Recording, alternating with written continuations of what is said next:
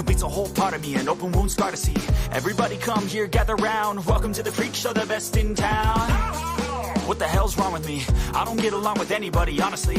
I've been living in my own head constantly, thoughts jumbled round, think I need a new lobotomy. Wait, all these thoughts are too negative.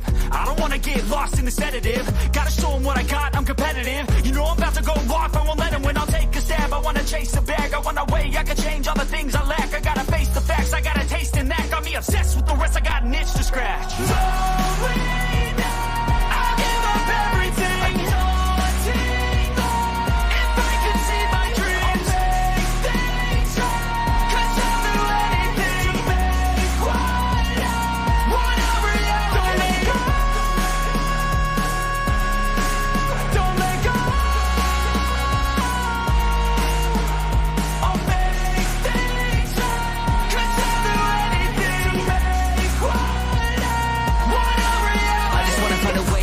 The venom in my brain, running from the past, wanna escape my pain. I just wanna be a better person, I deserve this, I just wanna break these chains. Always destined for greatness, true to myself, I never fake it. Seen too many ones that I saw they get famous, and when I say the truth, most really can't take it. In spite of everything I've been through, I'ma make it. Fake friends, but on my downfall is toxic. Day one, started the outlaws for profit. Now all I do is write verses, no talking. All I do is put the work in, no option. This was everything I ever wanted, created a legacy off of me, just being honest. And the fake ones hate, but it's not of no avail. They wanna see me lose, but you know I never fail. I'll give up everything, daunting if I can see my dream. 'Cause I'll do anything.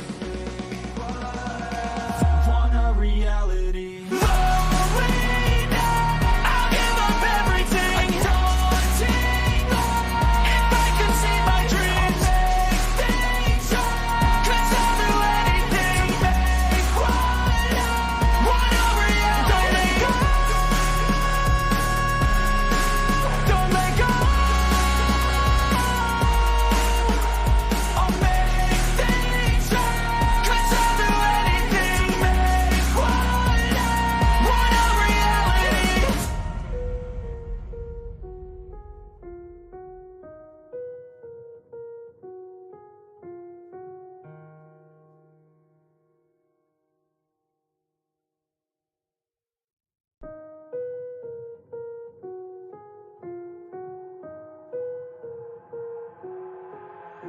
I've got an itch I can't scratch, I'm missing a piece that completes a whole part of me, an open wound scar to see. Everybody come here, gather round, welcome to the freak show, the best in town. What the hell's wrong with me? I don't get along with anybody, honestly. I've been living in my own head constantly, thoughts jumbled round, think I need a new lobotomy. Wait, all these thoughts are too negative. I don't wanna get lost in the sedative. Gotta show them what I got, I'm competitive. You know I'm about to go off, I won't let them win. I'll take a stab, I wanna chase a bag. I wanna weigh, I can change all the things I lack. I gotta face the facts, I got a taste in that. Got me obsessed with the rest, I got an itch to scratch. I'll give up everything.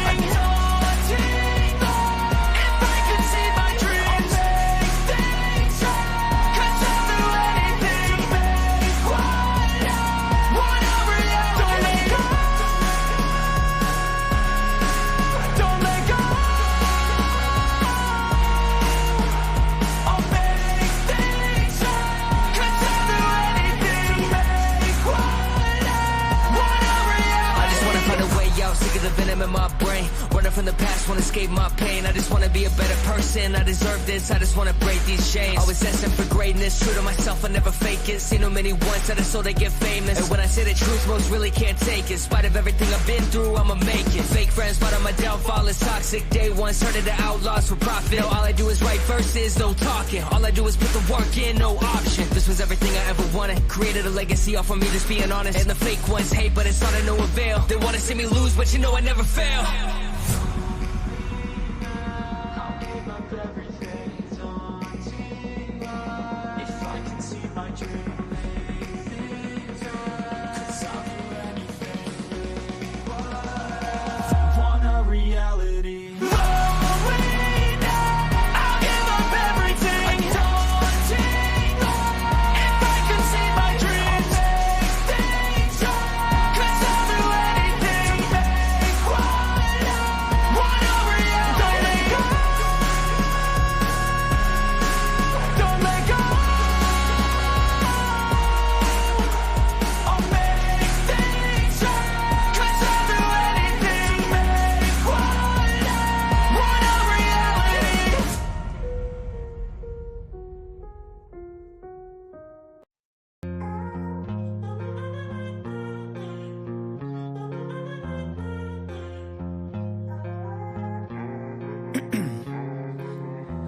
in my veins, I've been driving this train.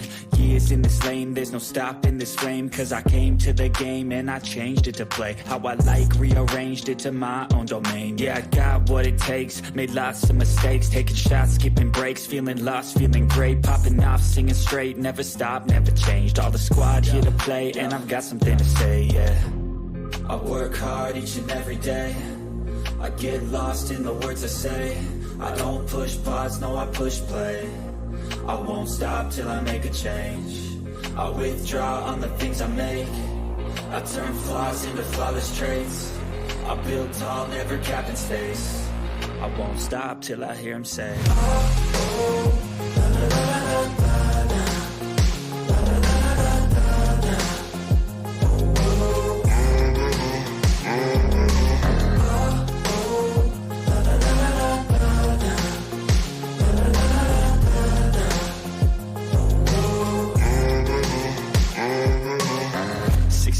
and I'm up again. I got tired eyes, need a cup of blend. That's right, in the AM, that's my only friend. No light, just the sun coming up on the horizon. I lose track of time, yeah, I move fast and climb a new class divine, yeah, true passion shines. And I'm through passing time, I choose stacking dimes. You snooze half the time while I move passing by.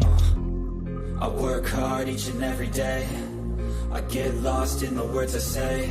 I don't push pause, no I push play. I won't stop till I make a change. I withdraw on the things I make. I turn flaws into flawless traits. I build tall, never cap in space. I won't stop till I hear him say,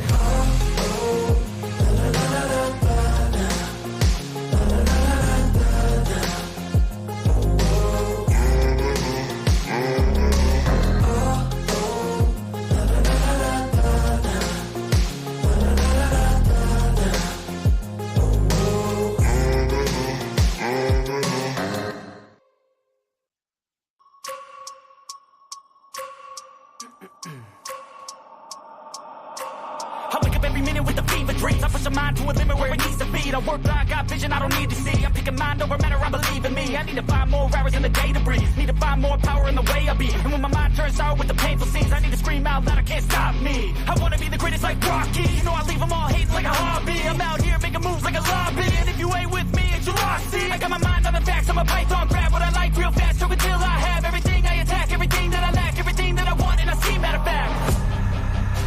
Cause I'm my own worst enemy, only if I let it be.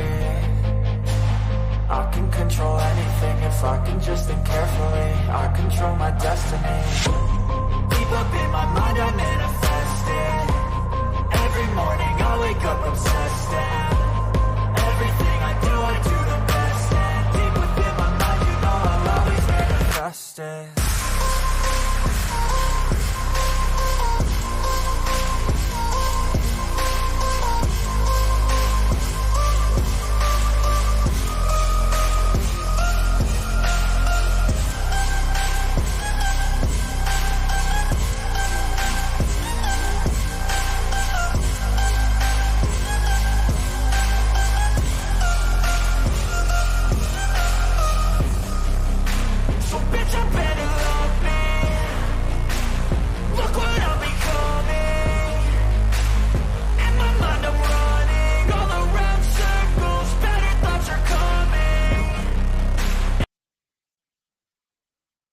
Yes, good people. Big up to all of you. I appreciate you all finding the time to join the show this particular morning, this particular edition of the Blue Morning Show. A lot of the items we'll have lined up will be about Pochettino.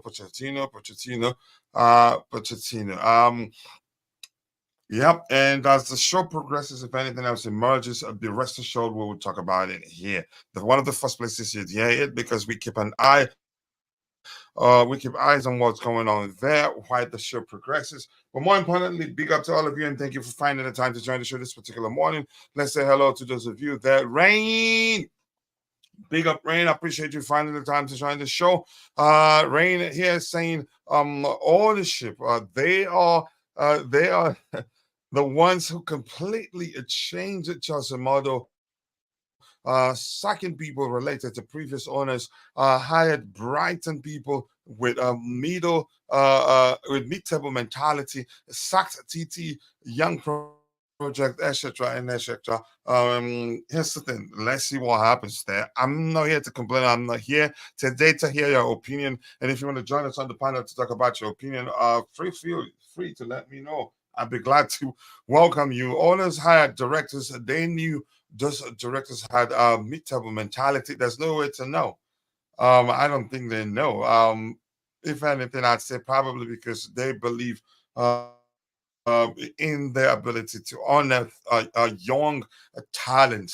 Mid-table mentality since they worked for Brighton. That is just, you could say, your own conclusion of why they hired them. Poch is not good enough. Okay, that's another one from you. Keep dropping the likes on the stream, people. The likes do go a long way. And the my forward, nice to see you. I hope you're doing well. But let me just read this more like uh, um, more like a conclusion of what you're saying there. I am convinced current owners only care about profit. I think you need to rethink that because they cannot make money if we're not doing well. Yeah, especially if we're doing as badly as we're doing right now. If that makes sense, keep dropping the likes on the stream, people. The likes still go a long way. I hope that those rumors William Gallas is saying it's not true. What has he said? I haven't seen it. Can you please elaborate or maybe educate me on what he said? And he's even seen something board wants um to hold what to hold internal meeting. I hope he's sacked. What rumors? Yeah, that's the question I'm asking to educators, please. Good morning to you, to Jude, Coach, and everyone in the chat. You can see that the family meeting is going on already. Let me go and get some color nut. Go do so. If you enjoy eating that. Let's see. Mike.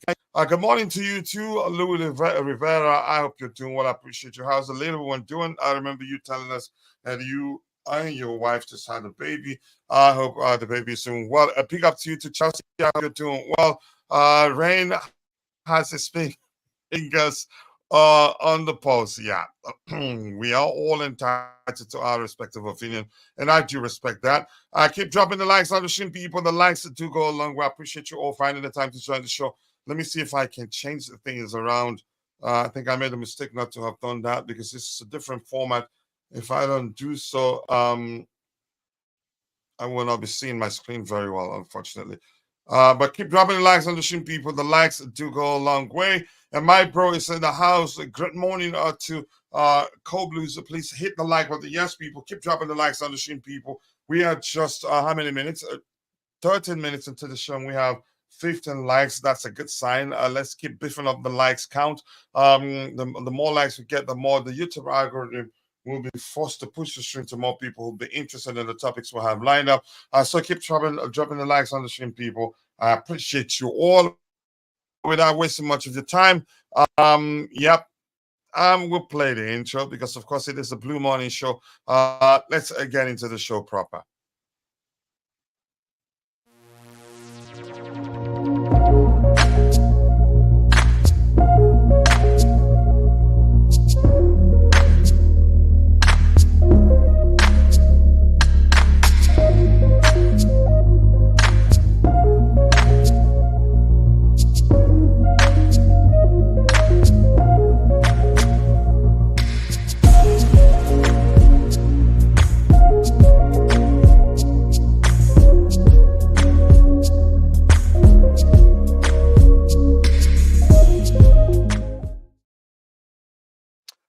Yep, thanks people for your patience. That was what you could call a false start there, a funny one indeed. But that's by the way. Let's get into talking about discussing the item we have lined up without wasting much of your time. The first one says Chelsea remain interested in appointing Julian Nagelsmann or Ruben Amorim as the next manager should they part ways with Mauricio Pochettino. I'm not sure what to make of this particular report. I have to be honest. I don't just you say uh, believe everything I see. Should they? I'm not. Look, things aren't looking good for the man. I have to say. But it's another question. It's a different thing to answer the question whether I believe that in fact Chelsea are looking to replace him or not. I'm not sure what to believe, but given the results, given how things have gone, even though you could argue there's been a more improvement, we've made more progress than we did under Graham Potter, but that's a different argument altogether. We're still not where we should be, or even close to where we should be. So chances are they are truly looking to replace him, but I do not know. So I'm not going to dwell on that. Chelsea board split on Pochettino. I've read the particular report saying something to the effect of it's become a case of where some groups are saying we had no hands in hiring him, so don't blame us. Something similar like that. The blame game on who thought it was it that the club hired the man in the first place. But yeah, let's just stick with what. Let's not spin it out of control. Let's just stick to what the report says. And I'm going to read it again.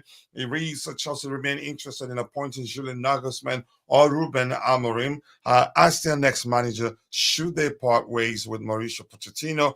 And a second paragraph, one line paragraph there, saying, oh, just one line sentence saying, a Chelsea board split on Pochettino since January.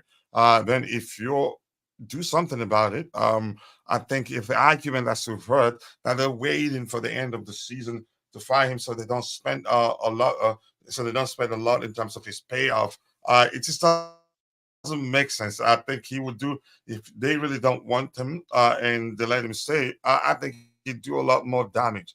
So why not take action now if that's what they really want to do? But we get back to reading what else we have there.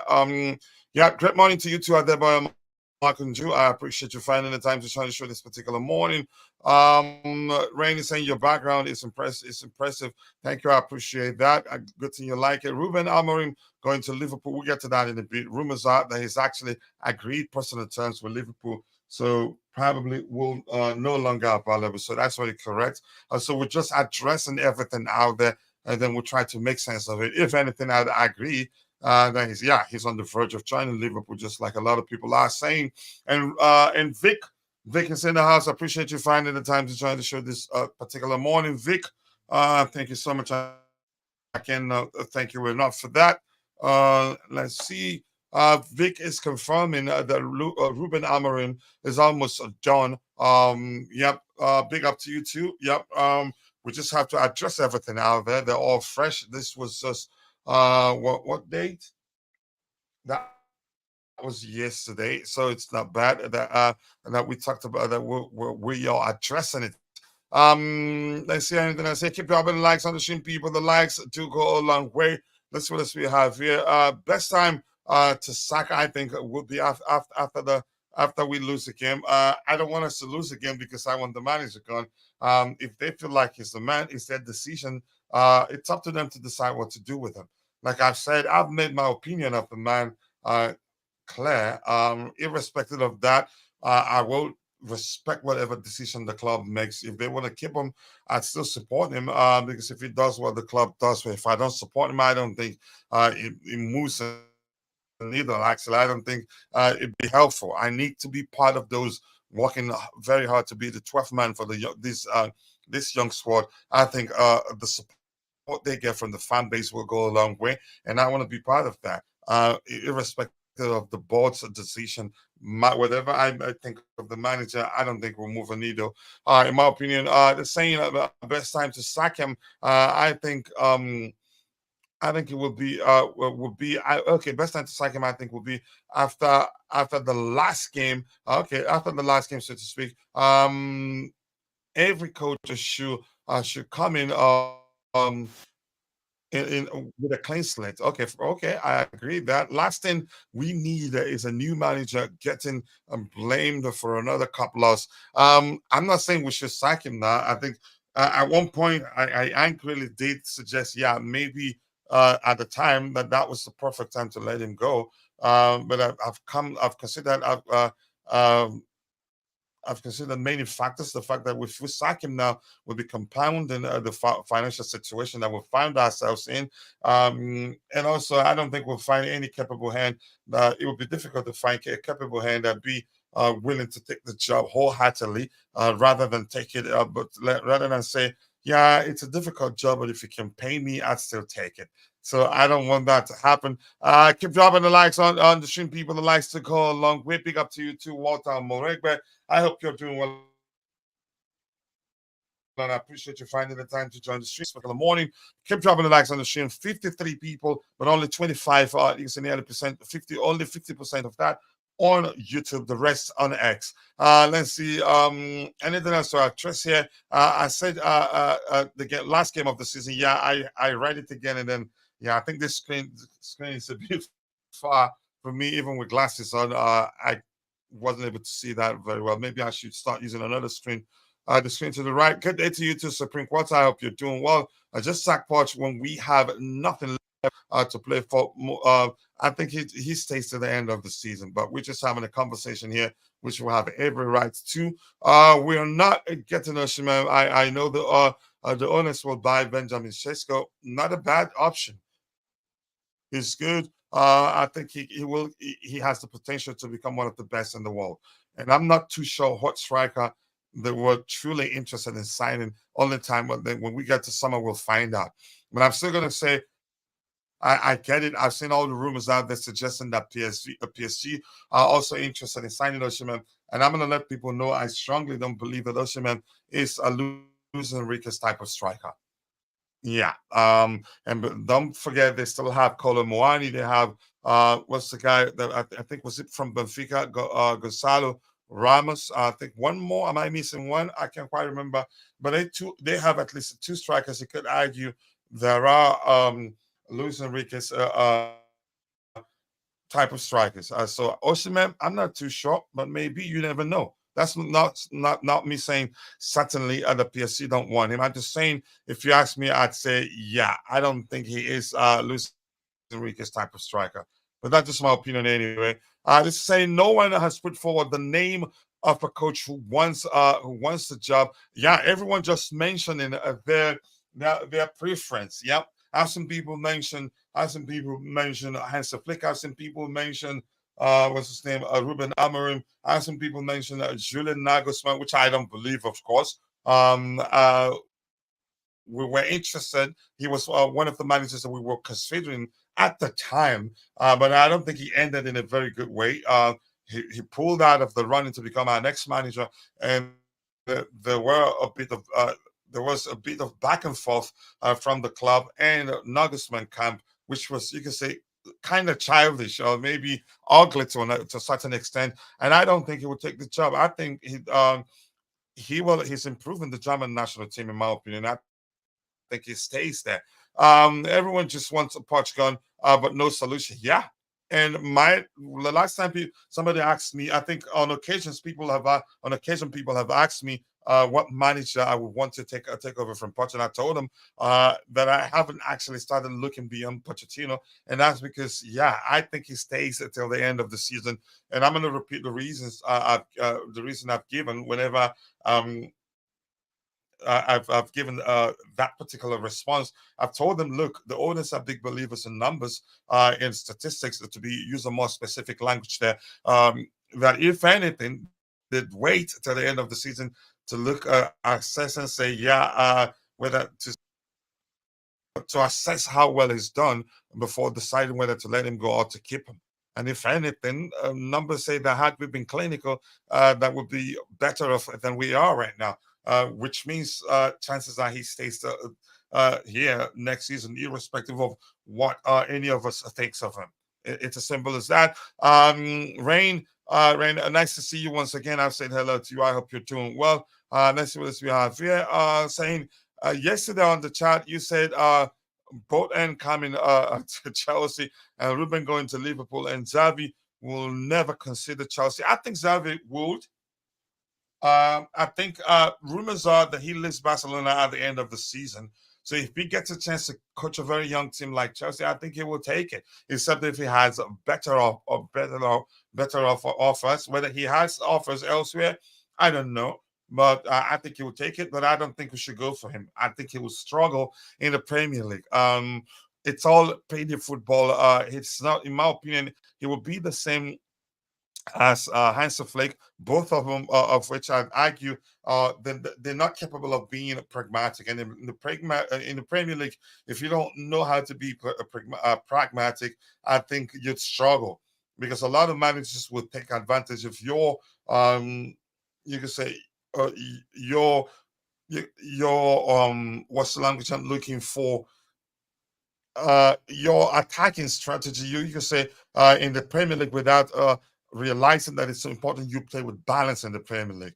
No matter how attacking you are, it's important that you pay attention to how to deal with oppositions that will sit deep and then hit you on a break. And I think Hans Flick will risk a lot, except if he changes. But in my opinion, let me just leave it at, without going into details, leave it at him and Xavi both will get us to start playing enjoyable football. But the truth remains, I don't think they'd be pragmatic enough to do well in the Premier League.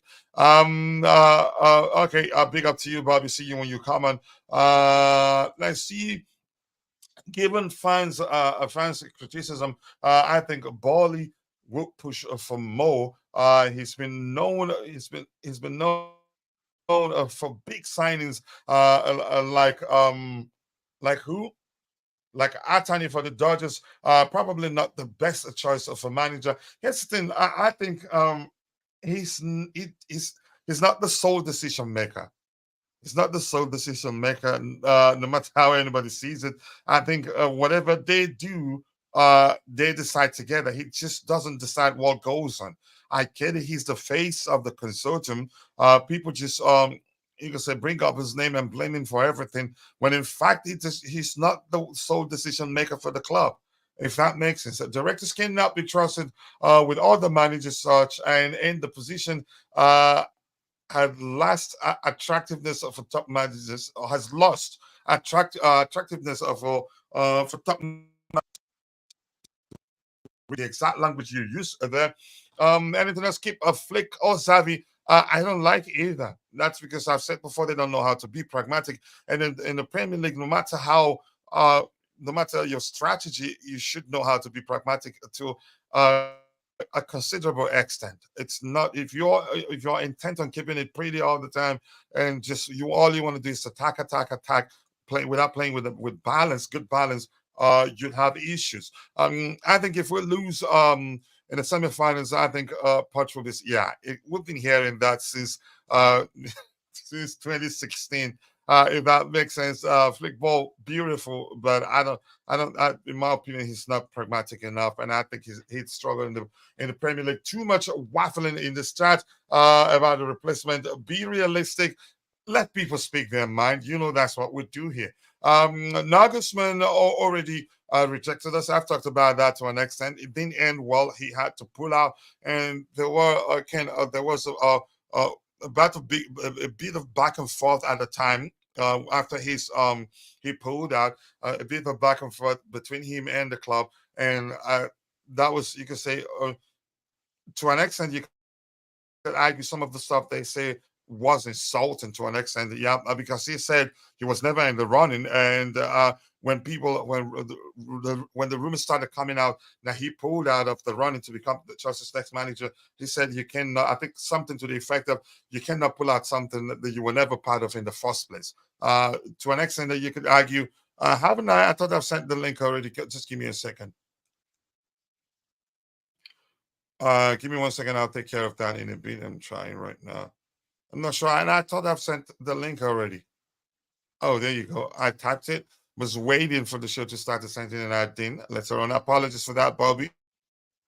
I've sent it right now. Keep dropping the likes on the stream, people. The likes do go a long way. Personally, if we were to choose, it'd be I'd be interested in Amorim. Amorim on the verge of becoming Liverpool's next manager, for to believe the rumors we're seeing out there. Trouble is there's nobody out there to take over from Pochettino. It depends on how much you're willing to pay. Money talks, they say. But right now, I think we should just let him finish the season for two reasons. And chances are he'll still be here next season, actually. We're just having a conversation here. It's not up to us to decide what happens, to decide the fate of the manager come end of the season. If we're being sincere here, it's not our decision. we're just making our opinion known. We're just having a conversation because a lot of us believe we'd be better off with another manager. And I'd say, yeah, I'm inclined to believe that's the case even now, even after I've argued with Eddie that he's the man for the job, given the fact that we have a lot of young players. But in my opinion, in my respectable opinion, I think I'd say, yeah, if we can, now is the time. But I don't think we will. Keep dropping the likes on the stream, people. The likes to go along. And something I've said before that I'm going to say again. I think at this point, if the owners decide to let Mauricio Pochettino go, I think they will go for an established manager with good reputation. I don't know what other language to use, but my point is I don't think they'd go for an inexperienced manager or a manager that isn't proven. I think that language is correct. I don't think they will hire any manager that will be any sort of risk to. You can say that will add to the risk that uh, we're facing right now. Because having a very young squad as we do right now is a risk on its own, and that's because given the average age of our squad and how young they are, and the lack of experience, enough experience in our squad, those factors there are risks on their own. So hiring an inexperienced manager compounds that risk. So I think if they decide to let Mauricio Pochettino go, I think they'd go for an established manager who's been there, done that, won it all. I don't think they'd risk hiring an up and coming manager again. Even De Zerbi, I don't think they'd go for De Zerbi. But that's a small opinion. We'll find out. But let me tell you what I think will happen. I think Pochettino finishes the season. Whether he stays beyond this season, it's a possibility, but I'm not too sure. For again, and I have said that for reasons I've explained, and I don't really want to go there again. Inzaghi is very pragmatic. I think he'd do well. He can be pragmatic, and that's a plus in the Premier League, in my opinion. Uh, okay, you're talking to someone that I can't quite get what you're saying there. Italian league managers are the most fitted for the Premier League. And the record said that they've actually done well. They've done well in the Premier League, especially specifically for Chelsea. Our most successful managers. Some again, not all of them are Italians. Our most successful managers, not Italians, but Italian managers have done well for Chelsea. Let me not just go to the extent of saying that our most successful managers are Italians, and that be wrong. A crazy starts about 30% of Portugal's wins this season are against lower table and championship teams during our cup runs. Wow. Uh, I'm not sure what to make of that, really. Keep dropping the likes on the stream, people. The likes do go along with Freddy Chase. Nice to see you, Mr. Fred. I hope you're doing well. Fred, I appreciate you finding the time to join the show. And the Blue to forget me in the house. Sheffield have conceded more than 82 goals so far this season. They could have played without a goalkeeper and was still would have drawn the game. Mannequin could replace Poch. Wow, that's how pained you are. I'm not sure how to describe how what you said in the chat there came across to me. The players could probably play better without him. We should not wait until we find a replacement. Wow. That's a statement right there. Vic, a perfect job. Let's see anything else to address. Into struggling financially. Inzaghi is a realistic option. Are we looking at him? I do not know. The two managers that have been mentioned are Ruben Amorim, who we've heard, we're hearing is on the verge of putting pen to paper to become Liverpool's next manager for the next 3 years. If we're to believe the rumors out there. Let's see, Coach. Chelsea fans created a CSC group and expressed their concerns to Igbali and Co about model and manager. So you could say the fans fans have a say who will become the next manager. Um, Maybe, but in my opinion, I'd say no. I don't think so. But you may well be correct, but I don't think so. Being managerless is better than having Poch. But that's, by the way, I'm gonna say hello to those of you that I haven't said hello to. And the AB, I hope you're doing it. LB says let's get Sari for one season. Cho and Ruben Loftus-Cheek played their best football under Sari, and that's why you want him back, because those two players played well under him. Okay, the Girona coach remains the low-key appointment if he wants to sacrifice playing in the Champions League. It's money if we can pay him, and but do I think we have the luxury to pay enough for a manager to decide? To heck to the Champions League. I want to go and become I want to become Chelsea's next manager. I do not know. We also have to remember Enzo and Casado have played 40 games in which they each started this season. Injuries haven't helped. Yeah, I will be the first to mention that injuries haven't helped. But you could argue we should be doing way better than we're doing right now. Same energy we use during the days of Graham Potter, we should do the same right now. We shouldn't treat any manager differently, in my opinion. Don't think a lot of coaches would manage this or do better with this with our, you can say, given our current situation, given the fact that we've been averaging 8 players at least out at the same time throughout again since the start of the season. I get it, it's a problem, but I'd still say we should be doing way better than we're doing. At least Nzai knows how to defend and keep the scores. Yeah, he's a good manager. He can be. I'd say he will do well in the Premier League, given the fact that he knows how to be pragmatic. But that's just my opinion anyway. Good news, and Kunku and James are back.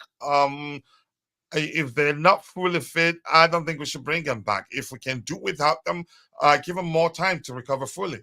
Sari is good. Sari is a good manager, but my concern is that you're mentioning that the reason you're saying, it sounds as if you're saying the reason we should bring him back is because Ruben Loftus-Cheek and Callum Hudson-Odoi both played well under him. To me, I would say let's not do that if that's the case. Keep dropping the likes on the stream, people. The likes to go along with 17 likes into the show. And before I bring on Bobby, I want to read out this particular item I have on the screen here, which says somebody saying that's the byline. Who in particular? I think if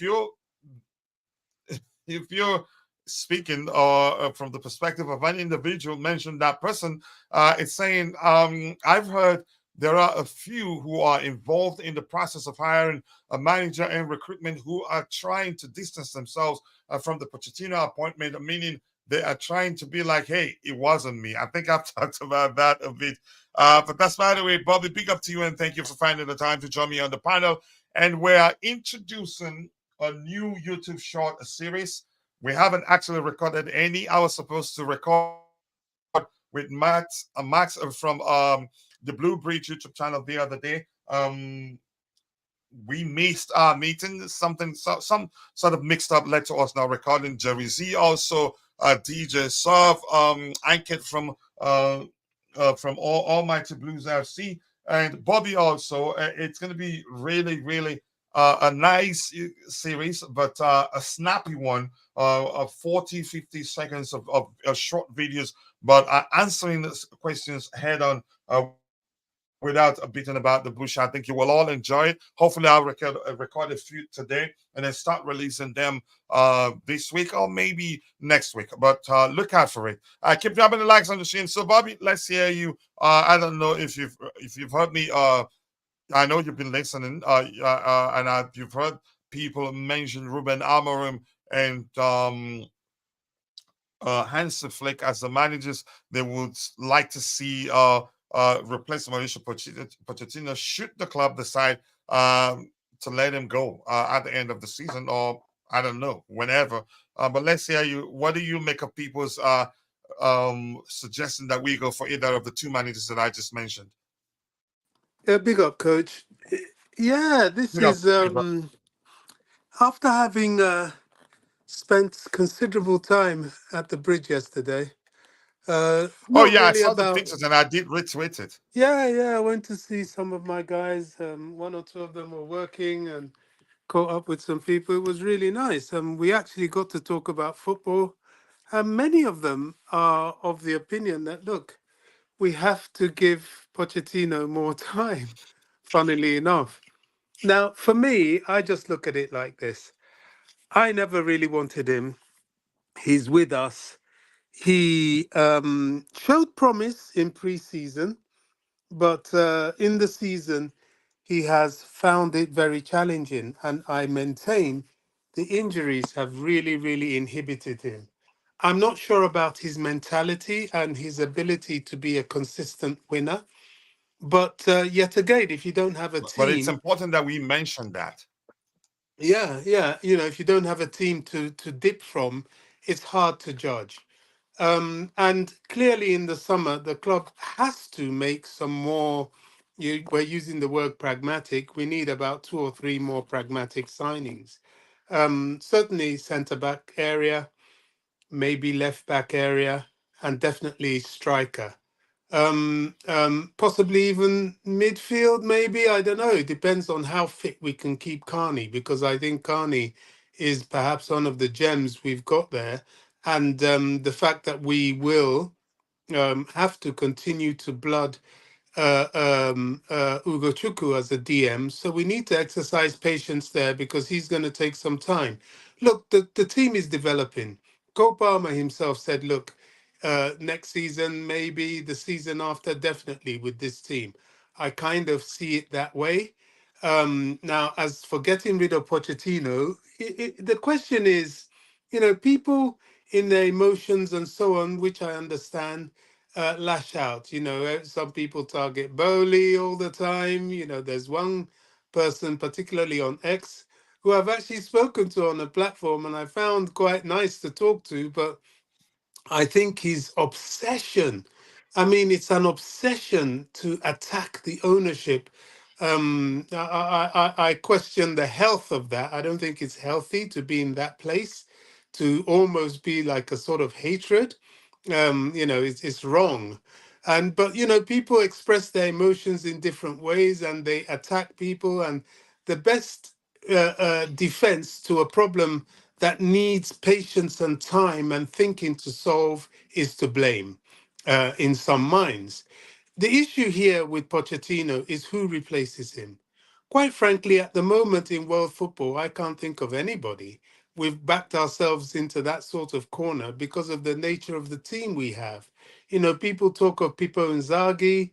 I'm a little bit cautious about Italian managers. I find when they come to the Premier League, they might start off well, but after a while they become predictable and teams pick them off. The Premier League, they study you, they study your teams, they study individual players, they study manager tactics, and Chelsea have a media that hate them. So the media provides information to opposition about the club. Even some content creators do that. So, you have to be ever reinventing yourself, your tactics. You must be pliable. You must be able to switch and change and create a very, very well oiled machine. Will Inzaghi be able to do that? I'm not sure. I'm not so sure. I find, if I may generalize, and this is not cast in stone, usually the German coaches are Mhm. very good at that because they think deeply. Sometimes the Portuguese coaches, sometimes, but Mourinho has carried the flag for that nation.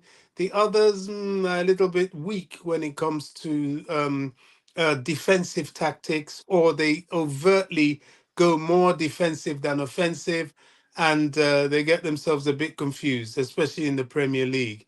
So it's very, very hard, no matter your nation, I'm just generalizing, to find the right person, especially with this young bunch.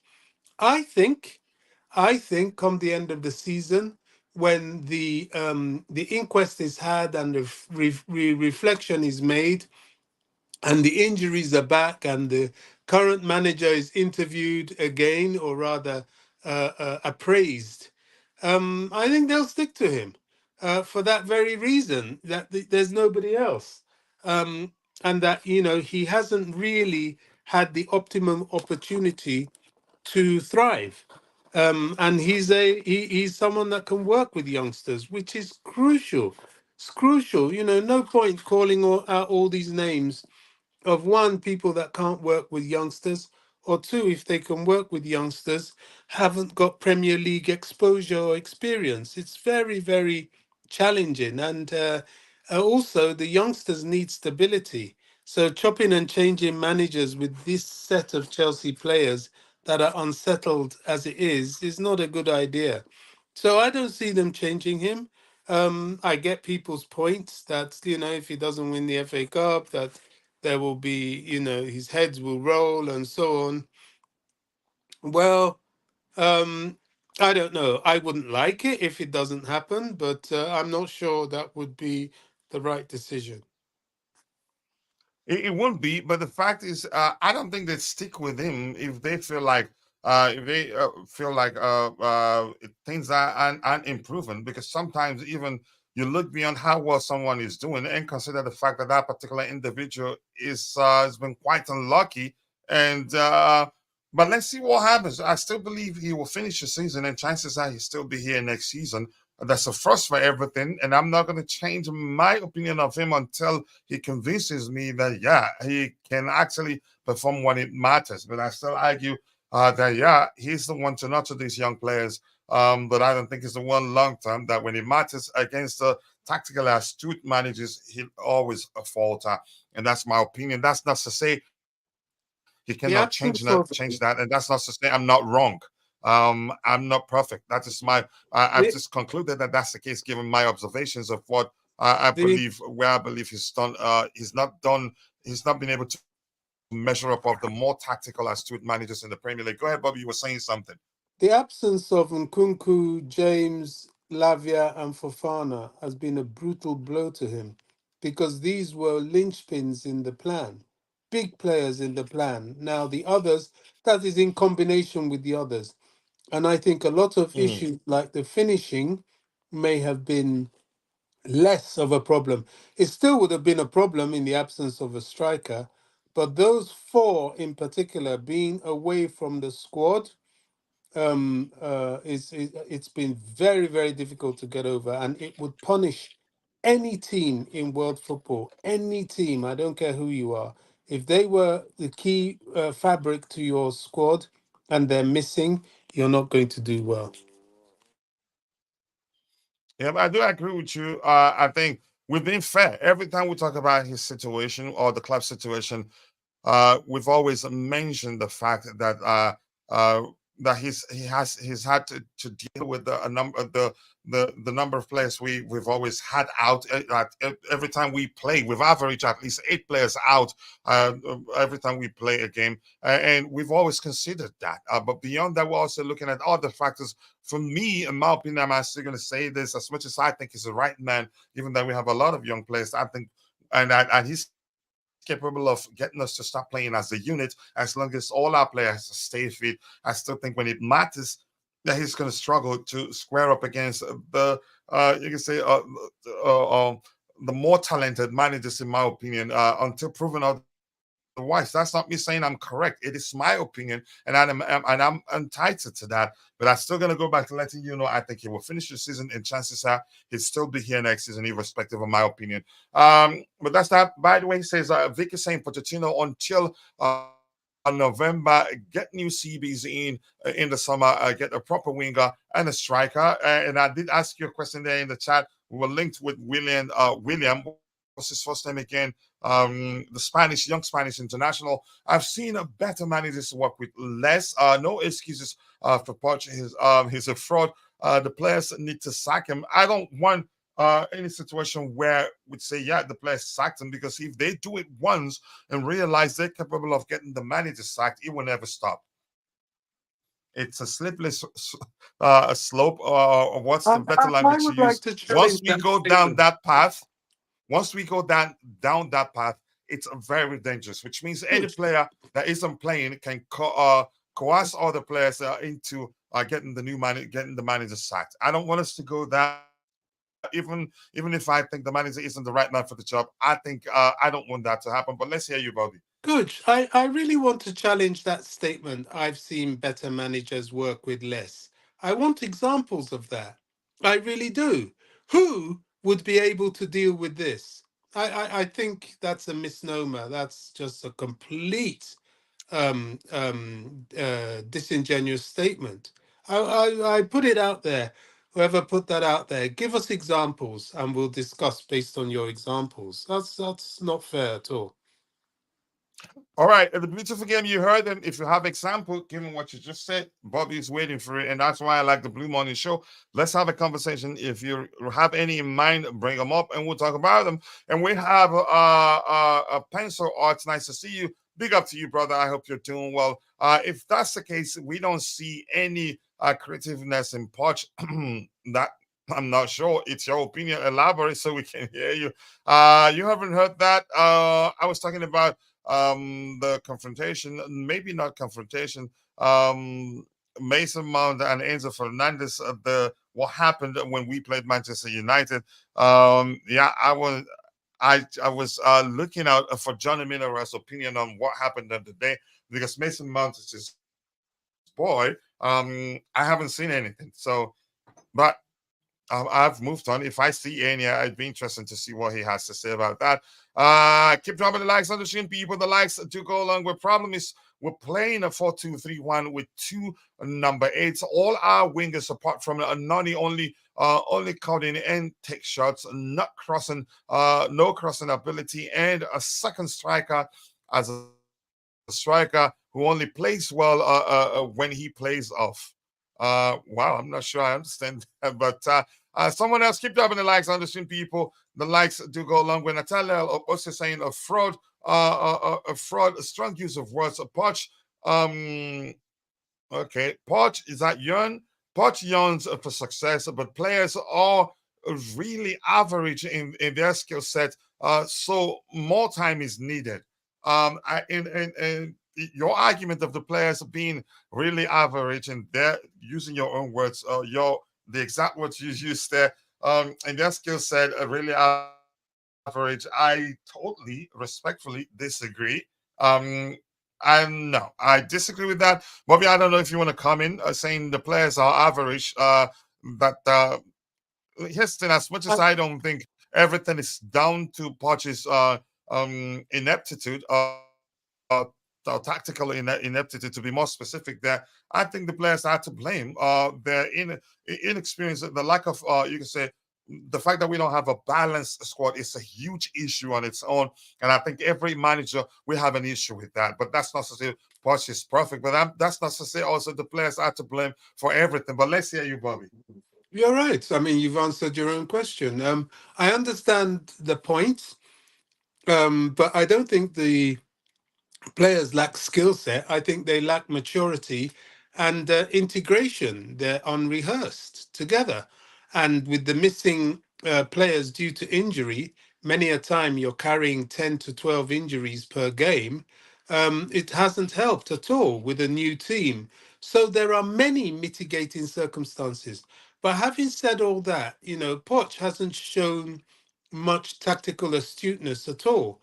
But, can you blame him? I mean, what are the players he has to choose from? Game in, game out. A lot of them, as he's rightly said, probably aren't certainly not used to, or indeed at the moment, not capable of playing 3 games a week at a high intensity. That's why you need rotation.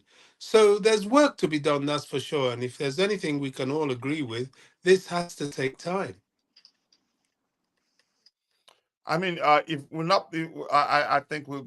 I don't think it'd be fair to just we're lying to ourselves if we don't know that it was going to take time anyway. If your argument is that maybe we should be doing better than we're doing right now, then I'd listen to you and hear what you have to say. But if you're saying we should be winning the league,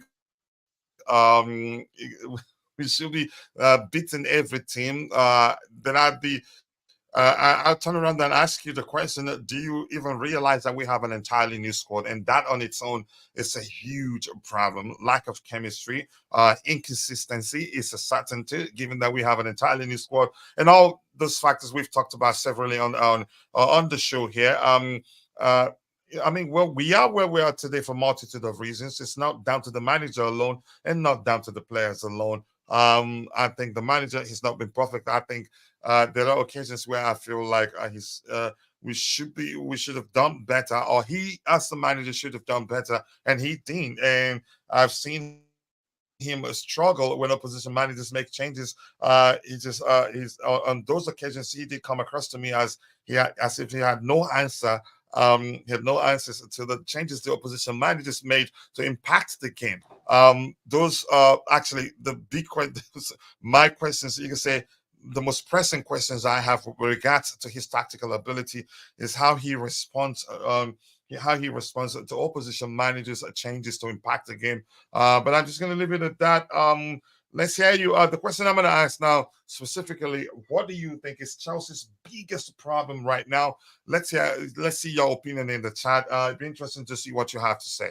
Let me see. We did ask JC. Nice to see you. I hope you're doing well. Maybe it was just ahead of time, but still, fraud is a fraud.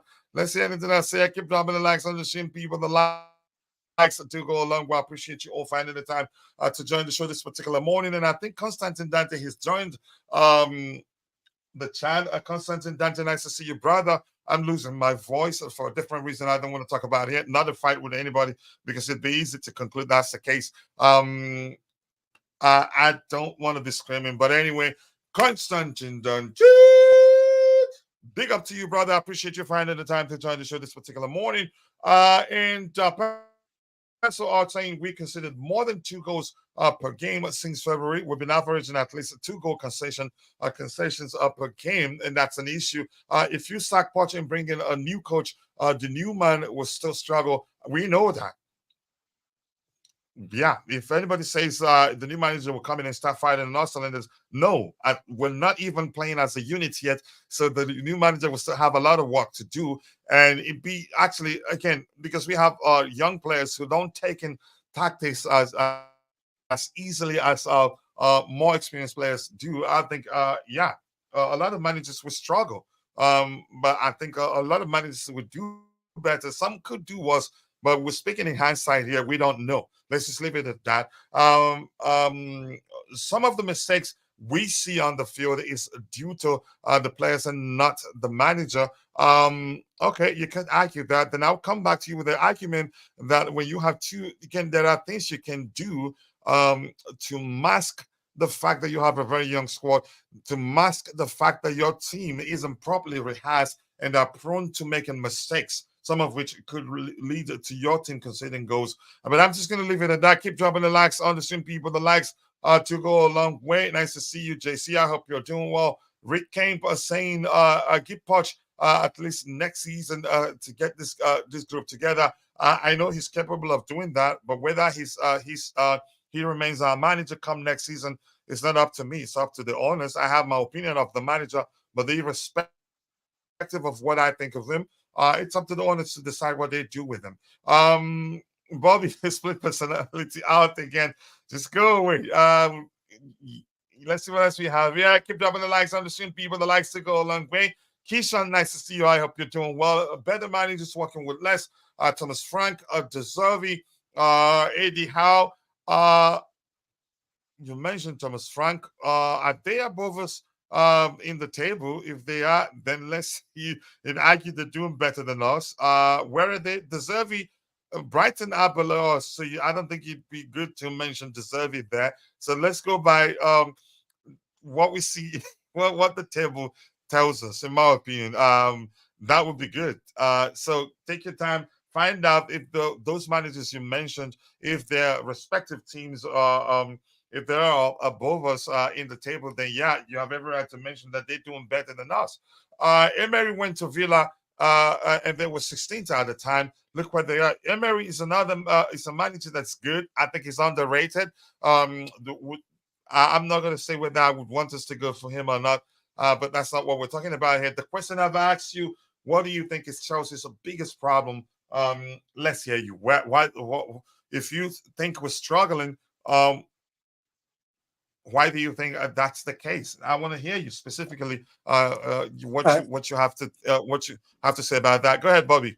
I have to say, mentioning Deserby and Frank, it's, with all due respect, I'm not even going to respond to that because really, I mean, Yeah. oh dear. Anyway, what was I actually going to say? I was going to talk about the Villa manager. The thing about Emery is that he is prone to bozo moments. We don't need that. I'm not sure. And yet again, we have a totally youthful squad. I'm not sure he's somebody that can handle so many youngsters at the same time. No senior player to rely on really, and a litany of injuries. We keep trying to skirt past this serious issue of injuries, particularly to the key players of the project. There's no getting over that. No matter how much we want to Mm. blame or target someone, or to me, the root cause of everything has to be that, whether we like it or not, whether we want to call it an excuse or whatever, it has to be that. No team will function with that. And until we have our injuries back or replacements to them, it's very, very, very difficult to take a harsh view on the manager or the ownership. Now, you want to blame the owners for turning to youth players? Well, even they can turn around and tell you blame PSR, blame FFP, and the wage bill that they inherited from the previous ownership. Look, this is a project. We've got to be patient with it. There's really no right answer or wrong answer, but there is a successful answer. And a successful answer for Chelsea will take time. Now, come the summer, we've got to make some of the right moves. One of them definitely is a striker. We all know this. And centre backs, we all know this, and maybe a left back. And then the team must knuckle down and rehearse. But if we don't get these injuries back, we're right back to square one. This consistent injuries to top players is a killer. And that is what has to stop. Mhm. Okay, Bobby, Constantine three. Dante thinks. Yeah, just go ahead. Go just 1 second. Constantine Dante thinks that given Poch time, wouldn't change anything. We would just waste another season with him. Okay. Yeah, Let's Coach, say just one Tobeho, you were last saying thing. something. Sorry, please. Just one last Yeah, thing. Now, shut up y- for Tobago, please. We keep seeing Poch is a fraud and so on and so forth, Poch out and so on and so forth. Okay, let's all agree with you. But who replaces him? This is the issue. What is the solution? There is none out there at the moment. There's nobody. I dare anybody who can beat their chest with conviction and point at one person and say, yes, this is the person that's going to be the salvation. I think you would be a very, very a brave, if not misinformed individual. At the moment, anybody and everybody would be a big risk because of the nature of the team. All right, Tobeho, let's hear you. okay. Yeah, three quick questions to Bobby, right? Yes. First question. Which club played against Sheffield United and went to defensive mode leading 2-0, right? And end up bottling it. Second question. Which Can I teams take you one by one? yes, in the no no no in the Premier League, how Yes. many teams are suffering due to injuries? Injuries are part of football, right? At the moment, so many teams are struggling with injuries. So Mauricio Pochettino should adjust to his squad. So my question to you: if Mauricio Pochettino next season, let's say we keep it until next season, and we still have the same injuries, do you think he'll fix everything? Also, last question, right? If Mauricio Pochettino, let's say he want players, right? Do you think he will go for technical enough players, or he just went for he'll go for players that can run around doing nothing? Can I answer the questions? Yeah, Tobeho, or So do you have more the, questions? well, he said No, three I'm done. questions. Well, the first one about which team will go 2-0 up against Sheffield United and then bottle it. Well, that's not really the issue. There are no other teams with this level of youth and this lack of integration. And there is no other team that plays a 40-year-old in the centre back position. So this comes with the territory. Was it a painful and wasteful and frustrating thing to happen? Absolutely. Answer to the second question about what was it, Pochettino? What was your second question? Injuries, injuries, Oh, injuries. injuries. Who doesn't have injuries? Yes, injuries are most certainly part of football. But when you carry 12, 10, minimum 8 every single game, most of which are your key players which you need for your squad. You have no captain, you have no vice captain, you have no leading striker in the form of Nkunku. Your midfielder that you invested heavily in is also not around. And I'm not saying injuries for about 2 weeks, 3 weeks, or maximum 4 weeks like most other teams. I'm saying from the beginning to the end of the season. Of course, it's going to affect you. I don't care who you are. You could be Real Madrid, you could be Bayern Munich playing in the potato leagues they play. You carry those injuries and you will suffer for sure. So let's not pretend because we're upset with the situation that this is not an issue. Look, I'm upset. I had a little look at our trophy cabinet again. I think it's time it needs filling. I had a look at it yesterday. I said, no, this needs filling up again. I want to see us back to victorious ways.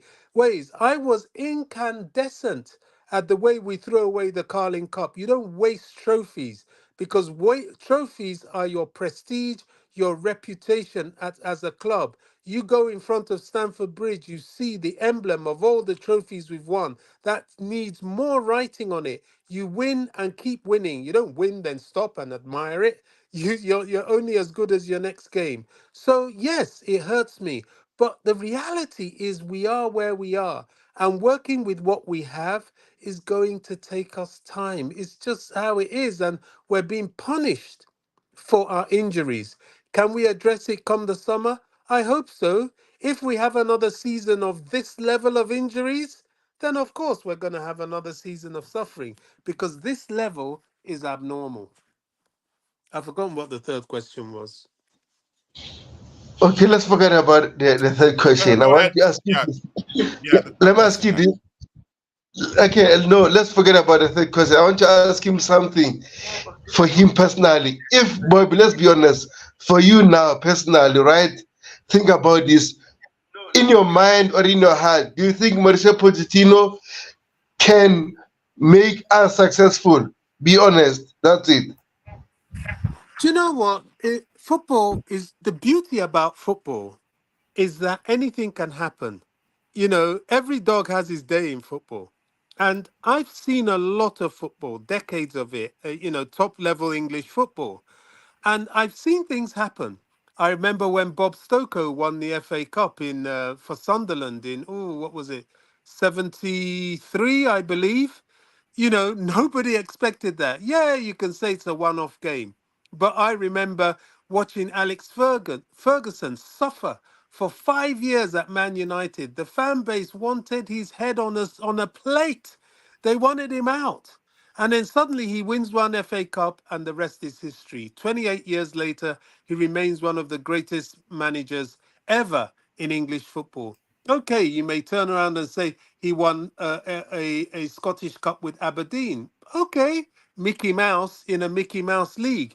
Pochettino can say, oh, he won the French league with PSG. As far as I'm concerned, Mickey Mouse in a potato league. Look, anything can happen. I'm not just saying this hopefully. I'm saying this because I've seen it, just as I have seen team rebuilds of this very Chelsea itself. I was at the stadium yesterday looking at so many players that came through Chelsea rebuilds. Unfortunately, in those days, there were always financial hiccups that meant that the players had to be sold. This time, it doesn't exist. These players can go through. Now, will Pochettino be that great manager? I have my doubts, if I'm honest, but you never know. Once you've built a team with kids, the possibility of achieving great things with these kids is very high if you have the tactical acumen. Why? Because they're integrated with you, they're part of you. It's like your children.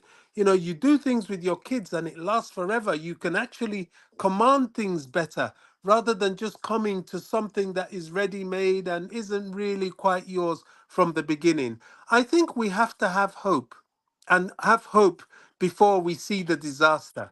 Because this guy, to be fair to him, and believe me, I'm no exponent of Pochettino. Coach, you know this. You even reprimanded me for the way I attacked him when we were going to get him and the way I attacked him after the Carling Cup.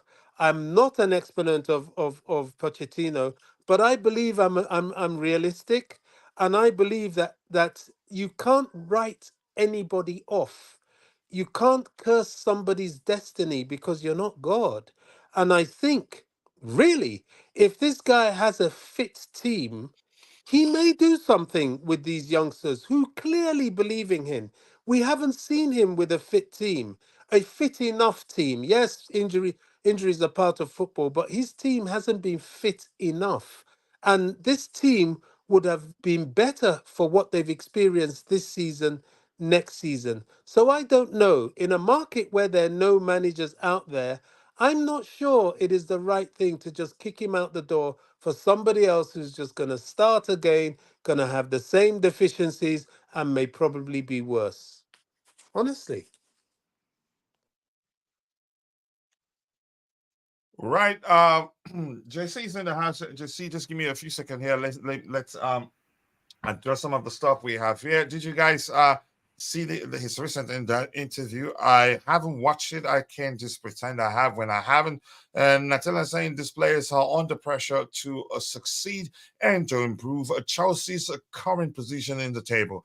Okay, I agree with Bobby. There's no manager that can simply fix the issue. I agree with that too. Yeah, and that's why I said, do I think it's a manager right now? I'd say yes. Long time, I'd tell you no until proven otherwise, for reasons I've explained, but I'm not going to go back to that right now.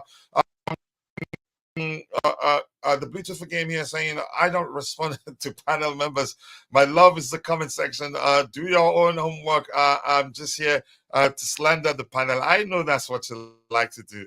But you're losing. You're going to lose today. Big up, Kachula. Can you explain this obsession by some fans about Deservy? Standards is so deep in the mud that they are now prioritizing style of play over winning. That's an issue. That's an issue. And I don't think the Serbi has both. I think he's one of those managers that don't know how to be pragmatic. He just wants to, it has to be beautiful or nothing, which is an issue. You could argue, which is the reason why they're struggling. In most cases, they lose games that they shouldn't be losing. They know how to play just one way. And that's an issue when a manager plays like that. I think we've always been attracted to good football. Chelsea fans. I think it started from Roman at one point, wanted good football. We had Jose Mourinho, but we were envying other managers of other clubs that were playing entertaining football and winning games at the time. One thing led to another. I'm not just going to be throwing information at you, but for me, I think every club, you could argue, not just Chelsea fans, they want success, but at the same time, they want pure entertainment, which it's not going to happen all the time. It depends on the managers you have. I think if anything, they just enjoy the way Brighton plays, which has proven, you can say, hasn't worked all the time. And Deservy doesn't know how to mix it up, in my opinion. I'm not sure what is to say about that, but fans will always be fine. I've seen some people mention Xavi, and I told them, as well as he's done with Leverkusen, if he comes to the Premier League, I think he struggles. And you think he's stupid? Why do you think he refused to join Liverpool? Maybe, yeah, you bring up the argument probably because He's already on a long-term contract and all that. I think it would have been a huge step, or probably so much pressure than he's on that Leverkusen right now. So I don't know how people reason. I can't speak for them. They know why they want De Zerbi. For me, I don't think it worked. And the good thing is that we've heard that the club aren't interested in De Zerbi, actually. Coach, I had a weird dream yesterday night. I saw a club statement that they would like to thank him for his work in part company with them. Okay. And then they announced Thomas Frank as our new manager. I'm not going to read your comments again. Rich Onori Mekos, nice to see you, brother. I hope you're doing well. 43 people on YouTube, and you can say another 40 plus on X. That's because we have a total of 88 people watching. So if 43 is watching on YouTube, so you can say nearly 50% or more watching the show on X. And we appreciate you all. Jesse, let's hear you joined. There's something you want to respond to. Let's hear your opinion on what we're talking about. Let me just you can say present you with the question, which is what is Chelsea's biggest problem right now, and what is the solution? And what do you think will be a perfect solution for that particular issue? Coach, there are many issues. I mean, you cannot just point Well, we finger could just to say one one. We thing. know that. That's why I said biggest. Chelsea's biggest problem. One. Give us one. Yeah, it's very difficult to say like this one is bigger or that one is bigger. They are all very bad situations. Like even with injuries, I totally agree with Bobby. But coach could do some adjustment. Yes, also an issue like he could have done some adjustment. But here is one thing I agree with Bobby. If, for example, since last month or when was like Slavia and Nkunku came, January or February, if they had only these two players were fit, even for the last three draws we had, if those two players were on the pitch, I bet we will be somewhere around sixth, seventh, and that makes a huge difference. The look of the season will be different. Now, having said that, do I believe that Poch can take us to top four? That's the borderline. Do I think Poch can win us a trophy? I don't believe that. I mean, he had a chance in League Cup, he bottled it. And that like a fraud statement, Bobby. I mean, it was like more kind of a sarcasm and comedy, like you're making a joke of him. Because and why I tell you, explain you why I was doing that. Also, I was also doing that. I mean, he came back in his first press conferences and all. It was all about winning, winning, winning. Like we are the best club, and that. And I understand there are difficulties. He's having different culture in the club, different injuries, and he's not able to adjust new place, everything, and young players, everything. He had the opportunity to take that League Cup in the he couldn't we could not finish in the 90 minutes, but that's okay, that's football. But the added time, he just gave up. I mean, he was protecting and playing for the penalties. That is not what was like, and that's why I called him fraud. When you are saying like we are all about winning, but when the moment came, he is actually not about winning. Then he was not about, and that's why it's kind of a, like you can say a H negative joke or sarcastic joke, but it's like joking about him. Like come on, he's a he bottled it.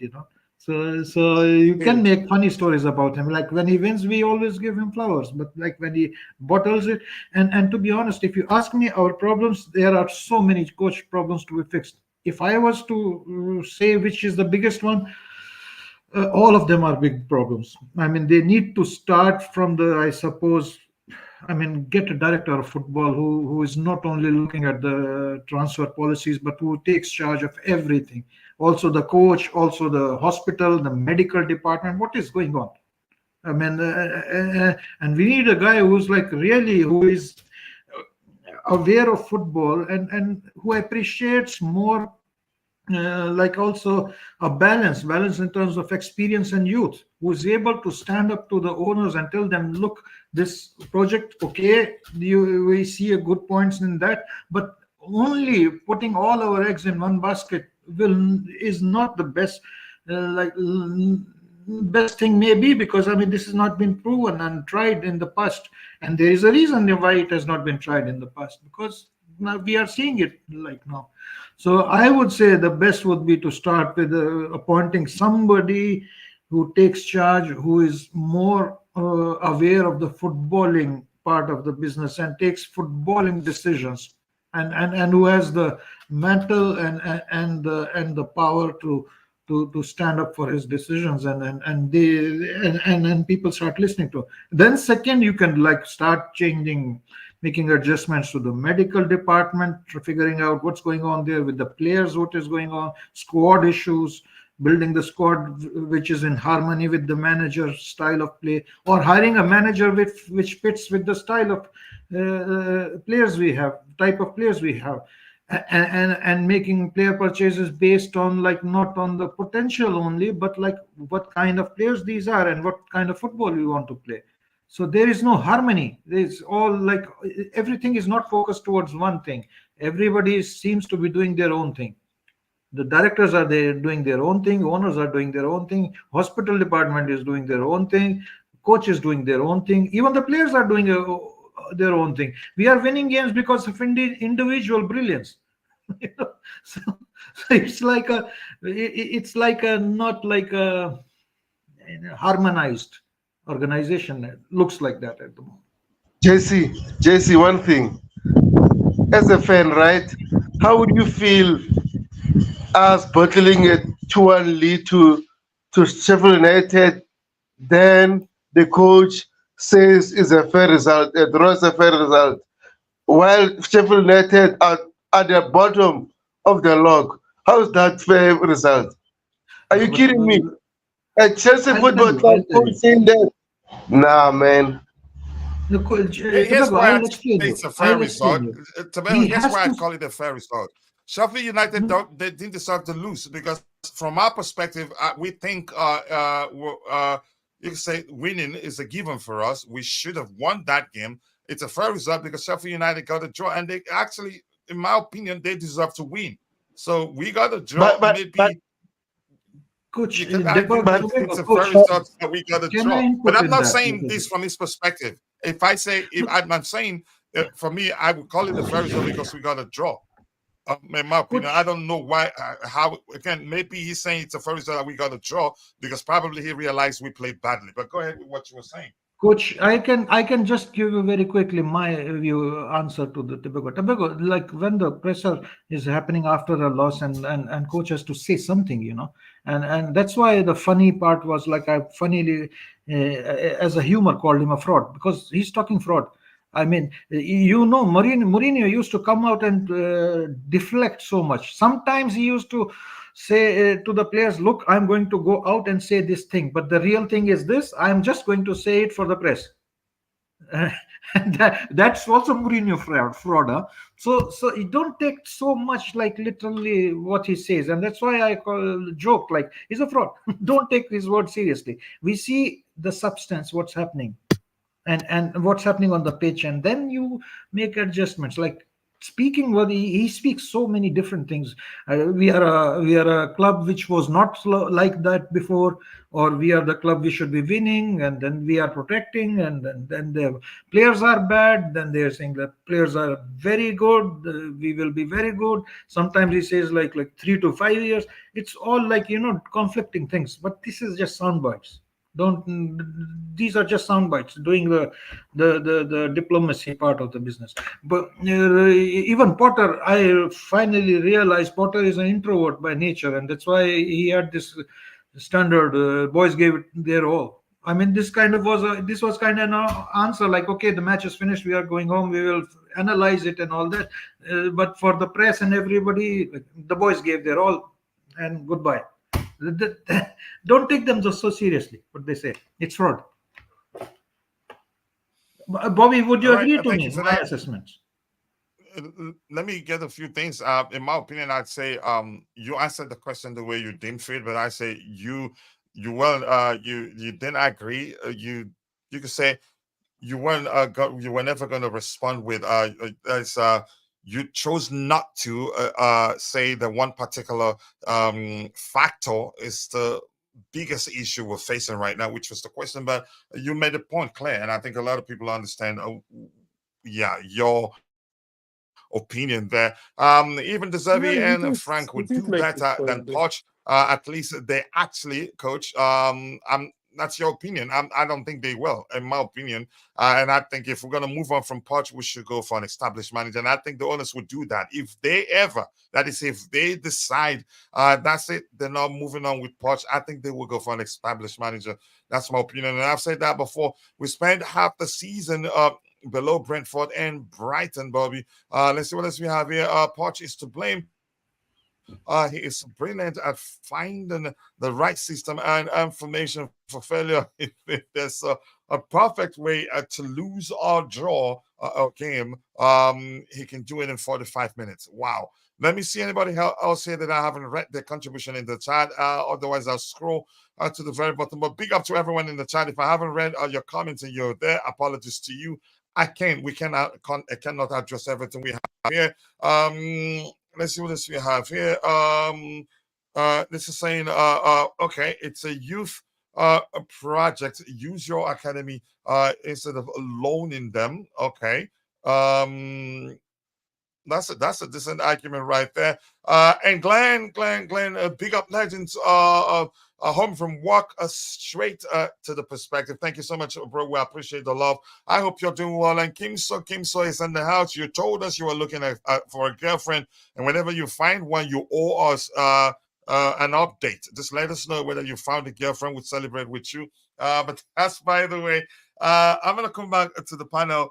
Roger, let's hear you. I'm quite sure you've been listening. I don't think you joined the show if you're not listening. And I will explain how I know that you've been listening. But let's say you, Roger, what do you make of what you've heard so far? Your response, or if you want to answer the question, I'd rather you answer the question actually. What is the biggest problem that we're facing right now, and what do you think will be the perfect solution to that particular problem? Hey, good afternoon, everybody. And just quickly, Francis, can you just send me a message via Twitter? I want to send something to you if you don't mind, Francis, if you're listening. Go ahead, Roger. All right. Yeah, it's quite obvious the biggest problem. It's the tea lady. Now, listen, I agree with JC. There's way too. You of all people would know, because that's the first you think. Go ahead, Roger, please. I actually just woke up. I didn't sleep all night, so I just woke up like 20 minutes ago. So I missed the show. I apologize. But honestly, you don't have to apologize, but that sort of thing where. Shut up, coach. Just go ahead, Roger. Honestly, I think JC's right. That it's not just one thing per se. We know, Roger. Yeah, there's an amalgamation of many things. I think injuries is a huge factor. I think coaching has been issues at times. I'm not denying that. I also think that perhaps, and listen, I don't wish to throw any players under the bus, because they're, with one exception, realistically, they're all ever so young. They could all be Ballon d'Or nominees, in their future, or they could all be busts. One doesn't know. But I would say player profile identification. My biggest observation is that I have serious doubts about those two sixes, Caicedo, and God, I get those names wrong all the time. Caicedo and Enzo. Can they play together? We seem to be saying this every week, at least I do, and I'm not convinced because of this league. Maybe in cups and European cups, assuming we ever get there again, I think they can succeed. Or if both of these players played in Serie A, or the Spanish league, I think they could succeed. They would flourish, actually. They would boss it. But I just think that because of their physical attributes or lack thereof, I think they struggle. And one could say, are they struggling because of maybe formation or, stylistically, how we move the ball? That could be part of the equation. I'm not doubting it. I think another reason why we're struggling is statistics tell me that we haven't converted our chances. I don't know about this week, but prior to our Sheffield game, we were third in, XG, and we were 14th in conversion rate. So that's a huge part of the game. And then you're looking at the fact that everyone says the age, and it's true. Everyone and their mother has said that the youthfulness of this squad, and it is the youngest in the Premier League, is an issue. But I think it's that plus, in addition to, I think there's a lack of innate leadership, throughout the team. You could have a 23-year-old Roy Keane in our team, and I have a feeling that he would pull you by the collar. Same with JT. I'm just using those names because they're prevalent, they're well recognized. I don't see Palmer. Listen, Palmer's a wonderful player thus far, but do you see him as someone that will pull you by the collar and get in your face and raise the level of the players? He doesn't. Yeah, he leads by example, no doubt. But you saw him with the penalties. He doesn't even. He's very timid. He feels like he's got a lot to prove because he's new to the team, but he doesn't fight for the ball with penalties. That shows me he's timid. That's all. That's just his personality. There's nothing right. There's nothing wrong in that. But I think the fact that we lack that bull in the china shop, I think, someone that can pull this team together to galvanize them, however you want to term it. I think that's one of the biggest issues we have, in addition to them being so youthful and thus inexperienced. I think if you add all these apart, plus the aforementioned, I think that's why you get 9th, 10th, 11th, or 12th for the vast majority of this season. It's Imagine hiring Thomas Frank for this squad. That's what they were thinking of. Thomas Frank is all about set pieces, and that's this squad's weakness. Yeah, our weakest point is aerially. Yeah. And they wanted to hire a manager who's all about set pieces and headers and physicality, and the team is not physical. No, I think we can safely say that. It's a confluence of many different variables. It's the perfect storm for us to be mediocre, let's be honest. I think we need somebody like a Manalo or somebody who knows football and who's in those corridors, who's I don't think really we'll be able to pushing. pay Manalo how much he's earning in Saudi Arabia right now. Can I ask a question though? This team is very youthful. So what happens, JC, Bobby, whoever's on the panel, if we get a new coach, hypothetically, and we're pretty much in, let's say, 7th to 10th because of injuries again, and we have the same repetition, and then we go again and we go through a list of 4 or 5 different coaches in the next 2-3 years. What does that tell you? The common denominator. No, here's where that's concerning, Roger. The question you just asked. Here's where it's a big problem. We on 3. You can say we've had how many managers since Blue Coat took over, and we didn't even experience new manager bounce. Did we? Roger, it will never happen. It will never repeat. Situations never repeat. One thing that is abundantly clear, Ola Roger, is that if we have the same level of injuries, we're going to have the same level of performance no matter who's in charge. Probably. That's for sure. Probably. I would be so bold not certainly, Bobby, not certainly. Be so bold as to say not certainly. I would say certainly. No, the issue will still be there, but I wouldn't say certainly. No, you cannot function without your key players. But you still, Bobby, here's my argument. You still cannot say certainly with the struggle under another manager.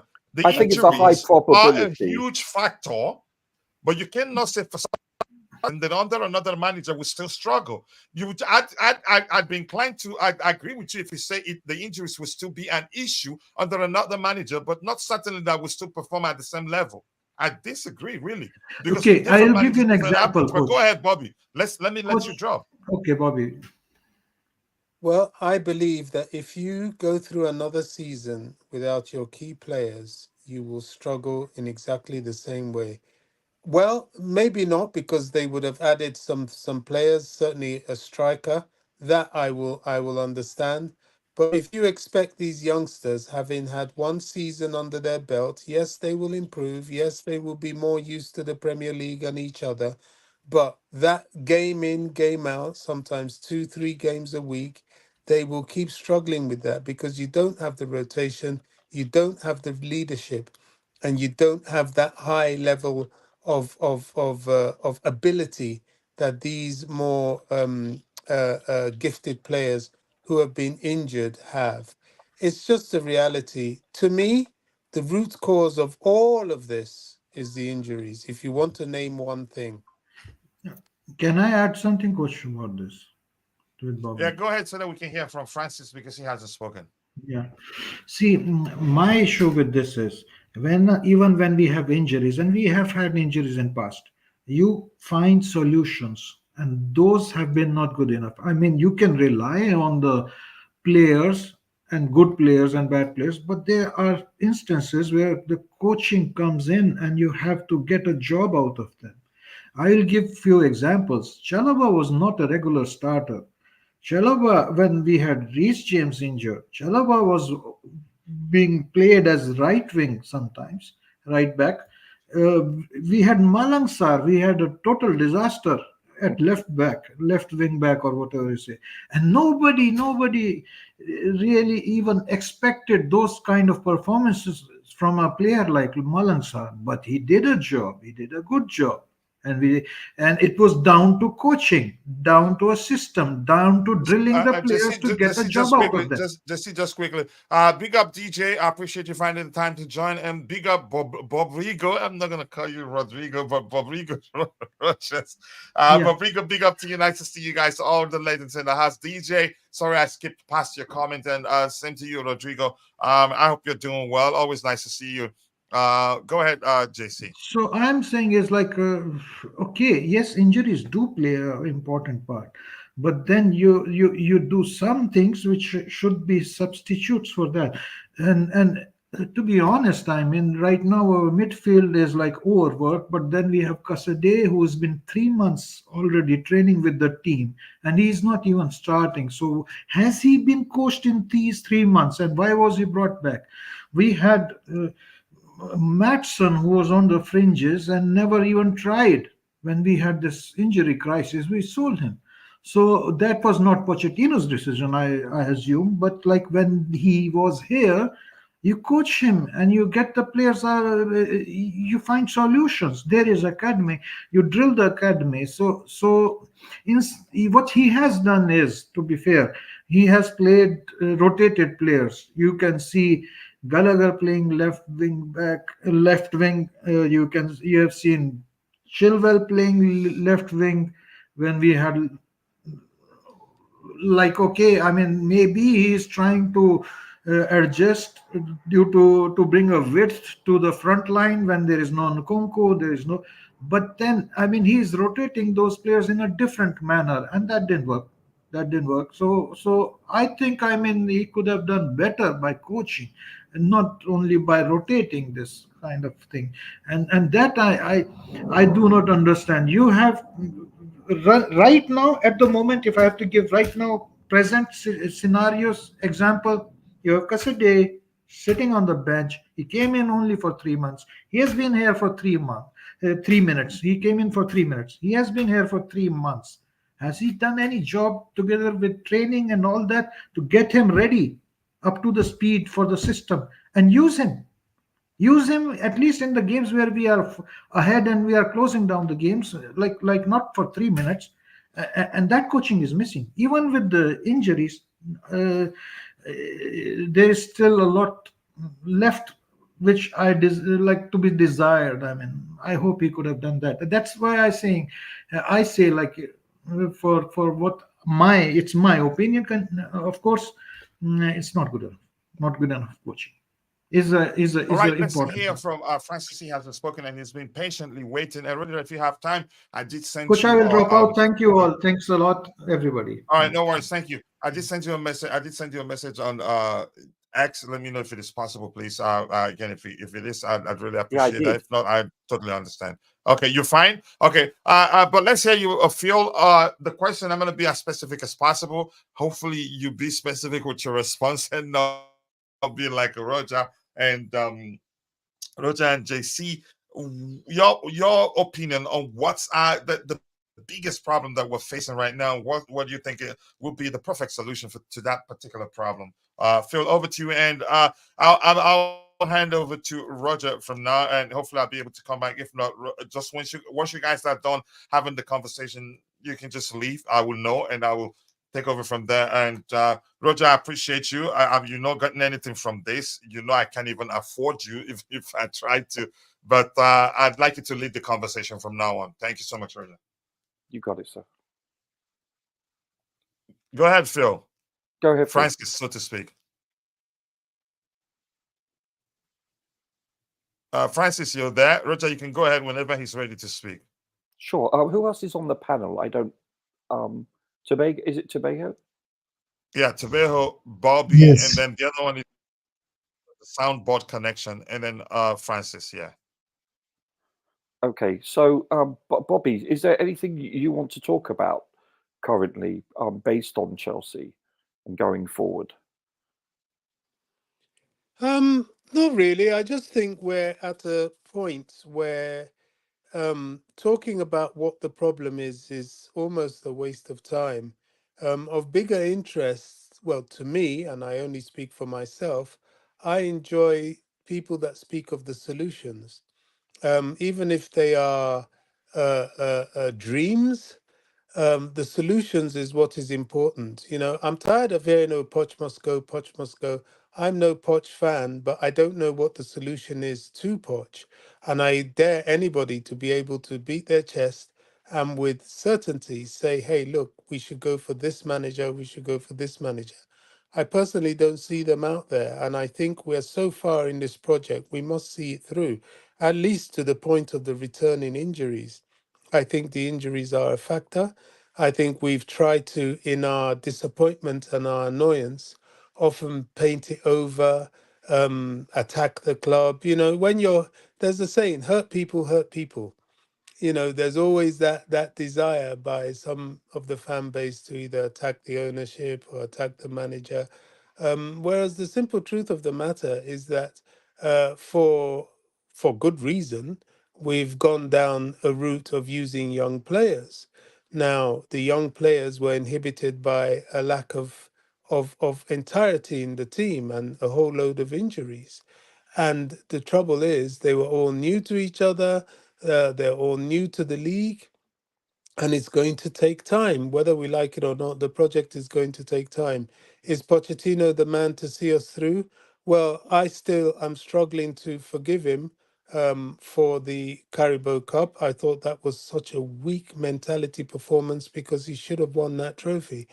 But we continue. Is there a substitution at the moment? I don't know. And I would be really, really, really interested in having conversations as to who people think can take over from Pochettino and why.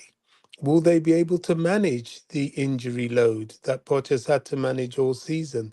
Would they be able to manage the players? Would they be pragmatic enough to survive in a Premier League where everybody studies you, studies your players, and the media help them in knowing your tactics? Are they going to be flexible enough?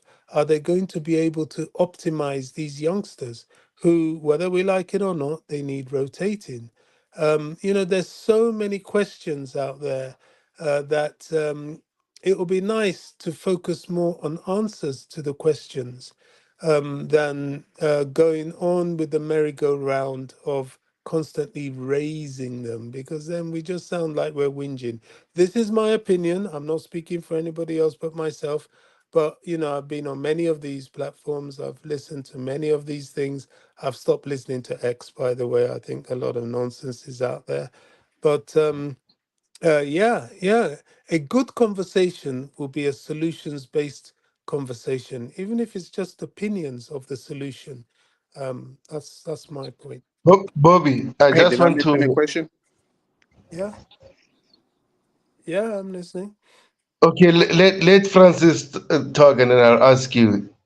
Oh, I was just asking if I missed anything because I was Yes, out of yes. office. Coach Ilam asked you a question saying, what is the solution for our current problem at the moment? Oh, okay. Uh, if anyone can hear me, first of all, good morning to everyone and then around the world and the subscribers and Chelsea Hello. fans. Hope everyone is doing well. And to begin with, I will first start to say that we shouldn't overthink about the solution of what is going on in Chelsea Football Club because at one point we was not going to have any owners to buy the club, and now that we do, and now that we have, a squad. I think if we had a proper coach, that would have just solved everything there at once. Because as a coach, when you hire a coach, you have one job, or probably sometimes two to three jobs, and you have to get it right. And then when we're looking at this Chelsea current situation, the first things first is to get the best out of these players, because these players are not just going to go on the field and automatically already know what to do, especially when we know that they are young. So the moment that he signed up for that job, his first priority was to educate these young, children how to play and how to get the best of them, and then probably tactical formation or tactics will come later. But if he's not even able to do that, when we're looking at an entire squad failing to win against Sheffield United last week, that it's not even just Sheffield United. We have multiple games that we've seen an entire squad looking poor. That means he is not doing the basic as a coach to get the best out of a player, because that's the number one job as a coach to do when you have a team, is to build a team, and to build a team means to get the best out of what you have. And if you are not able to do that, that's what the summer transfer there is for. But before you even go to the summer transfer, you also have to look at his job. Like winning against Sheffield United had nothing to do with I feel like it has nothing to do with players' maturity, because it's your job to prepare these players. It's your job to prepare the squad for the game. So if the team shows up tired mentally and not able to execute it, you have to look at the head. Why are they feeling this way? And this is why I personally feel like you need a proper coach, an alpha coach who guide these young kids. Because until then, if we don't change the project, this is what we have, and we need a coach to lead the team. That's where I will end. May I ask you a question? Are you Poch out? Yes, I am Poach out. Okay. Thank you very much. Yeah. Okay. Can I ask you one other question? Do you not think that individual errors led to us conceding goals? Yes.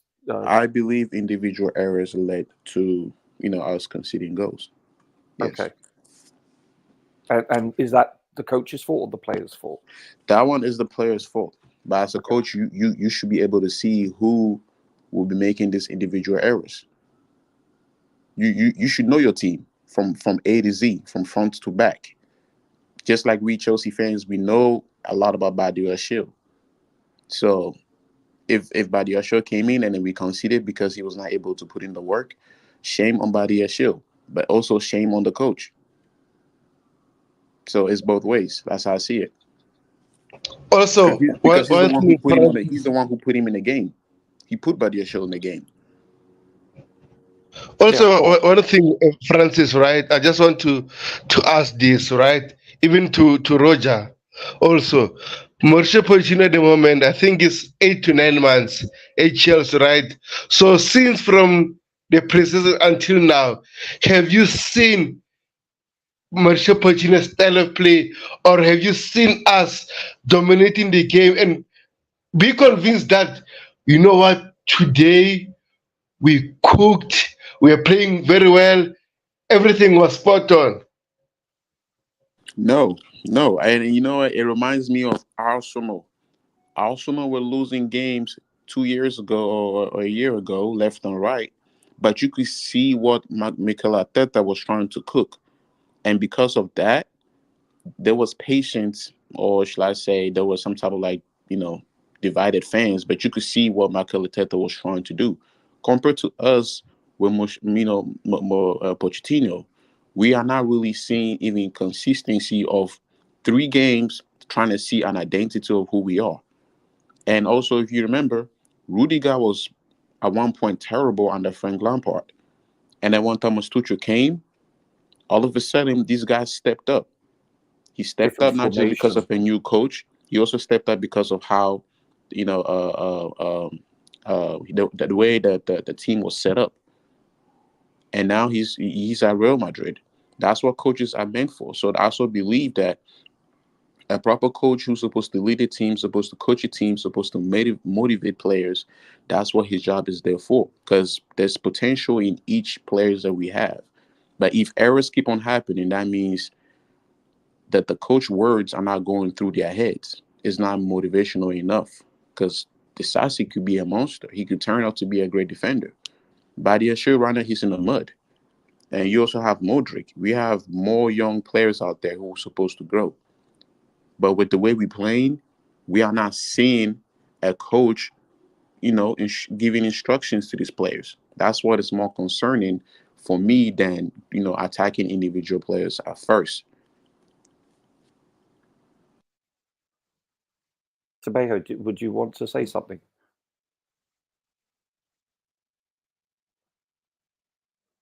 I guess not. So okay. So listen, JC is stating, Roger, name me any football game in history, and I can summarize it by saying conceded goals were errors and scored goals were execution. Football is more about what leads to this eventuality. Actually, I disagree. You're right about scoring, but not individual errors. There's a plethora of games that have goals that weren't due to individual errors, like a goalkeeper letting it go through his legs or something. It's because of well executed, dissected, or brilliant, absolute brilliant individual play, like Eden Hazard against Arsenal. That had nothing to do with individual errors. That was just unbelievable. Yes, you could look at every goal being conceded as an error, but that's a collective error, not an individual error, and that's the difference that you need to differentiate. Listen, so who would you see? To me, you asked me about certain games, about can you name them where we were cooking? Yeah, well, we did. We cooked against quite a few. The very first game, we were excellent against Liverpool, against Arsenal. You can look at against both City games. These are against the very good teams. We were actually doing very well against West Ham till we missed the penalty. There are games that are troublesome, and those are mostly against teams that play a low block, that do not play expansive football, which allow us to exploit our talented, youthful team, So I believe that is a factor, in addition to all the aforementioned reasons that have held us back. But the lack of continuity and consistency is a hallmark of an inexperienced team / squad. And that's not just me saying that. This is what most shall we say, experienced pundits are saying that have played that game at the highest level. So I don't know. I respectfully disagree. And listen, and people are Poch out. I'm never going to be able to change their mind. But I believe I'm not Poch in. I'm not Poch out. I just believe that he may take us to the promised land. He may be a failure. If he starts next season, hypothetically, and we have 99%, shall we say, healthy squad, and we're mediocre after, let's say, 20, 25, 30 games, however long, it has to be at least a respectful and a reasonable sampling size, then yeah, he probably isn't the player. But this has always been my ethos, that you should give a manager at least 6 months to a year. Anything less than that is just trigger happy. And you may not like him because of his past. You may not like him for whatever reason. But I believe that a coach / coaching staff should be given a reasonable amount of time. That's all. And I just feel because of these injuries, he hasn't been afforded that luxury. You know what? I was going to add into it that what if because of the project, And I could see when Pochettino wants to win a game versus when he's just when you could just see players are just playing to play. With the way he keep on saying these players are young, these players are young. Now it's every press conference, that's all you hear. Yeah. It's almost as if like he's putting these players out there like, hey, go play, have fun. But no matter what happened, we shouldn't get relegated this year. You But know, and this is the youngest squad in the Premier League, and from what I heard, other news outlets were reporting that it's the second youngest in all 5 leagues. That's 100 teams, so we're 98th. so You know, so he's 99th babysitting. actually. Yeah, That's what I was trying to say. He's babysitting. He is now going all out with having to win the Premier League and stuff like that because he's looking at what he has and he's thinking to himself, these guys don't even know the fundamental to go and win a Premier League yet or anything like that. So sometimes the way I see it is he's probably taking baby steps just by putting them in there. If you lose, it's okay. If you win, it's okay. But remember that feeling because somewhere along the way, you're gonna have to be 100% responsible to win games consistency. That's how I see it because he's speaking like sure. as if he's taking baby steps each When did each when each did you game. want him as Poch out? When were you Poch out? I poached out the moment where I noticed that we can't even defeat the lower top 10 Okay, because that's And those were the moment where we were supposed to push our youngsters. You know, in Chelsea, yeah, I call them our youngsters, or should I call them high school kids? That's when we were supposed to push them to their limits to not tolerate any like any losses or even draws. You cannot draw or lose against the lower top 10. and Francis, let me tell you when I was Poch out, right? I remember the first game against Manchester United, we played very badly. And Yeah, we I did. say, okay, let me tolerate this. It's just first to winning. Right. And then we played the second game, the league game against Liverpool. We are trashed that game, right? We had no solutions, right? And then after that game, we played against Wolves. I was thinking about reaction. How can we do to avoid that defeat again? And Wolves came to the Stamford Bridge and trashed us. That's why I'm saying no, no, no more of this. Mauricio Pochettino, you can't fail. You can't do this to me. How can you lose to Liverpool and then lose to Wolves back to back defeats like that? Nah, nah, nah. So overall, so any coach in the future cannot be losing back-to-back games, cannot be playing bad. Wow, you chaps are spoiled. okay, Roger. Yeah, Roger, let me tell you this about Tuchel, right? yeah. If you lost a game today, the next game, I'm telling you, you're gonna see the different Chelsea. We're gonna trash that team always. If you watch our record like, with Tuchel, so overall, I'm not saying Tuchel is Poch is Tuchel, but we need a reaction. But look at the Also, players. Okay, so do we have a Rudiger in our team right now currently? Look at the age. We've depleted that team. it doesn't matter. If you're a good coach, you're a good coach. If you're not good enough, you're not good enough. As simple as that.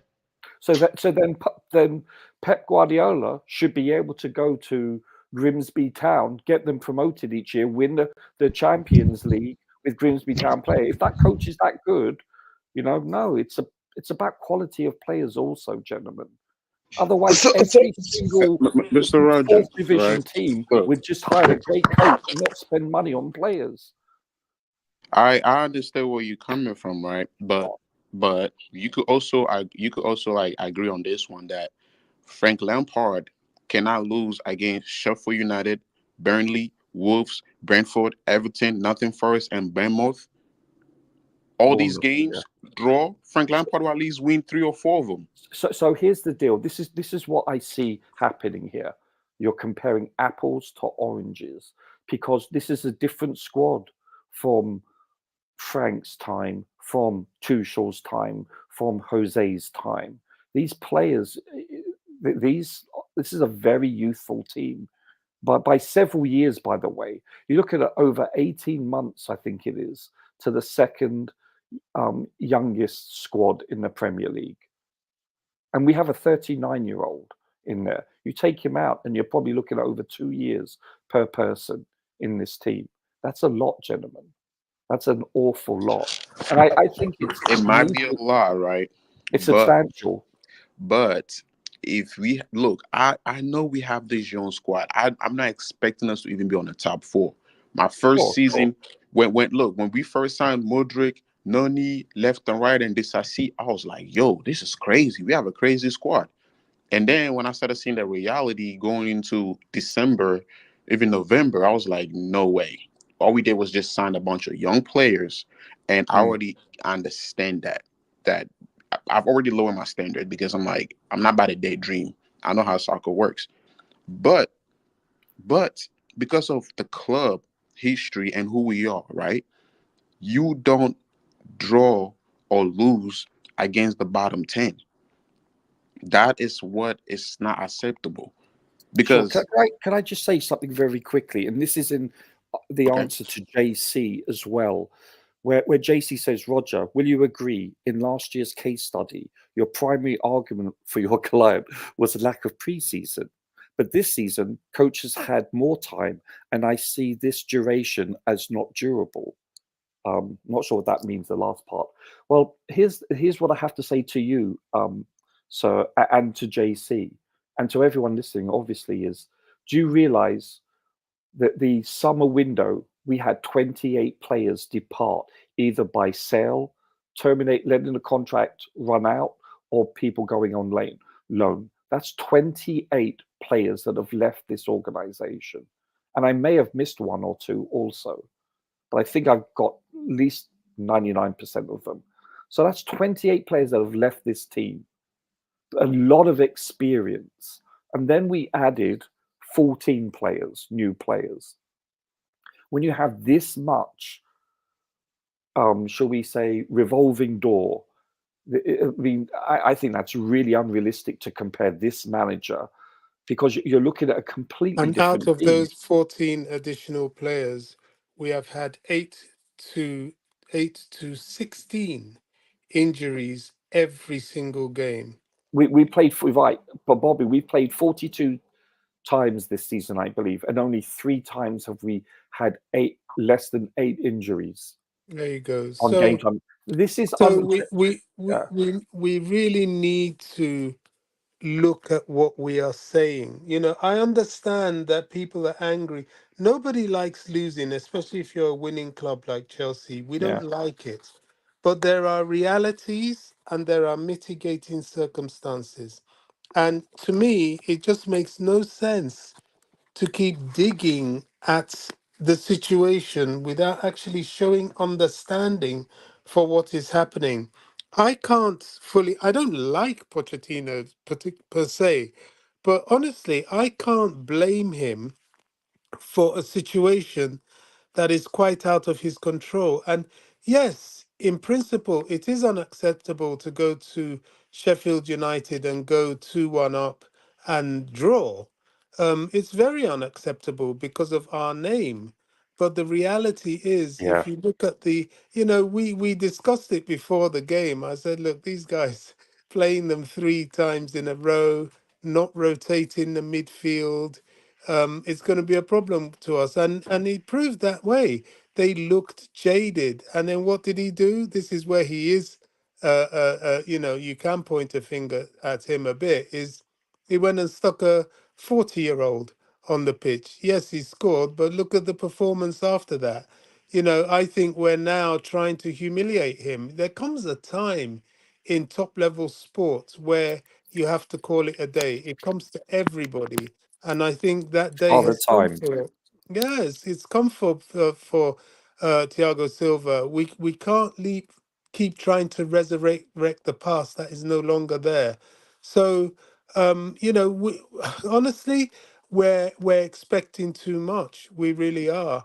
I'm just hoping and praying that with what is left and with whatever injuries we can salvage back, we can salvage something out of the season, at least up until the summer, where we can make some repairs.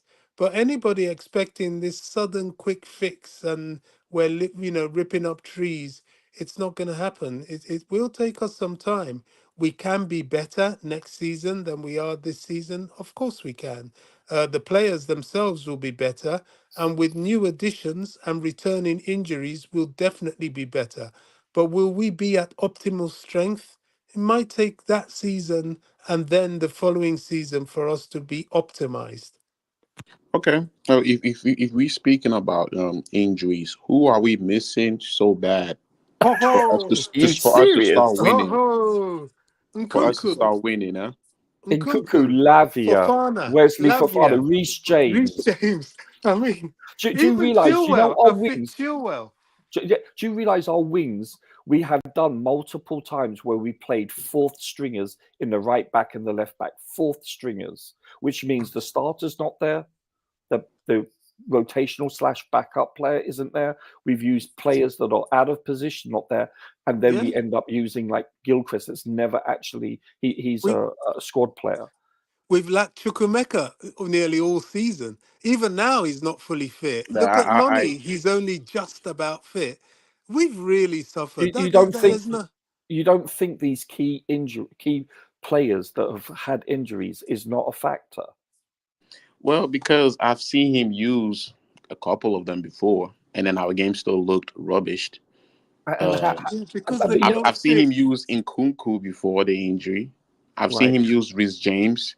I've seen him use Ben Chilwell. And You right, know, right. So Reece James, Lavia, and Kunku, whomever. How many minutes have these people played? You can't just have okay. They played 30 minutes and the team should be winning 8-0. It takes time. It's the ingredients to this dish. It doesn't just happen, you know, instantly. And there's a reason there's a pre-season. People are attacking Moises Caicedo. This kid hasn't had a pre-season. He had a stressful summer with a huge transfer over his head.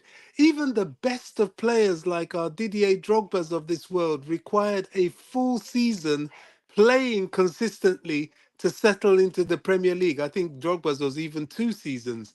We can't be this harsh on this team. We can't. There are genuine mitigating circumstances. Yeah. That is why me, as hurt as I am, as angry as I get, especially like with the Sheffield United frustration last weekend, I realize this and I'm like, okay, we just got to suck it up. So listen, I'm not saying that when I say Poch, by the way, I mean him and his entire coaching staff. So he's not just the head coach. I'm not saying that he's the coach. In my opinion, I think the jury's still out because he hasn't been afforded the luxury of having a completely healthy squad. I mean, listen, there is no healthy squad. Every player has a niggle, and every team slash squad has injuries. But this team has been depleted. That's the difference. That's the differentiator that I'm drawing here. So maybe he lasts till next Christmas and we're horrible with a completely healthy squad. I'm not saying he is the right person. I'm just saying that, in my opinion, I don't believe that we know based on those circumstances that Bobby and everyone else has mentioned. I really don't. Listen, everything that you've said, and JC and Tabejo, et al., everybody, you could be 100% right. All I am merely saying is, I think that it's too premature because of the circumstances. Plus, don't forget, when you get a team that has had, 28, 38, 42 different arrivals and departures, guess what? It's going to take time to gel. And by the way, this is happening to the youngest squad. So there's genuine circumstances, mitigating circumstances, as Bobby says, that are justifiable to give him more time. That's my opinion. That yeah, doesn't mean to say he's the right person. I'm no, not no, saying no, he is. no. Personally, yeah, we have a good squad. Me, the squad that I see is like a minerals. You just have to go there and then abstract the gold and diamonds out of it. That's how I see it. Right. But Pochettino, Yes, he might have bad luck left and right. Like I keep saying, my expectations not on the roof, but there were games out there that he was supposed to win. Sure, I agree. And that Listen, that is the reason why a lot of some of our fans, we know that, okay, you should have won against Burnley. What in the world happened? Individual errors or whatever, yes, but a coach mentality also playing against Burnley, you killed that game. First half or second half, you kill it because the players represent what who the coach do is. you not believe though? I beg your pardon. Excuse Bless you, me. man. I'm so sorry. Excuse me. Do you not think though um, that the players missing? Listen, do you know we have 25.4 goals from XG from what we actually have. In other words, we've missed 25. We should have scored 25.4 more goals in the 42 games. Do you not believe that had we taken at least half of those opportunities, we would be further up the table, or even in the League Cup? Listen, yeah, I concede that playing for penalties is not exactly playing on the front foot, but that those last 50 minutes, if you watch the highlights or watch the game again, the amount of times that we could have scored, that's not on the coach. That's on the players' lack of execution. That's all I'm saying. I'm not saying no blame should be apportioned to the coaching staff. I'm saying that the players, once they cross that white line and that whistle blows, they're responsible for executing or lack thereof. That's all I'm saying. You know, I always mention this example. You look at who was the Welshman in the Real Madrid that had that amazing overhead kick, and you have what's his name? Bobby, help me out. Gareth Bale. Gareth Bale, that overhead kick, worldy of a goal.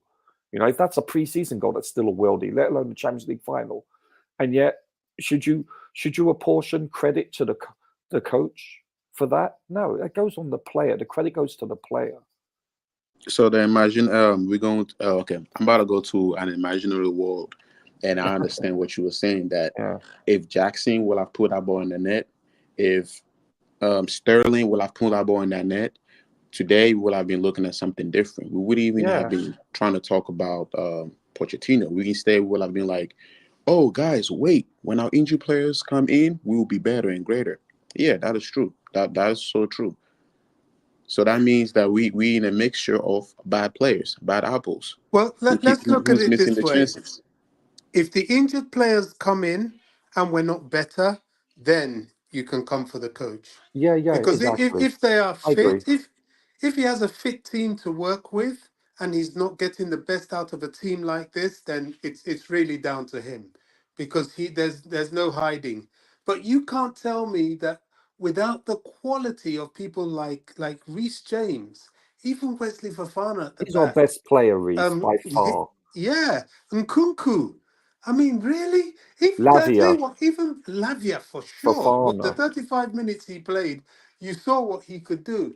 Do you know? I even believe that the bad, shocking form of Badiashile is because the guy's not really fit.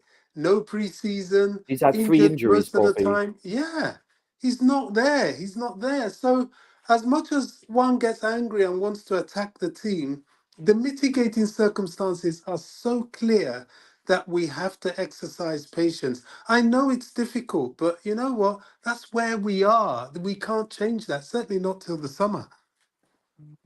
You know, let's be honest with you. You know, also listen, if we have 20 to 30 games next season, Bobby's right, with a relatively 95% healthy squad. Listen, we're never going to have a completely healthy squad. We all concede that, but we're only missing 1 or 2 players as opposed to 8 to 10 players each week, and we are losing a lot of games or dropping a lot of points, however you want to term it, and we're 10th to 15th, then yeah, I believe he's probably not the right person, even though I believe you should be given a full season. But I think 20 to 30 games is ample. You know, well, actually, I don't. I think it should be given 1 to 2 seasons, but that's just me. Yeah. But you understand that? Then I agree with you. We're not saying Poch in. We're just saying Listen, this has No, we been not. Hmm. yeah. Listen, another thing when you're looking at youthful players, you look at Noni Madueke, you look at Modric, you're looking at Gusto. What have all these three players got in common other than they're very young, first year here? Guess what it is? They are defensive liabilities. They shut off, and that's normal. That's why most teams they have veteran teams, and they plug and play occasionally a youthful player, not the whole bloody team being youthful, because that's what happens. They usually are liabilities defensively, and we're seeing that as well as Gusto's played this season. He's lost his man, switched off. So has Mudric, etc. So has Noni, and that's when we concede goals, and that's because they're not veteran players. They don't have the experience, and they don't have experienced players around them to pull them up by their collar, so to speak. Spot There's on. that That's aspect. so true. I was Sorry, going to say, I was going to add into that. I didn't hear you. Sorry, sir. Can you hear me? Yeah, what did you Yeah, say?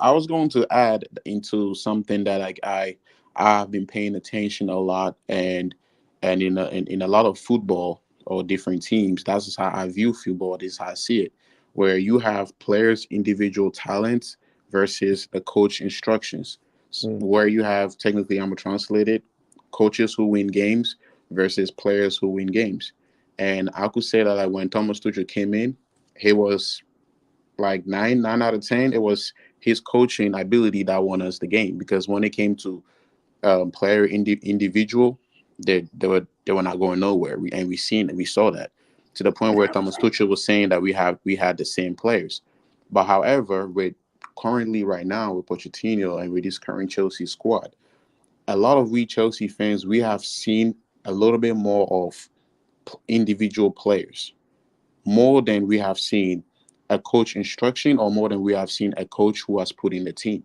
even though we have injuries. And this is the reason why we feel that he is not the right guy for the team, even though we have injuries left and right. Because at least with injuries, we should still be able to see what he's trying to put sure, into a Chelsea certain Football level Club. of injuries, right? But I kind of disagree with that because we do see patterns of play, and I think we mentioned this yesterday. It's mostly going down the right-hand side. We've neglected the left, which I disagree with. I don't like, I should say, because I think it was you or someone else that was saying we do need a balance. I totally agree, but I think we are seeing patterns of play.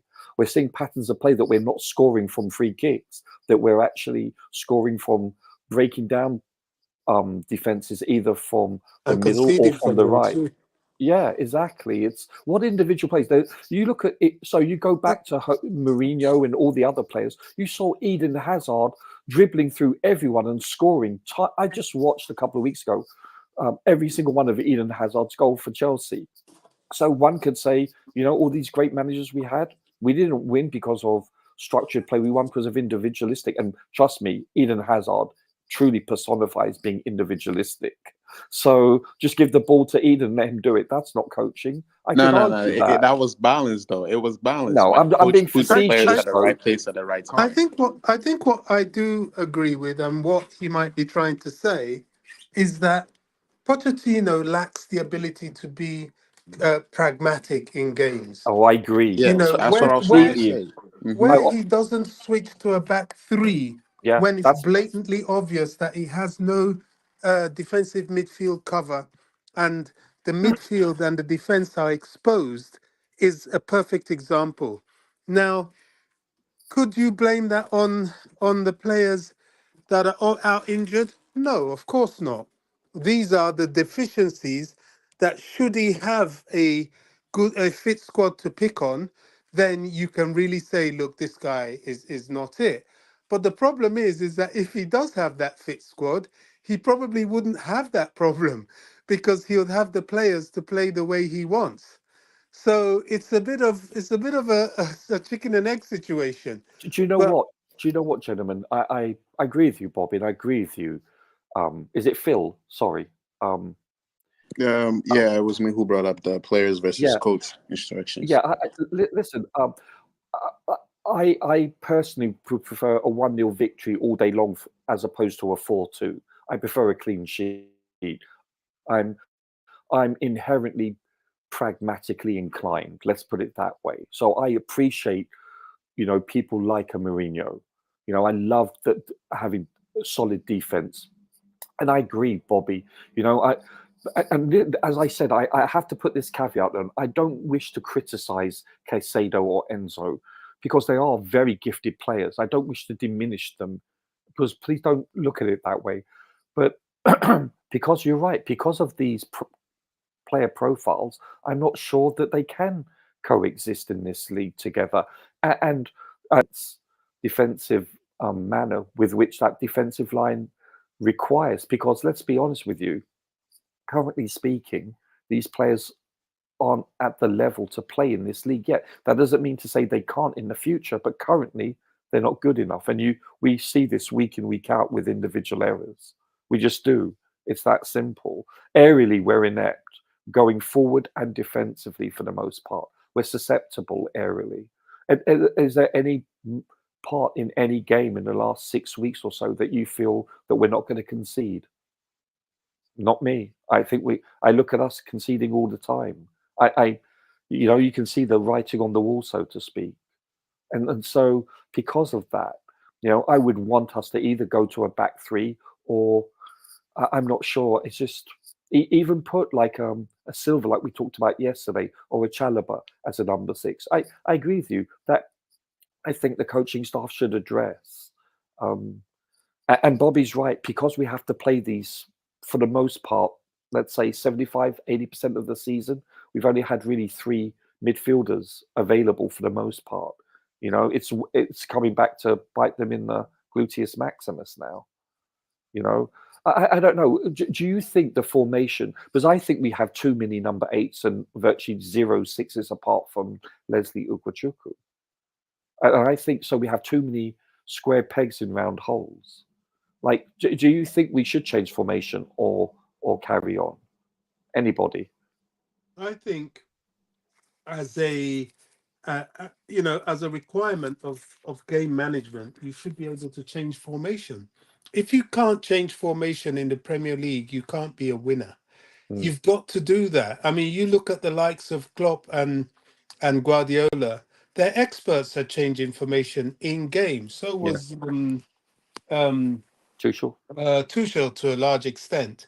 He always started with his back three, but he would often switch 4-3 as the game required. But I find Pochettino struggles with that, and especially when the opposition change, his response, his ability to respond, it just seems so inept. He's just, So poor. yeah, he just You know So doesn't what get poor. it. though? You know what though? If you notice, when we played really well, we're a 4-2-3-1 with the ball, and then without the ball, we're a 4-4-2, and that seemed to work for quite a while. Now, if you look at the last game, it was a 4-2-3-1, but it was very similar to the first 5 games we played in the season, where especially the first half, we played with a back 3, meaning it's a back 2 centre backs, but because, for instance, the left back would go forward, you would have Disasi, which is the right back, stay back and form a back 3. So it's a hybrid. So we sometimes we had a 3-4-3 or or a 4-3-3 because if you look, you had Gallagher playing left midfield yesterday. He wasn't the winger; he was a left midfield. So when you look at that, he does change things. I recall, especially in the first part of the season, prior to changing to a 4-2-2, we were sometimes playing with a box midfield out of position, to actually bring. Because don't forget, we start our defense with the forward, sprinting, trying to shut them down, and we drown the midfield with forward players, if you noticed, and then we switch to a 4-4-2 out of position. So he does show flexibility, but people like Gallagher, people like Jackson and Palmer, it's going to catch up with them, all this sprinting. It just will. I think that, to be honest with you, I think the sporting directors, no disrespect, or whomever's responsible for acquiring these two midfielders, I think they've got the player profiles wrong. Because when you look, we have, how many midfielders do we have, gentlemen? Let's have a look here. I think we have Almost six. like 6 to 7, or I would say, or 5. So we have 9. Caicedo, Cassidy, Carney, Enzo, Gallagher, Lavia, Leslie. Now, the 8th and 9th are Leo Castledine and Jimmy Turanian. I know, like, I think Castledine's come on for a few minutes. Okay, they're technically in the squad. That's why I've included them. But let's say 7. So you have 7, and 1 out of those 7 is, prototypically speaking, is a number 6. The rest are number 8s, period. And that's why I think they don't suit this 4-2-3-1. Now, maybe Lavia could. Don't get me wrong. I'm not saying he can't. But prototypically, he's a box-to-box. He's a number 8. And that's certainly what he did. Excuse me, I apologize. Before. So if anything, I question, the people that have acquired and put together, and that's excluding Santos, by the way, you know. But also, I think maybe we can criticize the coaching staff for maybe playing these players out of position, because, no disrespect to them, Enzo and Caicedo are not number 6s. And I think that could be part of the problem. I think that there's some criticism to be said about that. And as I said, I'm not his attorney, all joking aside, you know. I honestly believe that he's been given a bad hand. But so that's why I'm asking everyone, what do you think should be, if you were the coach right now, what formation would you use based on the players you have available? Tibejo, do you want to go on that, or? I was gonna go first. I would do a 4-1-4-1. Sure. Okay. Oh, but who's on number 6 then? Who are you putting as the number 6? I will put Enzo. Enzo as our number 6. No, I understand. But it's more, that's the application of him being able to be our quarterback. But defensively, don't we struggle there though? He does struggle there. True. So but, then, where's our defensive barrier for our back line?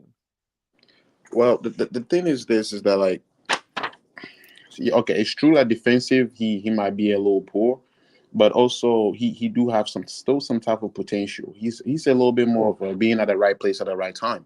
Sure. And then but he would defend. Physically though, he's not good aerially because he's 5'10". He's going up against people that are 6'4", 6'3", or taller sometimes. So there's that disparity, that mismatch, and then you've got the lack of speed. He can't cover. And now maybe the exception to that rule would be like a Kante in his prime. He could do that. You know, I don't. That's just my opinion. That doesn't mean Jirac, right? But it's almost the same thing with Caicedo. You put Caicedo there, he's very solid defensively, but his passing range is not there, like Enzo's. No, I agree. So it's almost as if like it's positive and negative. So one of them that goes in there will still give a side effect. Based on what the players we have available, I don't think a 4-2-3-1 is the way to go with possession. You know what I'm saying? Because it's the transition that always gets us caught out. Don't you agree? What about you, Bobby? What do you think? You there, Bobby? He's making a cup of tea. Yeah, I was unmuted. Yeah, I mean, with me, I know people will debate this. My starting position, and it's 4-4-3, Bobby. No, I believe in transitioning within game. I would start with a 3-5-2.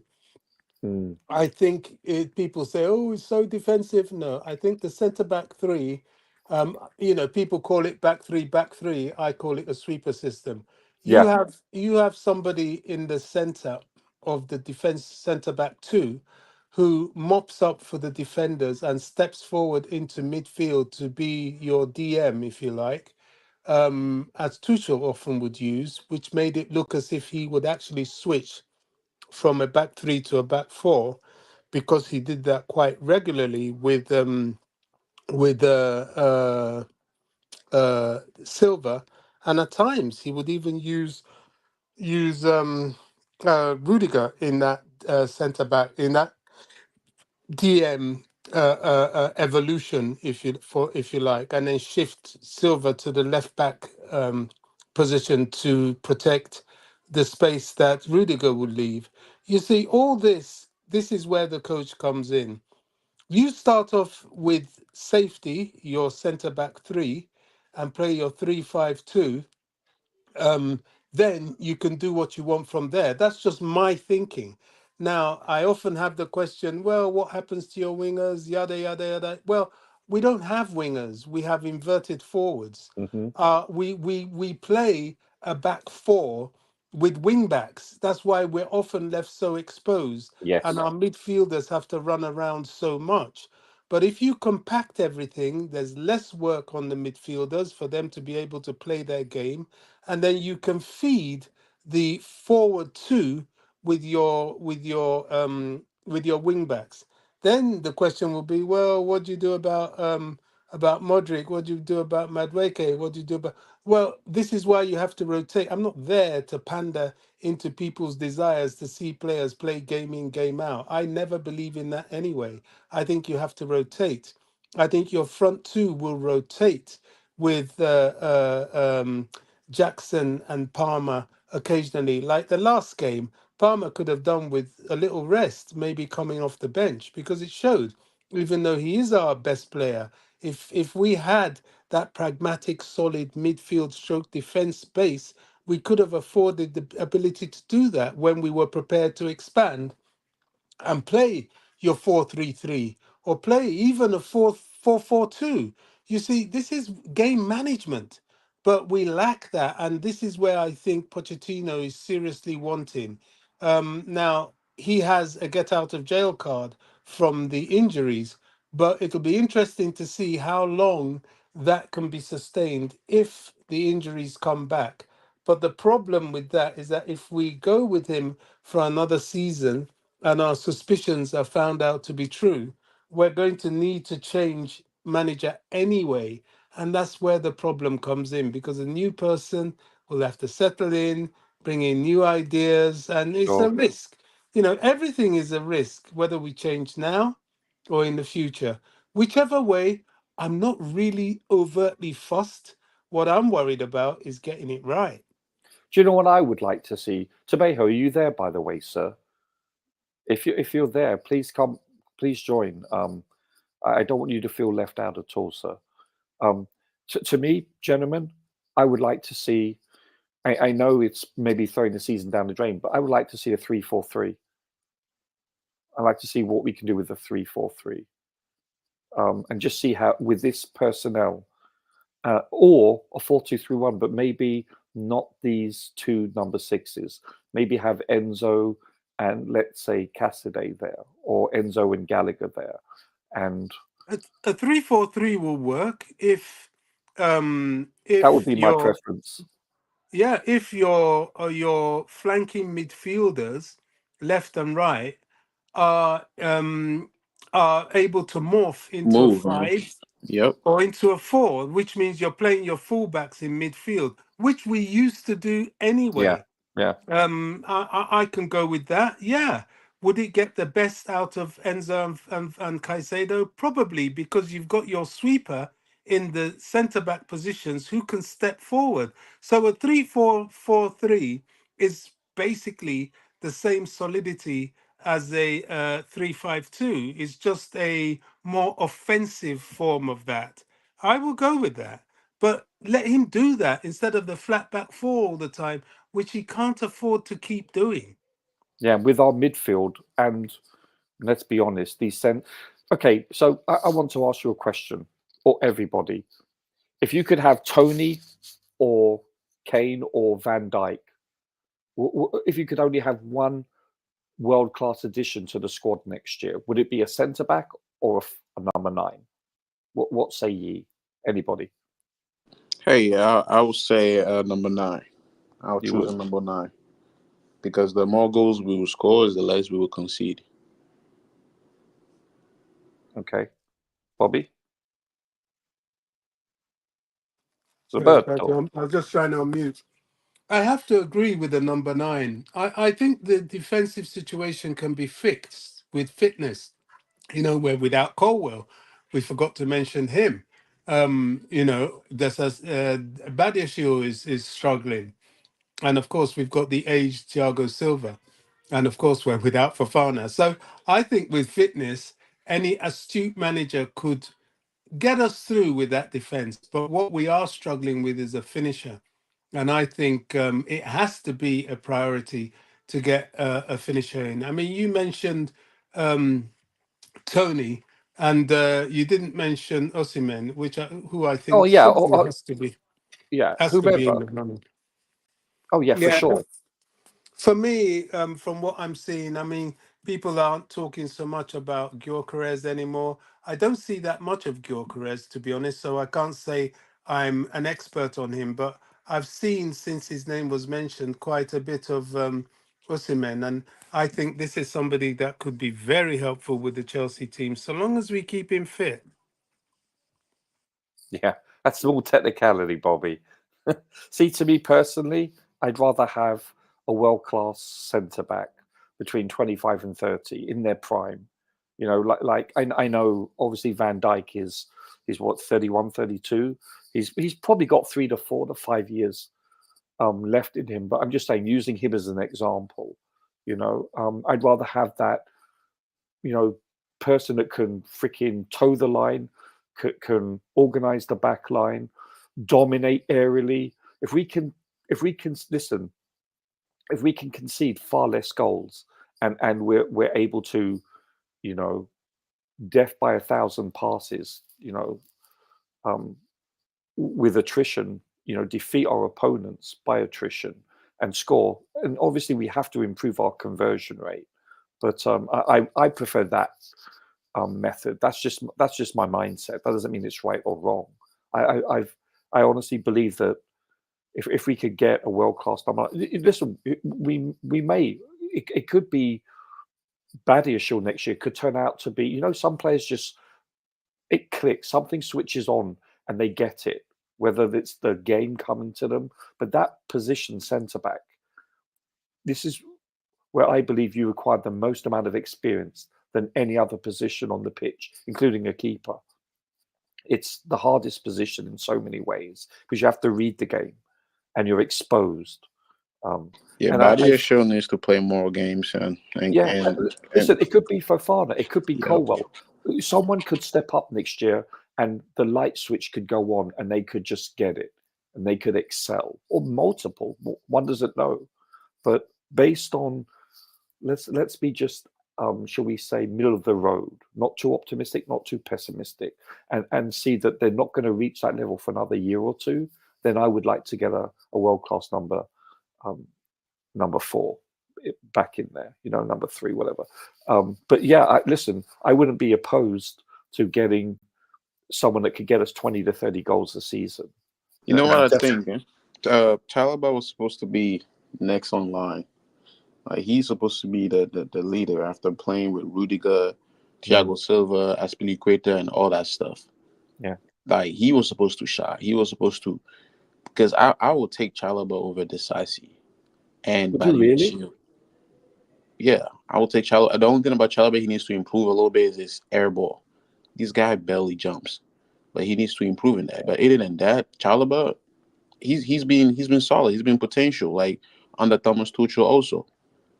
But now that like we have Mauricio Pochettino, instead of selling Trevor Chalobah, he should be next in line. He should be somebody that we need to pay attention more instead of using him as just profit. But we've barely seen him play this year because of injuries, and that's another thing. Maybe moving him on may be the best thing if he can't stay healthy. That's my biggest criticism of him. He's had so many injuries this year. It's like if you're not available, you're useless to us. No disrespect. Listen, a lot of it could be down to luck. A lot of it could be genetics. It could be his diet. It could be a number of things. One doesn't know, But if that person or any player is not consistently available, year in, year out, then I think they need to be moved on. And that includes Reece. Like if Reece, God forbid, has another season like this season, and I think it's time for him to move on. Maybe he can stay healthy. I think he'd be better suited in another league, to be honest with you. But let's see. Well, one doesn't know. But yeah, I agree with what you're saying. Chalobah's he's a dichotomy, isn't he? I don't get him. Listen, I really like him a lot, but I'm not sure where his ceiling is. I really don't know. You listen, they're so young. He's what I don't even know what age he is. To be honest with you, let me look it up. Boom, boom, boom, boom. Chalobah, where are you, mate? It's almost as if the players He's that we have, 24 years, 9 months. yeah, the players that we have who want to fight for the badge are the ones that we're selling. That's a little But you very know what? We may critical not of have me. an alternative, gentlemen, because if we miss Europe again, for instance, you're losing 30 to 50 million probably, right? I'm just guessing. I know if you win the Champions League, it was 135 million to Man City last year. I'm not sure whether that was euros or pounds, so I apologize. But just to get to the knockout stages, and I know it's going to be a lot less in the Europa League. It's probably, if you win the Europa League, you're probably going to get 30 to 50 million euros, let's say. But that's part of the equation. The fact that we have to actually make net profit from players to sell them. In other words, unless we buy someone for 10 and sell them for 40, 50, which is most unlikely usually, we're going to need to sell homegrown players to stay ahead of the game with PSR. It's just, now, if PSR didn't exist, then I think we wouldn't be seeing this hiatus. That's all. I don't know. How do you feel about Nicola? What's his name? Williams. Oh, Nico Williams. I don't know much about him. Is that the Atleti player? Yes, he's being linked with Chelsea. Yeah, I saw that recently on the BBC. I don't know, Bobby or Ty. Does anyone have any input? So I wanted to look at him. I don't know much about him. I can't say I know much about him. Bobby, But shame on you. what I can say is in relation to what you've just said, and this is what amuses me, is that everything about what we're doing is because of PSR. The Yeah, youth project, the drive to force down the wage bill, it's all PSR related. sure. And in as much as we are, because looking, and I'm with you, there's going to have to be over the summer a sale of a pure profit player.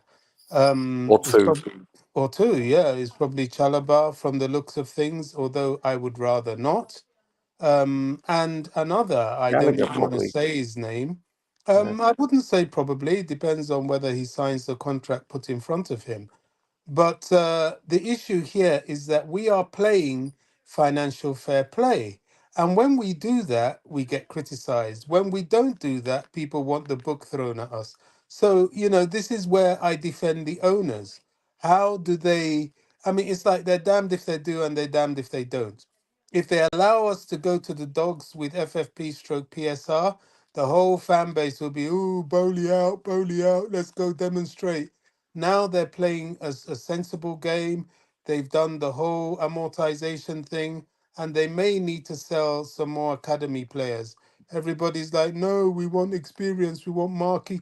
Well, if you want these marquee, in order to get them, we're going to have to take some of these hits. This is the football arena that we find ourselves in now. It's not the same as when Yeah, different Roman was landscape, here. Bobby. Yeah. Exactly. It's not the same as when Roman was here. I mean, yesterday at Stamford Bridge, I was chatting with some people about the renovation, the building of a new stadium. I had a very, very interesting conversation with a guy that was actually a builder there. And we're talking about, look, because we can't build further up, we have to go down and go down considerably. I think Roman did that with the bird's nest. But the thing is, you have to remember that there is a water vein underneath. I think we may just about miss it. but there are lots of technical, strategic issues in and around the stadium. We're not too far away from railway lines either. So it's going to take Yeah, some skilled engineering to do that. And this is why I'm saying, look, if Earl's Court is available, we've got to be realistic and yeah, I know. maybe move there. That is if it's available. If it's not, then we go the route of the skilled architecture and engineering, but that will take a long time. That will take at least 5 years, maybe more, for the stadium to be built in fruition. Look, we're not there. We're still in the planning process, but this is where we find ourselves. But you see, the fan base, we keep looking for miracles. We want everything now, now, now, now, tomorrow, tomorrow, tomorrow. And we don't look at the whole picture and the real situation we find ourselves in. And the reality in which we find ourselves in is that we have to be patient. I'll even go as far as to say we had to take this model. This model, investing in future talent, would have been far better than having to take cheaper current talent and end up with a team full of Zapacostas and that sort of thing, which we've been down before already. So we've got to be patient. We have to, and we've got to play it smart. Injuries, I maintain, have been our Achilles heel this season. I think without them, we would have been much better. But since we're talking tactics, maybe this has exposed the deficiencies in the manager we have, which is something the sporting directors need to discuss with him over the summer and make up their mind as to whether to continue with him or to go with someone else. And if they do go with someone else, who will that person be? Because he's got to be better. And if they stick with him, then he has to show improvement because he's not in a place where we talk too much. He's seen firsthand what it takes to win over Chelsea fans. And if he gets his You're talking injuries about back, Poch. Poch, yeah. Yeah, If he okay. gets his injuries back and he doesn't perform, they will come for him. Oh, And sure.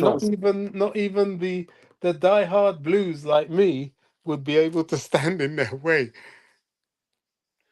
Yeah, I just it says from Rich Running Acres, Roger, do you think Disasi and Colwell are better partnerships in our defence?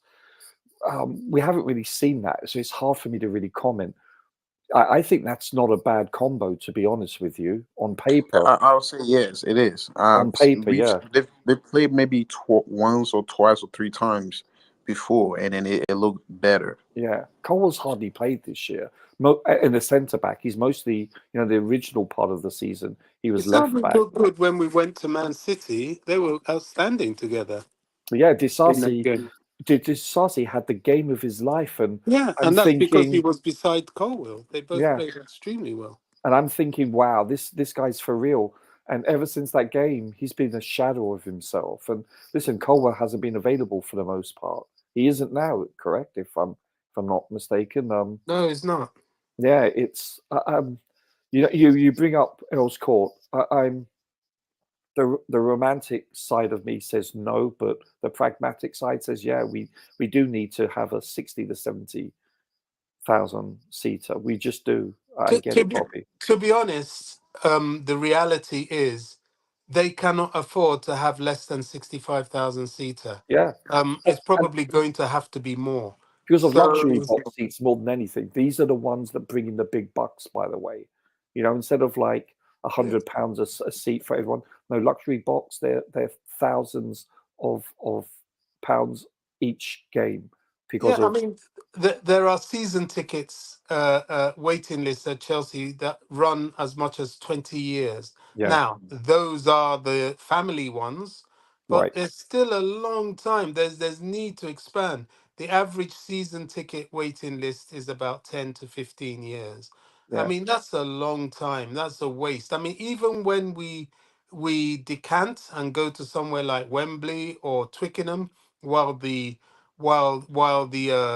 new stadium is being built or rebuilt, we will have we will fill those places because an 80,000 seater, we will have our season, at least some of the season ticket waiting list people able to get tickets. So, we need a big stadium. In fact, a very interesting point that people fail to remember: when Chelsea started, right up until the 50s, certainly straight after the Second World War, this club was pulling in 80,000 people a game. Mm. A game. In the first game after the Second World War, where they Yeah, played Dynamo Kiev, there was recorded 120,000 people, but that those are didn't the take old into account. stadiums. Yeah, No, the stadium wasn't big, particularly. It's just that it was more spacious, in that it was spread out. and That didn't standing take room. into account the people that was watching standing on the roof and the kids that were around the pitch side. So Chelsea pulls in fans.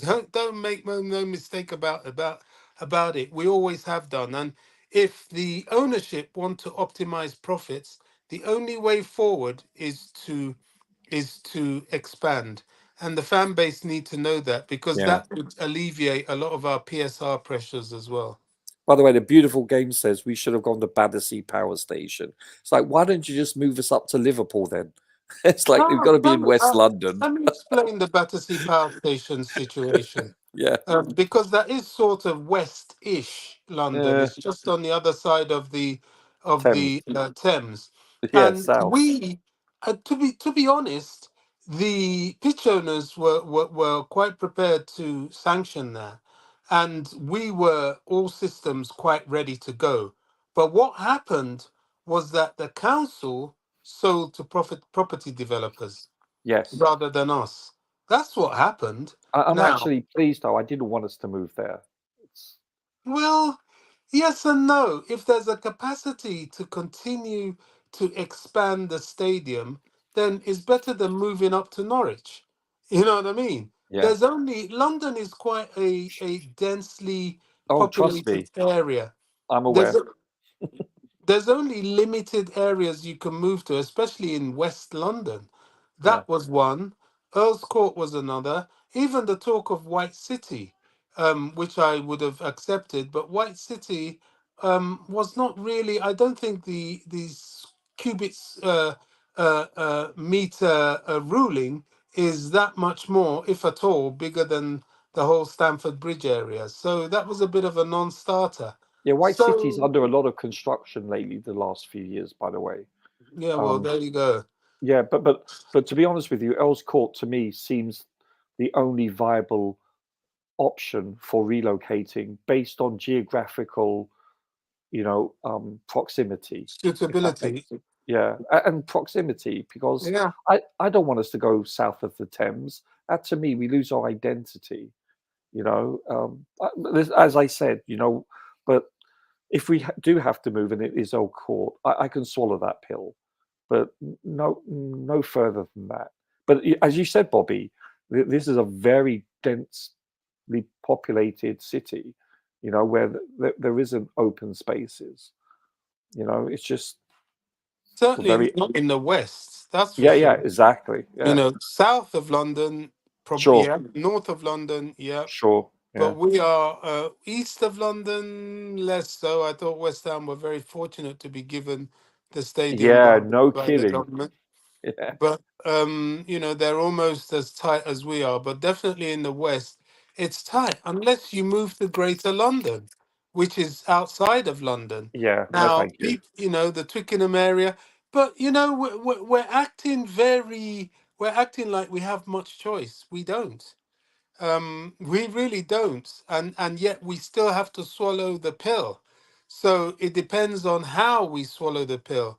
Now, building downwards at Stamford Bridge is always an option, but then we're limited.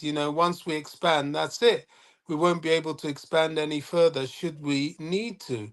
Whereas if we relocate to a place that has that capacity, like Earl's Court or Yeah. anywhere in Greater West London, we would be able to expand infinitely to a certain extent. So, me, I'm all for progress. I really am. As long as it's solid, as long as it makes sense. I don't want to go out of West London, but Ditto. if we have to move to Greater London a little bit, I wouldn't balk at that at all. I really wouldn't, but many people would, I guess. So this off season coming up, Do you, both of you chaps, do you see this as being a quiet off season, or do you perhaps foresee big changes, like either the coaching staff or one or both of the sporting directors go? Do you think waves will be made, or do you think because of financial restrictions that we're going to carry on sailing this course? Well, according to Fabrizio Romano, there will be a lot of outgoing activity. We know the obvious ones we need to concentrate on. That is like your Kepas, your Lukaku's, and your Ziyech's, and Right. Yeah. your Malang Sarrs of this world. We definitely need to get them offloaded. Possibly, hopefully, what's his name? Raheem Sterling is on that list. I really hope he is. But there will be just one or two academy now. They may not be the ones everybody's talking about. They may be much younger ones, a plethora of them. I'm talking of the likes of Alfie Gilchrist and so on. Certainly there'll be loans in the offing for them. But the purchases will not be that many. I don't see us purchasing more than about 2 or 3, certainly to the first team. Definitely a striker, possibly a centre back, possibly a left back. Yeah. Do you see Cucurella or Chilwell leaving? Anybody? Phil, you there? Yeah. I'll rather sell Ben Chilwell.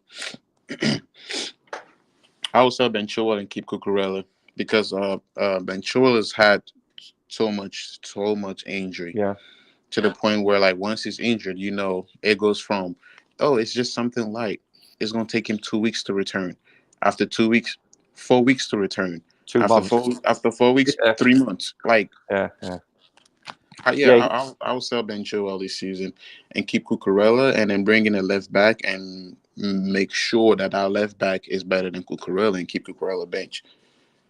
That's how I'll fix it. But for next season, however, it's going to be identical to last season again, because once all our players or our squad comes in fit, or they get off injury, just because they are off injury, that doesn't mean they know how to gel already together, which is going to be another problematic of 3 months of seeing nonsense. And then imagine Lavia finally playing full time. We gonna start hearing things like, "Oh, he just came out from an injury, or he's in a new team. He's trying to get to know them." It's been about to be 2 years now.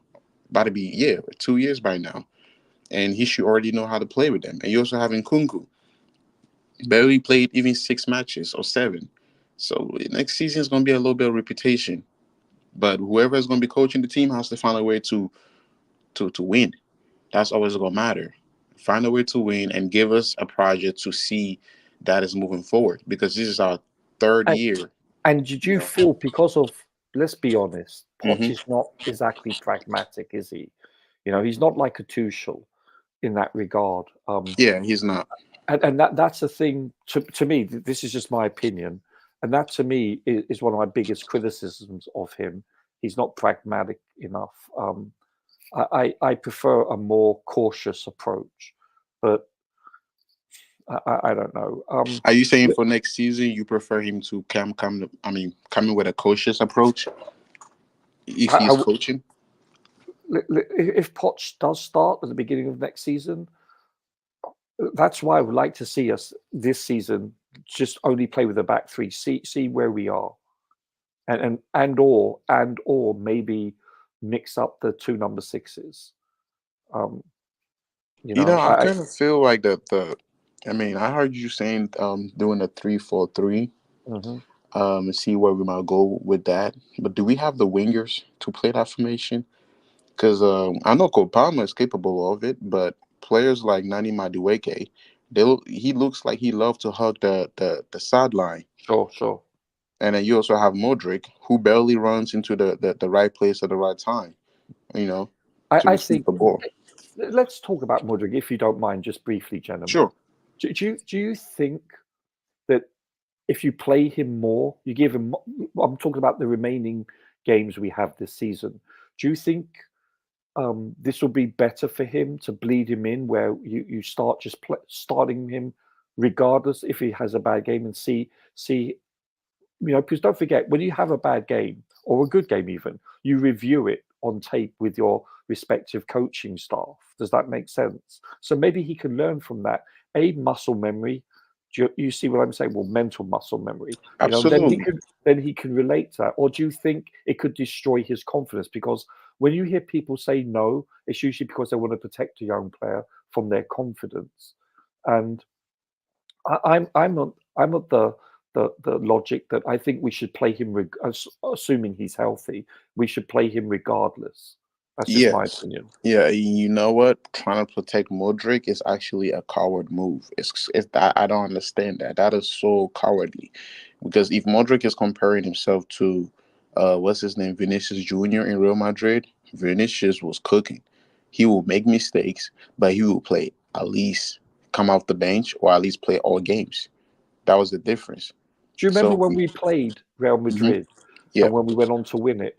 I think we played them in the semis or the quarters. I think it may have been the quarters. I it, forget it now. was in the Yeah, quarterfinals. Vinicius Junior was a shadow of what we see today. He was really, he just wasn't explosive. He looked like a fish out of water at times when you watch both Uh, of those games. we had Rhys James on him too. Yeah. No, of course, in Of his course. prime. Yeah. But you see what I'm saying? It's like he Yeah, didn't offer threat. Like when he was on the ball, because I watched those two matches about a year ago, and I was like, wow, he is nowhere near the player that he is today. but you know what? He cooked for Fana because of the how he was positioned. Mm, Once Rhys James was out of focus to mark a different player, he cooked for Fana. Fofana was our CB during that time, if right. I remember. Yeah, he overpaced him to the point where I think we considered a penalty or it was a cross, and then Benzema just had to finish it or something like that. But But do you think Mudryk can be that kind of player that can and take that next step up? I Madueke, think No, yeah, Mudryk. Modric, Modric, you cannot skip. There's this saying that says that you cannot skip levels because eventually it will still catch up to you. Where Modric is at right now is also baby steps. He needs to play day in, day out, games after games after games. I'm trying to protect him. No, he needs to see Yeah, what the Premier League is about, and that will be the only way for him to move forward because then he eventually knows what to do yeah, because before the he ball has even at gets to him. times. Yeah, I'm sorry, but he has at times. Remember initially this season, I think before Christmas, he had one or two starts and he went missing. He was lost. And I think maybe he needed more time on the practice No, field. it's also a lack of instructions and managing because if the ball always goes to the left or to the right, I mean to Cole Palmer, what do you expect Modric to do? I've played the game before where they will not pass you the ball because they see the best options is somewhere else. But the And if you less, recall, it was Chilwell also that just wasn't feeding yeah. him the ball. So it's like the less ball you get is also you are not benefiting from any of this stuff. You are not improving. Maybe at practice you looking like prime Leon or Messi, but in the game it's different. The Yeah. only way for you to be who you are at practice is to get more of the ball to improve your game minutes. But at the moment, even when he starts, he probably touches the ball, or the ball probably just goes to the left side 3 to 4 5 times. And if you're a player, you should be irritated about that because how are you supposed to improve? And Yeah, eventually, it end up being confusing because the ball only comes to your side probably so randomly you are not even prepared for it. yeah. Can I just quickly say, Rich Moneymaker, I'm going to come to your questions shortly. I just want to talk about Chelsea first, and we can talk about Champions League at the end. But thank you, Bobby. What do you think about Mudryk? I mean, he's a dichotomy, isn't he? He could go either way in the wind. I could see him being a flop, and I can see him being a superstar. What do you think? I think, look, it wasn't wrong, certainly at the beginning of the season, to start him off the bench. And largely, he's a player that's going to be needed to be started off the bench sometimes because he's very, very much in development, very much in development. And He's raw. Madueke, he is. And Madueke is also a rising player who needs a bit of time, and they can swap with each other, play with each other, rotate, and so on. So I'm for that.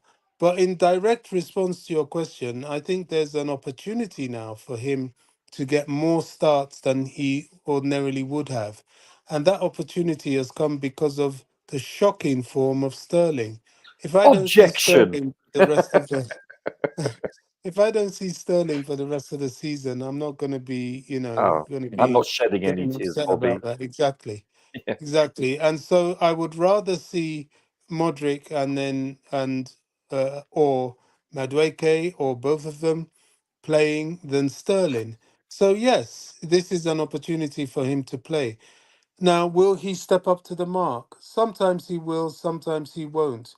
To be fair to him, I'm not too sure he's done too much wrong in the past Yeah, couple of games. I totally Um, agree. He's looked um, solid.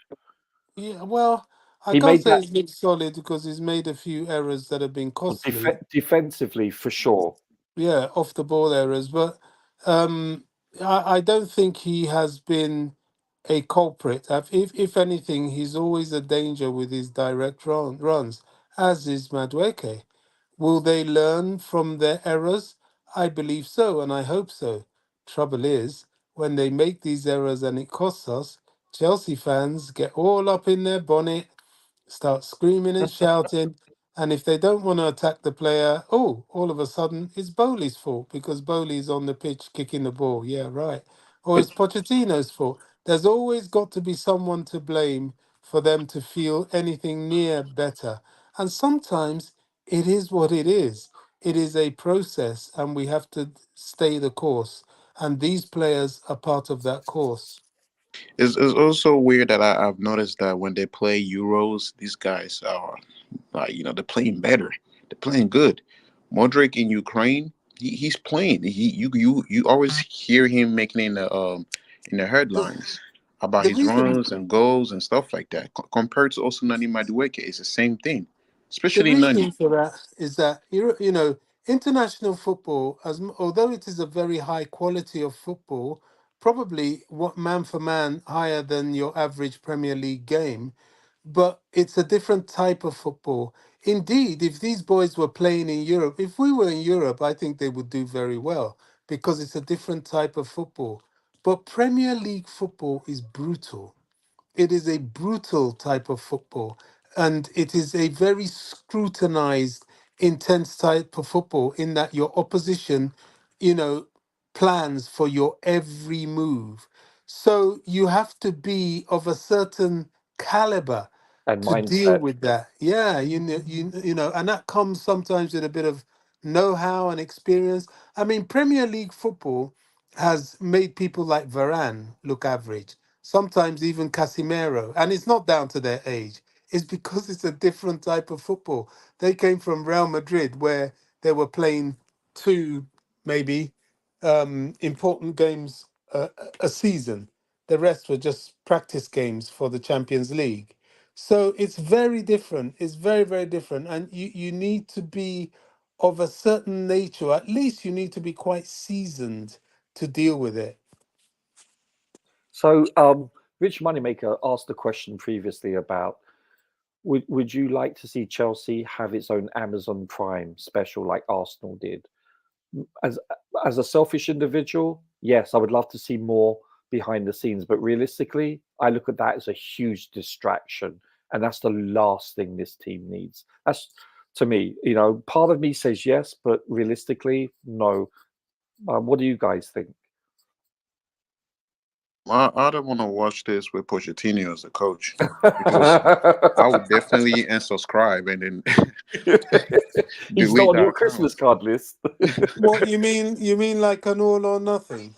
Yeah, Yeah, Yeah, I not mean, with I don't know. It Pochettino. depends how Mm-mm. much money it gives the club. If it gives a lot of money, well, what harm can it do? If it doesn't, it's not really something I'm focused on, to be honest. And yeah. I would This is the leave that question to the Rich Moneymaker commercial. asked. We have commercial people at the club. If they haven't called for it yet, then it's probably found not to be necessary yet. Yeah, no, I get it. Listen, today's usually one of my favorite days of the year, and that's the start of the quarterfinals of the Premier League. Sorry, of the Champions League. I love this part of the competition, and yet it's bittersweet because we're not in it, and I'm not sure when we return to this stage. But if I can quickly ask you, chaps, about the games being played tonight, you've got Real Madrid playing Man City, and then you've got Arsenal versus who is it? Who's Arsenal playing? Is it not PSG? I'm trying to think who they're Bayern playing. Munich. Bayern, yes, of course. That's right. Kane's returning to North London, I believe. So, how do you see these games? I mean, who do you think's going to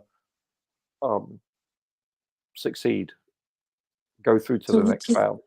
to be honest with you, Roger, I have had no interest whatsoever in the Really? Champions League. Not at all. I don't think I've watched a single game. Oh, wow. No, not at all. Yeah, I know what you mean. I don't see any value in it right now. Who wins? I'm not sure I care that much. I would be happy to see Arsenal lose. That's for sure. God You bless know, you. I'm not one of those people that says, "Oh, it's an English team. I want to see an English team win the Champions." No, I don't. I don't give a rat's backside. And the day I started thinking like that was when the media, the FA, everybody, when we went to Moscow to play Man United in the Champions League final, rather than be neutral, they treated us as if we were some sort of foreign team. They really were against us in that game. They've never supported us, even when we played in the Champions League final against Bayern Munich. And if we had won like we did, it would mean that Spurs would miss out. The media were against us then. You know, nobody cared that we were an English side and to win it. And fortunately, we were able to win it. So we've never had any favor, even from our own media. So right now, I don't care. In fact, I would rather an English team doesn't win it if I would go out and say that. But you know, what happens will happen. Hate, But for hate to me, hate to tell you though, Bobby, we Mm. actually need the English sides to succeed to a No, we certain don't need extent anything. for for for the coefficiency for us to be each and every year have a top five. You know, go into the new format going forward. Well, It's we're not in a top five position no, or but showing we the may be. capability of that anyway. Yeah, but we may And be next year though. Do you see where I'm coming from? That I still don't care. I think because we've managed to win when there were four. I think at one point even get close to the final when there were three. yeah, I don't care.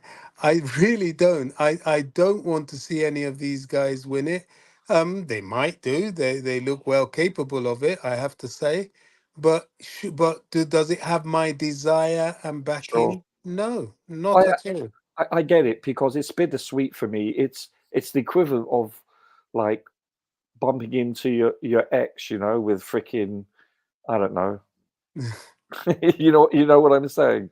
It's Yeah, yeah. yeah, but There's no value in it. but but, There's no value but in I, it for I me. I love football, and just to me, hearing that anthem and just watching these iconic teams in Europe play, it's a great thing.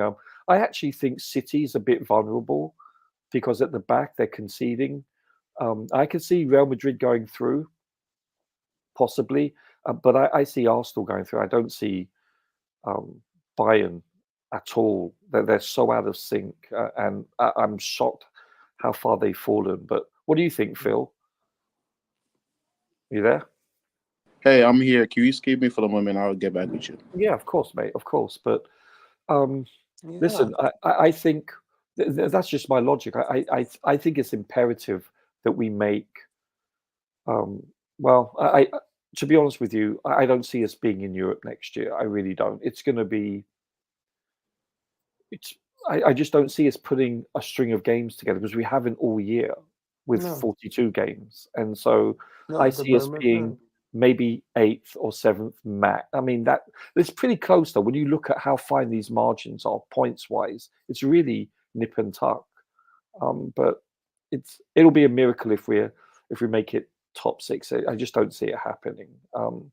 You know, I, I may have had a bit of, when I say that, because I'm always total Chelsea, but I may have had a bit of your attitude, but for the media. no, You I know, get it. the media has so Toxic. embittered me. Yeah, No, I'm not joking. You know, they have so embittered me. And what enrages me the more is that they take my money, my hard-earned yeah. money, We're to throw subscribers, back right? into my, yes, we Yeah, are, we're paying. to Yeah, throw back exactly. this dross in my face. Yeah, I because what just we're find doing, it, Bobby, is we're paying. And listen, I shouldn't really mention, but I pay for a subscription for Sky, and guess what? All I yeah, hear is so much Liverpool. anti-Chelsea. Yeah, It's Cara and bloody what's that? Man U right back, it's Neville. not just Sky, TNT, which is even more expensive than Sky Sports, Yes, and yes, people think that ITV and BBC, they're not paying. Well, surprise, surprise, you pay your TV license, yeah, so that is exactly. a levy. And then they Indirectly, say, right? "Oh, Amazon Prime, you're not paying." Yes, you effing do. You got to pay to have Amazon Prime in the first place. So every sport outlet, there is a financial charge. Please, please give me neutrality. Give me Yeah. objective coverage. You know, That's the term, objectiveness, and it's lacking. I just want to it go to is. a question that Rich Moneymaker asked. Do you think we should be selling Cucurella this transfer window? I personally don't think so. I don't. I actually think since returning from his last injury, I think He's he's been one of our improved. most consistent. Yeah, does he ball watch? Yeah, he does. But at least he stopped going walkabouts, though. If you remember last season, I mean, Mm. he was all over the pitch. He lacked discipline so much. I see him an improved player discipline wise. And you know what? I can't remember. Was it JC or someone said yesterday that yeah, he does stick with you, white on rice. You know, you got to give his endeavorment. Does he have flaws? Yes, but I think. I, listen, I don't think this time last year I would have said this, but I think I prefer Cucurella over Chilwell for a multitude of reasons. I just think, listen, when Chilwell's cooking, he's really good. I think he's better than Cucurella, but that hasn't been the case this season for whatever reason. I Um, think you're 100% right. I totally agree. Coach, that's Um, shocking, isn't it, Coach? We uh, agree. uh, I would rather sell Chilwell Yeah, than Cucurella if I need to sell either of them. but I don't Reason see either of being, them leaving, to be honest with you. I don't. I think, you know, reason being, Cucurella is probably one of the more mature players we have. He's very good for the dressing room. He has improved. He's effective. Yes, he has his bozo moments, but there's a lot of, if you know, his endeavor is second to none, and he's more available than unavailable.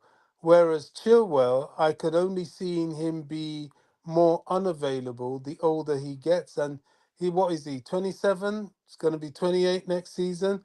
You know, will he give us 35 games, 30 to 35 games in a season? Who, I Chilwell? Chilwell, I very much doubt it. Now we're going to be carrying a number that will be on the cusp of will they, won't they? You know, Fofana, we're not sure of 30 games a season. We're not even sure of 3 games a Yeah, I season. was about to say, tone it Reece down a bit. James, you know, Reece James, the same thing. Nkunku, the same thing. Yeah. So we need to start to minimize this. And it is on that basis that, yes, Chilwell, when he's good, he's very, very good. But how often do you see that? He's You don't. somebody I would rather cut adrift than Reece James, who, at least when you've got 40% of Reece James, the game changes. You know, he is that good. So sorry, Chile, I can't really see a way forward with him. Even now he's injured. I Yeah. thought perhaps we might see him a bit for the uh, Sheffield game. He wasn't even on the bench, and I No. think a Well, lot of the actually, I think he got sick. Believe it or not, he caught a oh, flu or something. You know, okay. so if Well, it's not one thing, it's the other, though, right? it is. You know, I think the club is trying to play down his fragility. for two reasons. One, to set in case they need to sell him, and two, because they don't want the fans to start agitating for them to sell him, because he's the vice captain. But he's becoming a liability. He really is. Yeah. Now, JC saying, Roger, my preference was always Matson or Hall. Hall wanted to play midfield, though. As for physicality argument, these young ones do keep a low centre of gravity, which plants them firm against tall. Now, I agree with you what you're saying, but we're talking about the fact that aerially they're vulnerable because and you can be you can be under 6 foot, but you can challenge aerially. I get it. Look at Michael Jordan. He was nowhere near that big, but man, he could fly. He had hops, as they say in America. Cucurella actually has hops for someone that is not exactly towering, but he can climb high. But Matson, I'm not sure he has that ability. But I know what you're saying, and Hall, to me, I mean, JC, that's one player I did not want to see leave I because mean, when this is an example of how different and indeed challenging the Premier League is. Lewis Hall, in terms of his game time exposure since leaving Chelsea for Newcastle, I think it's very minimal, very poor. He hasn't really been given that game time opportunity because they understand his age and they understand the difficulty of blooding youngsters in a demanding league like the Premier League. Martson is ripping up trees at Dortmund, but I can assure you, playing left back at in the Premier League, he would be found wanting in terms of the aerial threat. This is what makes Cucurella quite unique. He has a leap on him. Now, even he he's does, exposed quite often, but well, at his hair's least, bloody pulled, isn't it? yeah, yeah, but at least he's not as vulnerable aerially as Martson or indeed Lewis Hall. Everybody was like, "Oh, play Hall, play Hall, play Hall." No, let him go to Newcastle, which, by the way, he wanted to go to. Yeah, I But know, I I'm know. I'm not sure just how many of these so-called games we're going to be seeing of Lewis Hall, even at Newcastle. And don't be surprised in a season or two he ends up in somewhere like Bournemouth or Palace because he's frustrated at Newcastle. Yeah. You know what JC says, and this is a valid point. I agree with you, JC. Playing back three, if you have a good centre back, well, I'd call him a little bit better than good, like a Rudiger, then Matson can ball forward better than Shaw. I checkmate. No argument there, sir. Totally agree. But, you know, we don't really have that Rudiger-esque kind of player right now. But I get what you're saying. I mean, listen, we did with Alonso, didn't we? And listen, I went to a few games where I was sitting, Alonso being a left player for the first, or whichever half, I would see him there constantly, very up close, and he was a player to behold. His first touch was exemplary. He was so technical, and yeah, he lacked massive speed. I get that, but we don't have anyone of that skill set, in my opinion. Um, Listen, Chilwell has his positives, but he also has his detractions. Also, we have listen. We have people like Reese and Gusto that I think have huge ceilings, but on the left side, both of them are flawed to a certain extent. If that makes sense. But Matson, who knows? I, I'm a little bit more jaded, shall we say, towards someone of that physical build than normally. Um, Blue board analyst, let me look for your question. Sorry, Bobby, go ahead, sir. Are you there, Bobby? Yeah, sorry, I was trying to unmute. I didn't know you wanted me to talk.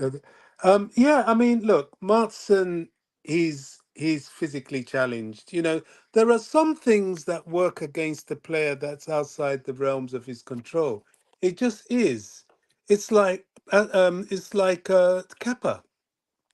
Kepa Arrizabalaga would indeed have been one of the best goalkeepers in the world had he just been a couple of inches taller, or a bit Or more of longer a wingspan, or in or my have opinion. slightly longer, wingspan. That has really brutalized his ability because you will hardly find a better penalty taker. He's very good at shots. Well, I won't let me. Well, yeah, he's a good instant shot stopper. Yeah, he Why won the he's best always save beaten? last year, right? Yeah, why he's always beaten from range is that when you put it top bins or bottom corner, he can't reach it. It's a simple. But I but can but count Bobby, them. though, you know how many times that goal was peppered where our defensive players weren't blocking shots.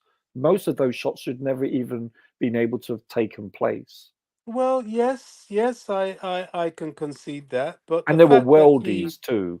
the fact that he has gone to Real Madrid and they've conceded to the same complaints that we have Yeah, yeah, speaks for itself. Look, I don't hate Kepa. I thought Kepa was very good for the team. His influence in the dressing room, especially when he wasn't playing, was massive. But I think he made a mistake. I think he should have gone to Bayern as opposed to Real Madrid because Tuchel, who knows him, may have had more sympathy for him. In Madrid, you mess sure. up once or twice, you're out the door. So, Martin, coming back to the subject matter, will always, as far as Premier League football is concerned, have that physical deficiency. Now, can it be rectified? Yes, probably. If you had a big, tall defensive midfielder who was good at operating the flanks, and if your centre backs were as astute as somebody like Rudiger to cover for you, because I must say, Rudiger used to cover a lot for Alonso when Alonso lost his Sure, pace. My goodness sure. me, he was always there. But at least Alonso was good aerially. It's very unfortunate. It is what it is. And sometimes you just have to let go and move on. And I suspect the same may have been is probably true of Lewis Hall. I liked Lewis Hall. I thought he's good in midfield, which is his position, by the way. And I thought he did a good job as a left back when we called upon him. But long term, it would be a problem. Listen, not all these youngsters are going to make it at Chelsea. No, I know. Sometimes you have to let them go and play and try and be as good as they can elsewhere. And this is what's happening with those two. I think Martin in particular will be foolish to leave the league he's in. If he goes to the Italian league, he would rip it up, maybe even in the Spanish league. But to Yeah. come to the English Premier League, which is based on your physicality, um, it's silly. It really is. So listen, Blue Board Analysis has asked panel, considering the comparably challenged season faced by Klopp and Arteta in their debut seasons, why do you believe Poch's performance is perceived differently, even with significant restructuring? We don't. This is the point we keep making, you and I. We don't. We're saying that it's almost impossible to legitimately judge him with the team he's got. He hasn't got a team. He never has all season. Because let's rewind. They won the trophy they participated in during pre-season. Now, we don't get carried away. It's pre-season. But they did very well in pre-season. Now, yes, players are looking for fitness and so on. But that's usually a bit of a barometer to see what your manager can do. Now he goes from preseason. From the moment he lost Nkunku in preseason, he started losing everybody else. Badia Shield didn't even make it to preseason. Neither did Fofana. So that was two down. Then the third down. Then he was still without Brozier, who's still incapacitated and unable to raise to any kind of form away at Fulham. Then the other players started dropping like flies. Reece James went. Chilwell went. It's almost impossible to say he's this, that, or the other. He's not had the players to work with. Even his technical deficiencies, especially at the Carabao Cup final, which I remain very angry with him about. Even then, it's very easy for us to say, oh, play this and play that, but we're not seeing these players week in, week out. Maybe, and let me just play devil's advocate for him, maybe he's seen that he would have liked to have gone to a back three, but with Badiashile not quite being fit, or with who else has just come back? Um, well, that's the quick big question. Nobody really has just come back. With the few players he has and the ones that are back being, barely fit enough to play 30 minutes, not to mention a 90, he's had to hesitate to go to a back centre back three in order to execute that flexibility and game management. So he's had his mitigating circumstances, that's for sure. And you're right, even the mighty Klopp and Guardiola, first couple of seasons, they had some big issues. I remember when we caned Man City 3-1 on their home patch. You know, Guardiola got rid of some players after that and brought in some other players and so on. But they were deficient, definitely deficient, and they didn't have these level of injuries. Yeah, that's the big thing. And not only that, you're looking at they didn't inherit the largest squad, not just team, but the squad in the Premier League. That's the difference. Don't forget, Pep inherited a team that had won You mean multiple Premier. the youngest squad in the Premier League, Yeah, not the that's, oh, did I? largest? Oh, I'm sorry, the youngest. Sorry, I apologize. And then you look at Pep, he inherited a team that under two different managers had won the Premier League in recent years, so that was a very good team he inherited. You can say the same about Klopp. Now, now, JC, you mentioned Klopp and so forth a lot, but do you realize Klopp was getting hammered the first 3 years? My cousin's a diehard Liverpool fan, and you know what? That chap just didn't. He didn't. Shall we say? He didn't try to protect a lead. He'd be up 3-1 and end up dropping points invariably in the last 15, 20 minutes, his first By two or the three way, seasons. He didn't was he not finish eighth pragmatic enough. last season? Didn't he Sorry, sir. finish eighth? Didn't he finish eighth last season? Hence, they're Um, being in the UEFA Cup. I do know that whether it was last year or 2 or 3 years ago, they lost Van Dijk and the keeper and one or two other players. And yeah, they were out of the top four. They played horribly. And he certainly Klopp didn't inherit the same amount of injuries that Chelsea this season have inherited. And look, their team dropped like a stone by their standards.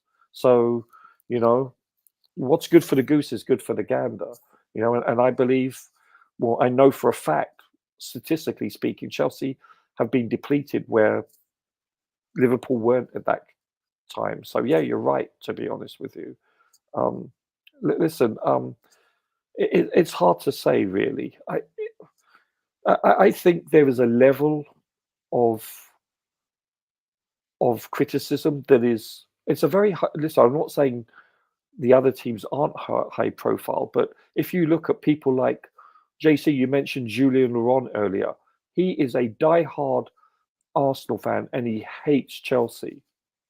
He seldom, if ever, compliments them. He just doesn't give us the time of day. He he he he he takes every opportunity he can to basically critique Chelsea, and you can see he he basically, I would say, he enjoys us struggling. Let's put it that way. And it's quite apparent when he's talking on camera, whether it's for ESPN or TNT previously. And the same thing with England. Obviously, being French, he detests us, and that bias is. I like Julian Laurent, but his inherent biases are so apparent, and you need to. I don't like Julian Laurent. I Never do have because of done. his humor and so forth, but the fact that his bias, he's not objective at all. And JC, if you want to quote that, then you have to take him with a pinch of salt because of this lack of objectivity that he possesses or doesn't, as the case may be. Yeah, and you're right. His time in PSG, he's a parishioner and he lives and breathes. He unabashedly always roots for them, and there's nothing wrong in that. It'll be the equivalent of Candy not rooting for Chelsea. I get that to a certain extent, but I don't know. I'm apprehensive because I want this remaining X amount of games left. I believe it's 9, including the semi-final, at the very least, where I want this coaching staff to try something different, whether that's a different formation or playing a different number 6 back there with Enzo, and definitely starting Mudryk. I don't want to see Mudryk come off the bench. I don't want to see my cousin starting. I just don't. I want those 3 things to transpire. That's what I'm looking for, because this is a elongated preseason, what we have left between now and the end of May. I strongly believe that. I don't know though.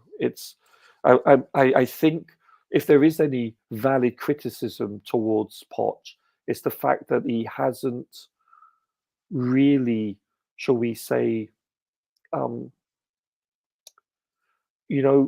tinkered with the formation enough, in my opinion. Now, we did see it the last game, no doubt about it. And he has tinkered with the formation with regard to when we're out of possession, like switching to a 4-4-2, etc. But and not as the case may be recently.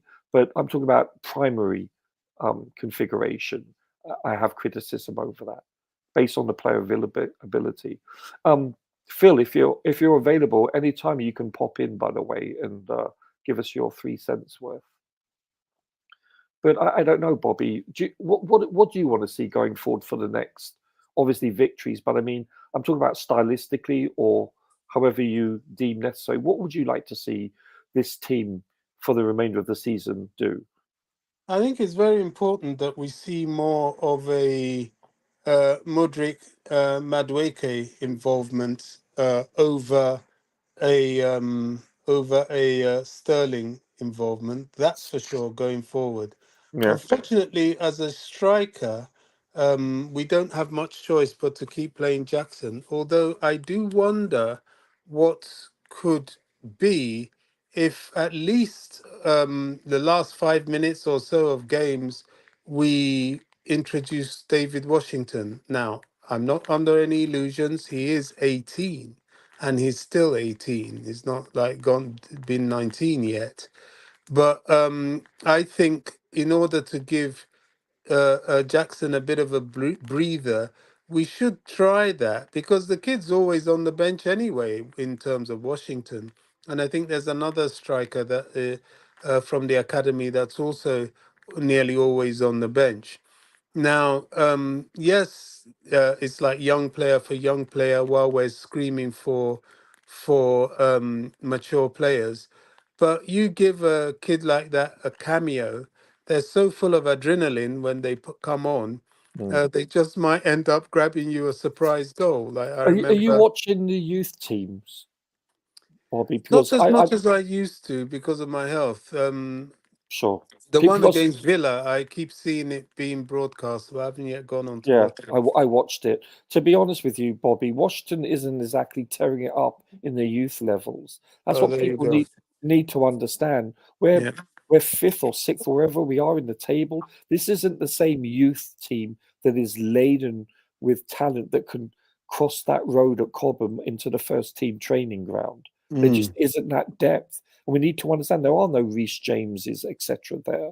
It's the best that's crossed the line is Bashir and Gilchrist this season. That's where we are. And so we have to be realistic.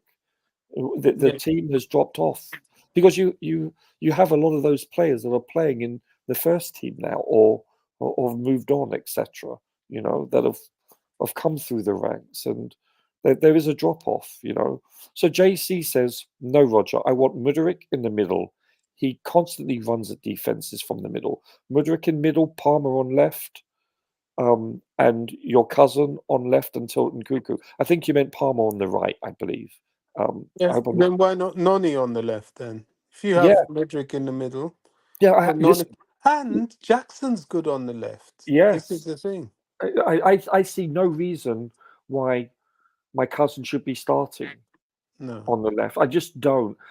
Listen, this is my criticism of Poch in the last game. Even though I love Noni Madueke, I really do. I think he's going to have a solid career. Whether that's with us or not, I don't know. But to be honest with you, you take out Palmer, who is our best player thus far this season, and playing in the position that he excels in more than any other, at least in my opinion, because it allows him to be direct, to cross the ball, to shoot, and allows him to drop back deeper to then ping the ball around. He's excelled as a right forward. To take him out and give Noni, who did very well, by the way, don't get me wrong, he didn't stink up the place, but to take Palmer out of his, shall we say, comfort zone, where I believe he excels the most, I thought was a tactical error, in my opinion. JC, I'm being honest with you. I critique Poch when I believe it's warranted. I think that was a big mistake. Not that it cost us, though. What cost us the game was defensively, but you get my logic going forward. And listen, I think, Bobby, do you prefer Mudryk in the middle or on the left? That's a very good question. And That's why they pay me the big the bucks, man. the answer lies in the fact as to where he's needed most. Yeah. To be honest, in the Premier League, I think he's more needed on the left. I think he's more dangerous on the left because he's direct. He doesn't have a good footballing brain yet. He does lack the IQ that is required to play at that level quite often. But I think that will come with time and experience. But playing him in the middle directly is not my choice. However, when he plays in a front three with Jackson and Palmer, they all rotate anyway. That's why Chelsea's movement is very, very difficult for the opposition to deal with. And he pops up in the middle quite often. So I wouldn't do anything different with him. I would just keep him within that sort of attacking trio and rotating, whether Noni's on the right, whether Palmer shifts in. I don't think it really matters that much because It's of the fluid, isn't it? rotational. It is very fluid. Do you know? Do you know, Bobby? Sorry to interject. Do you know? I think when it's if we're playing a more pragmatic team that plays a lower line of defense, I think he's better. He, meaning Mudryk, is better in the middle. But when you're playing an opponent that's more expansive, I think he can expose the gaps left in the channel behind on the left. That's where Yeah. I think he's better.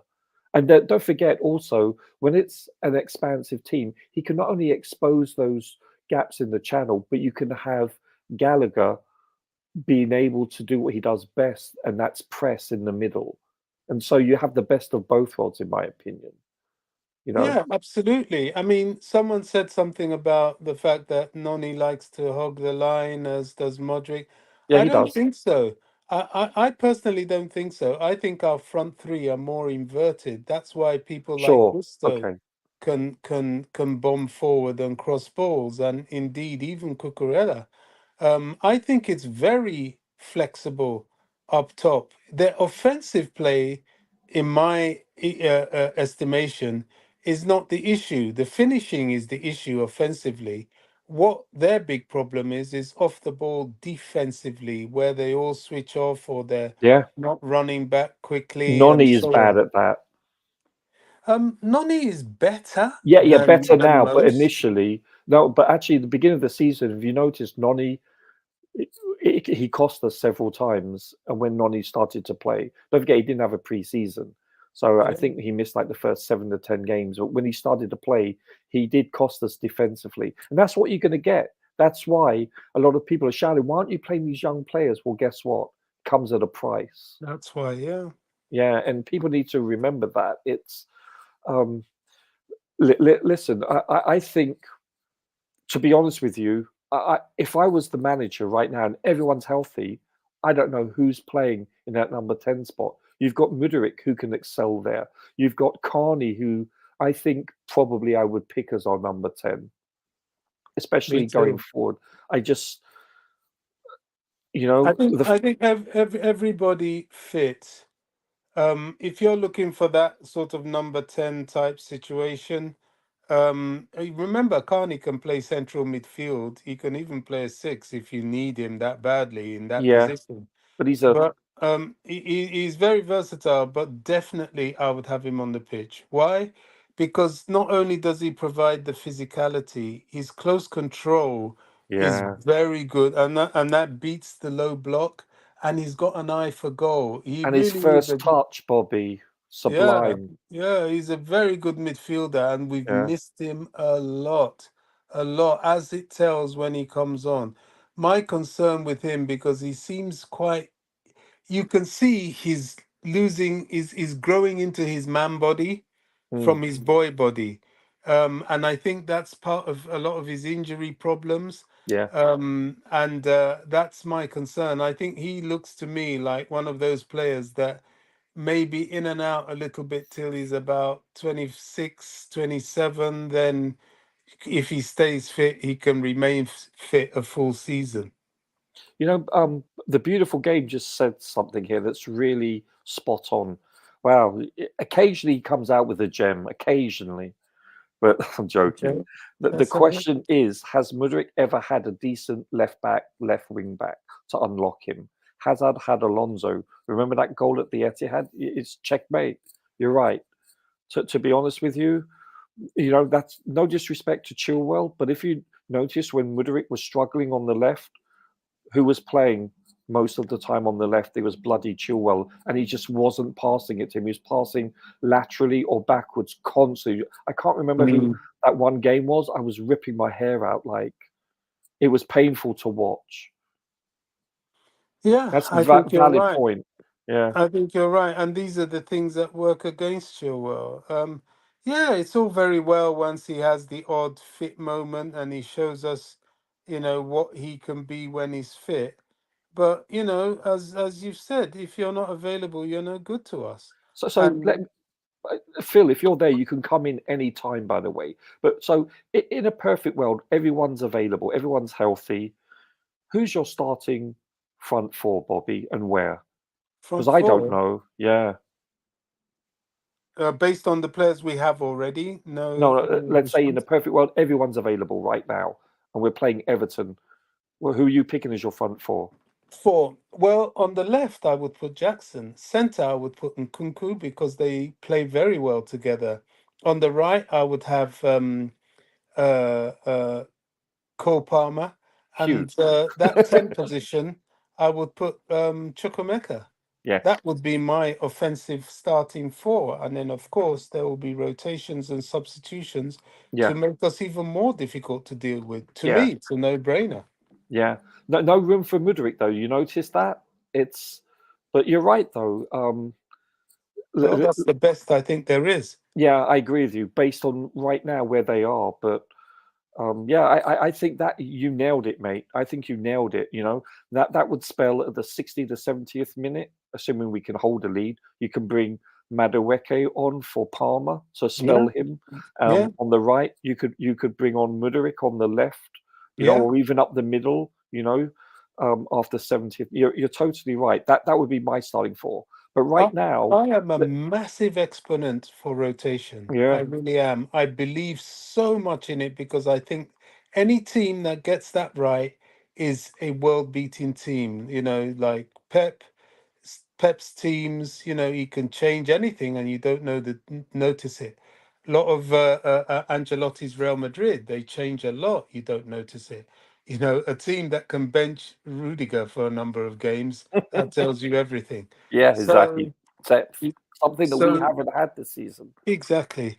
So if I was a manager, I have no scruples rotating players at all. So long as they do their job, yeah, you can start with Jackson on the left, and occasionally you start with Modric on the left. It all depends. Yeah, and don't forget, because it is really fluid, you can have Jackson switch in the middle with Nkunku out left, you know, interchangeable at times, you That's know. what they do. That's why Yeah, they yeah, play so well exactly. together. Yeah, it's I don't know. Listen, JC says, Roger, that is down to coaching and training in practice. I think that's a fair shout. No argument for me there. Yeah, I think that's valid. But let's be honest, there's the amount of lack of availability from some players has really hampered that also. Like Carney, for instance. Listen, Chilwell not being able to practice a lot of the time, and Cucurella at times this season. Don't forget, we've used 4 people in that left back position and the right back. So that's part of the equation. But I get what you're saying, JC, is valid. It's I don't know. It's going to be interesting going forward. I don't see Nkunku returning this season. I just don't. I think his season. I think he should be wound down, just like Reece. I don't want to see Reece play. I don't want to see. Well, Lavia's not. I don't want to see, Nkunku return. I think just wind him down. Get these players. Yeah, just get these players ready for the beginning of next year, or at least pre-season, and wean them back in slowly.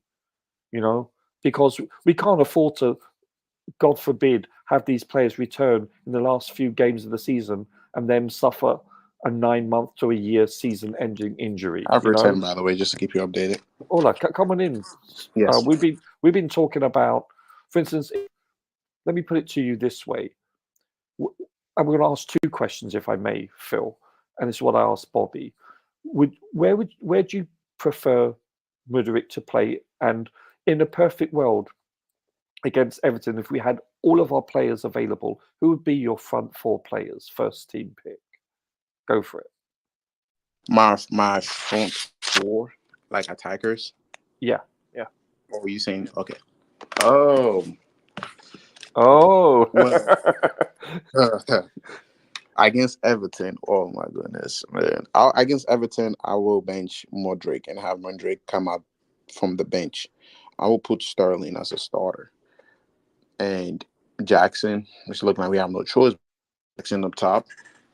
And Cole Palmer playing right wing.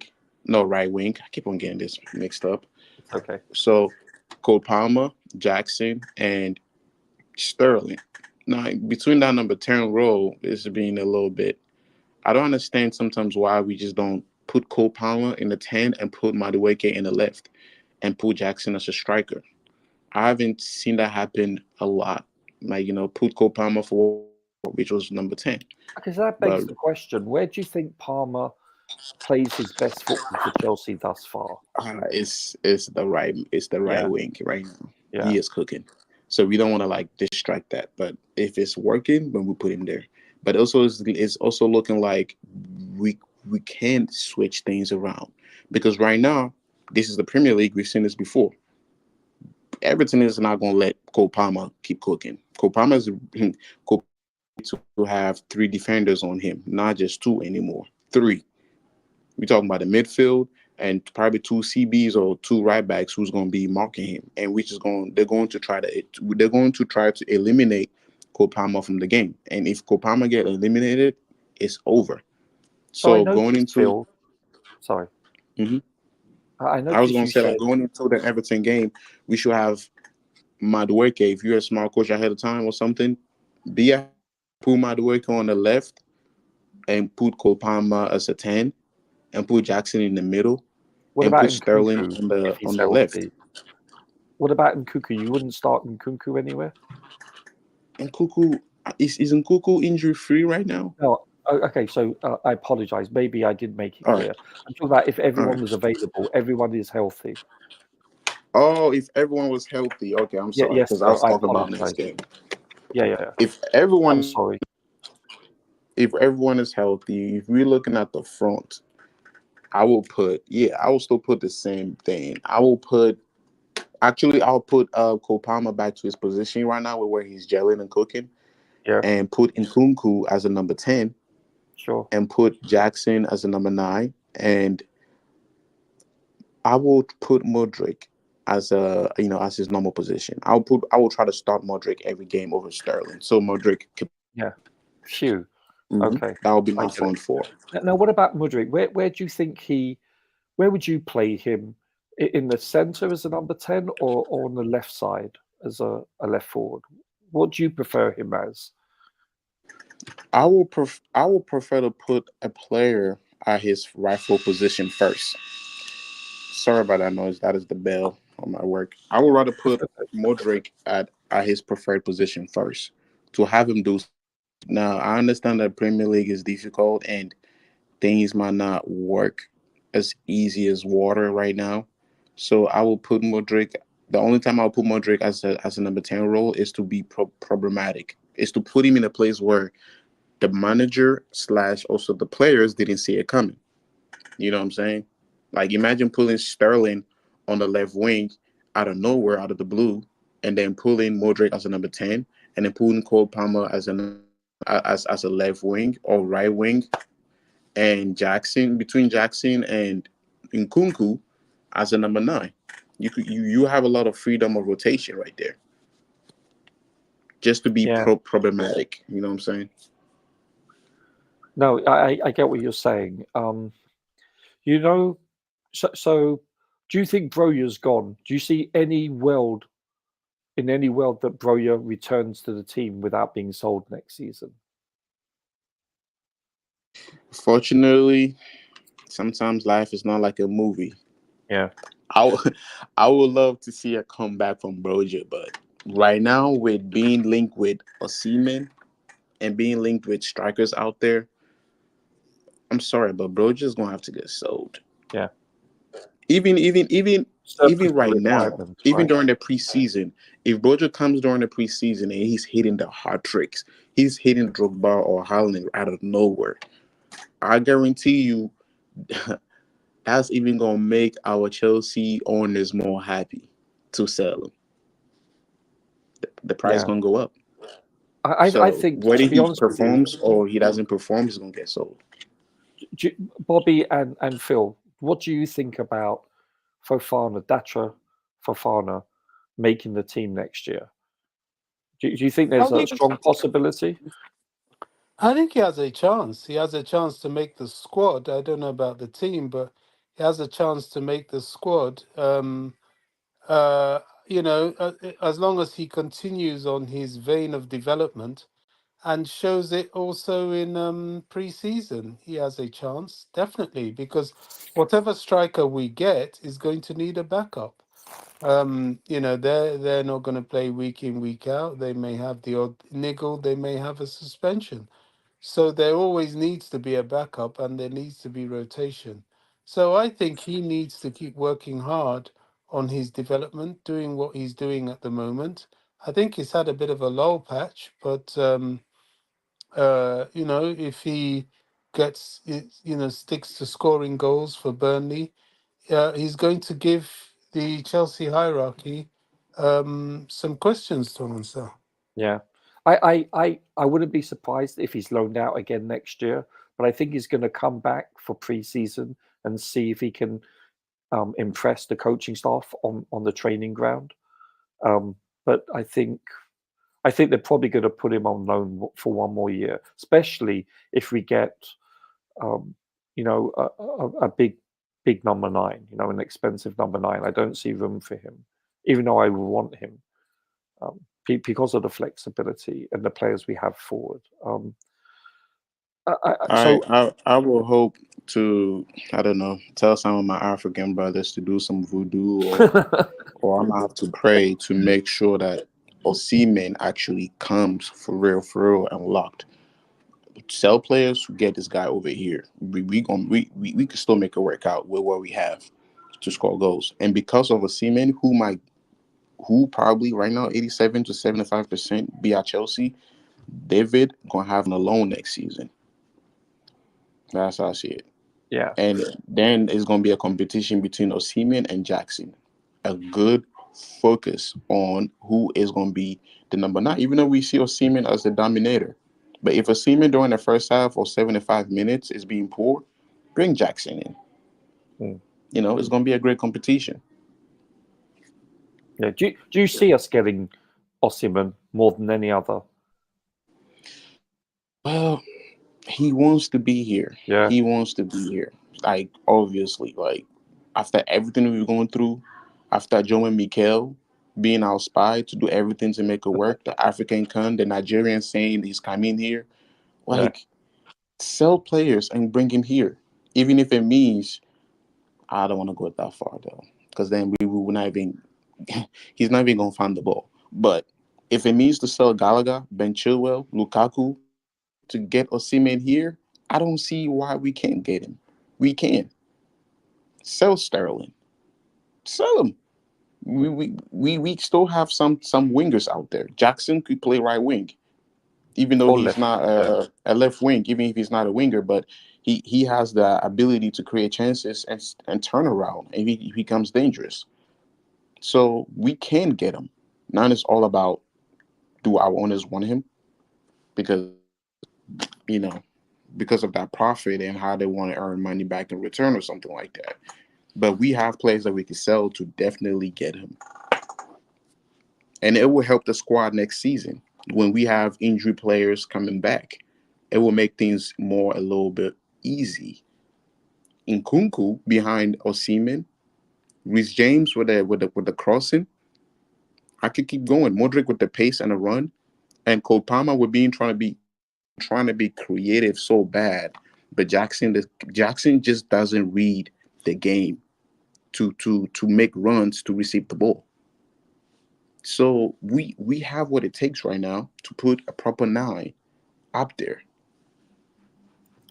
We have Enzo, Casado. We have I keep on forgetting Lavia. Yeah. The only problem is going to be the left side, the left back right there between Cucurella and who's going to be our next to figure that out. Because Because we if do, that yeah, chemistry, Phil, you're right. We do need to fix that huge imbalance from the right to the left. I mean, it's from the right to the left, yeah, and I think it especially in comes that from the left left back, back. that left back area needs to be fixed. We need Yeah, a proper plan on that side first, because if that left back is not being fixed, it's going to be a problem for Seaman to get the ball from the left side, because yeah, we're going to no, keep no, playing that domination right side only. That's going to look terrible. yeah. Richard Moneymaker says, breaking news, Rog. Roma will buy Lukaku if they get Champions League. Where are Roma in the table? Aren't they low? Aren't they pretty? I don't think that's happening, mate. Hence the LOL.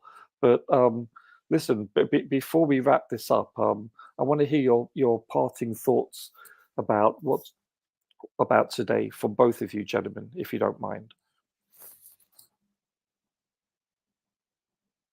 Can you repeat that? Yeah, I just want to hear your final thoughts. Anything you want to add to the show before we wrap this up? Tonight's game, it's Chelsea versus Arsenal. All right, at the Champions League, on the Champions League, because of Thomas Tuchel. I know he's had a bad run, but no matter what happens, I just want Arsenal to get kicked out. The Premier League, the Premier League, and this English. I don't want to say use the word English, but the media, when Chelsea was up there, they were never supporting us like the way now they want to see Arsenal whoop Bayern Munich so bad. Like, no, like it's not fair. That's how I see it. So no matter what happens, I want to see Arsenal get humbled, like 6-0, 5-0. I want to see that. Yeah, Lewandowski. I I said don't see that Lewandowski. He's happening not though. there no more. Mueller, Harry Kane, do something. Yeah, I listen. I don't know. I'm just basing it on their domestic form. They look woeful right now. I see them getting taken apart by Arsenal, but you never know though. That's why they play the game, Is it right? a It's not home on game for paper. Arsenal or for Bayern? I thought it was in Arsenal Stadium. I could have sworn the Etihad, not the Etihad, the The what's it Emirates. called? Emirates. Thank you. Yeah, I think it's at the Emirates, if I'm not mistaken. I The don't first see game. them. Yeah, Okay, no problem, no problem. If it's a clean sheet, you just know it's over for Arsenal when they go to Bayern. yeah. You know, To be honest with you, so Arsenal looks so good defensively. I just don't see them conceding. But you never know, though. Anything and else? Bayern they failed to rotate their attackers. I don't know what's going on Sunday. What happened to their wingers, like all that stuff? What happened to our younger player down there? What's his name? Musala or Musala? I forgot. I can't pronounce his name right. Yeah, Musala, But Jamal Musala. I love Yeah, him. like what's going on at Bayern? It seems to be like these guys are not in the same page. There's a fight going on in the locker room. Well, It's that's a mess down there right a now. very political franchise. They've always had issues there. There's a tremendous And amount of then player power there. it's bad when you see Muller as a left wing and Harry Kane as a striker. Like, what do you expect for a 31-year-old or 32 Muller to do today as a winger? Muller has seen everything. He's seen Robin, he's seen Lewandowski, he's seen Cristiano Ronaldo. Like, that guy is old. I mean, if he's gonna start Muller as a left wing today against Arsenal, it's over. Arsenal's gonna. I would like to see that. I would like to see that starting lineup for Bayern before I will judge if they are going to win. But Right. today, there's a lot of problems in Bayern locker room, and Oh yeah, it always has Thomas been. is in the middle of it. Yeah, player power there is always been a thing, But thank you, Phil, for everything today. I really appreciate it. Bobby, your final parting wisdom, sir. Yeah, I mean, as I've maintained, I don't want to see certainly Arsenal winning anything, or certainly not winning today. But you're right; they certainly look a lot better than Bayern, a lot more organized. From form, do Bayern have the players to, to teach Arsenal a lesson? Yes. Well, do they have the current unity organization to do so? At the moment, it doesn't look that way. Yeah. As for Chelsea, well, we know we're limping along. We're still building, and we hope that somewhere along the line, something somewhere clicks. But how can that happen when we don't have enough to rotate with? So that's still up in the air. And maybe this is the 8-day break that they've had before the Everton game. Let's hope it does them some good. But, we've been here before, so I'm not going to hold my breath. Yeah, I totally agree. Bobby, Phil, everyone that came on the panel, everyone in the chat, I cannot thank you enough. It's been an interesting show to say the least, and I want to thank Coach obviously for the opportunity for us to talk. It's always a pleasure to be with you, chaps. I really mean that sincerely. And listen, hopefully we'll talk tomorrow. But keep the blue flag flying high, gentlemen. Cheers, Thanks up, everybody. guys. Yeah. Cheers. All right, take care. Thanks, Phil. Bye-bye.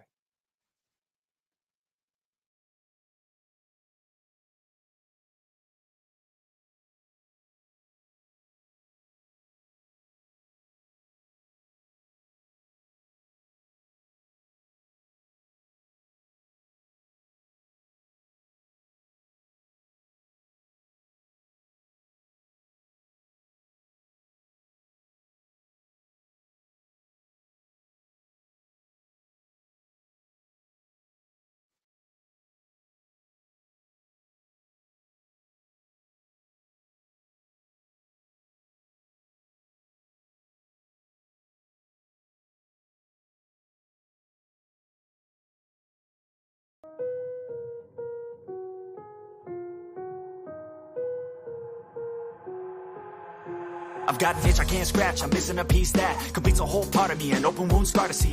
Everybody come here, gather round, welcome to the freak show, the best in town. What the hell's wrong with me? I don't get along with anybody, honestly. I've been living in my own head, constantly thoughts jumbled round, think I need a new lobotomy. Wait, all these thoughts are too negative. I don't wanna get lost in the sedative. Gotta show them what I got, I'm competitive. You know I'm about to go off, I won't let them win, I'll take a stab. I wanna chase the bag, I wanna weigh, I can change all the things I lack. I gotta face the facts, I gotta taste in that. Got me obsessed with the rest, I got an itch to scratch. I'll give up everything. If I could see my dreams, make things right.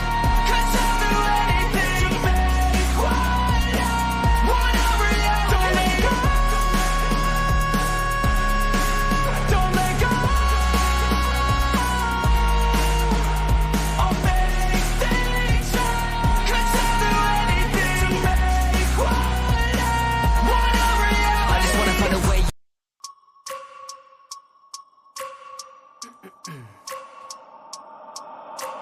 I wake up and every minute with the fever dreams. I push a mind to a limit where it needs to be. I work blind, got vision I don't need to see. I'm picking mind over matter, I believe in me. I need to find more hours in the day to breathe. Need to find more power in the way I be. And when my mind turns sour with the painful scenes, I need to scream out loud, I can't stop me. I wanna be the greatest like Rocky. You know I leave them all hating like a hobby. I'm out here making moves like a lobby. And if you ain't with me, it's your loss. See, I got my mind on the facts, I'm a python, grab what I like real fast. So until I have everything I attack, everything that I lack, everything that I want, and I see matter of fact. Cause I'm my own worst enemy. Only if I let it be. I can control anything if I can just think carefully. I control my destiny.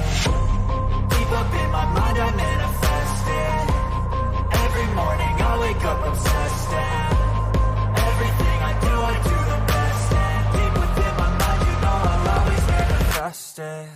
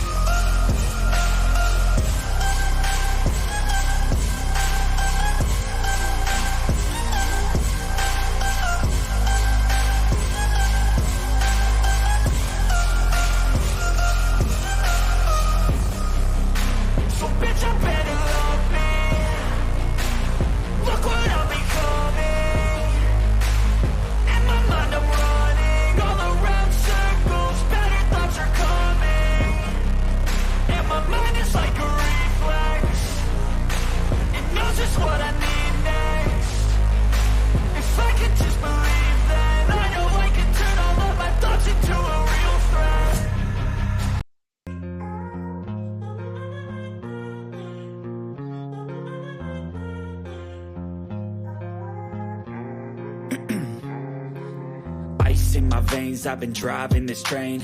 Years in this lane, there's no stopping this flame. Cause I came to the game and I changed it to play how I like, rearranged it to my own domain. Yeah, I got what it takes, made lots of mistakes, taking shots, skipping breaks, feeling lost, feeling great, popping off, singing straight, never stopped, never changed. All the squad here to play and I've got something to say, yeah. I work hard each and every day. I get lost in the words I say. I don't push pause, no I push play. I won't stop till I make a change. I withdraw on the things I make. I turn flaws into flawless traits. I build tall, never capped in space. I won't stop till I hear him say, oh, la, la, la, la, la.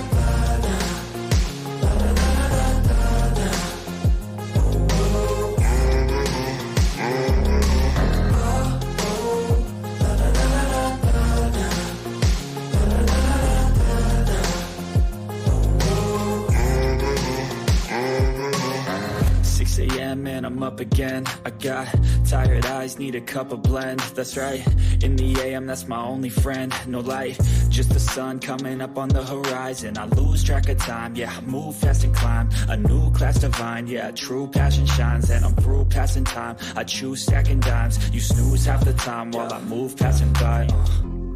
I work hard each and every day. I get lost in the words I say. I don't push pause, no I push play. I won't stop till I make a change. I withdraw on the things I make. I turn flaws into flawless traits. I build tall, never capped in space. I won't stop till I hear him say, oh, oh, la, la, la, la, la, la.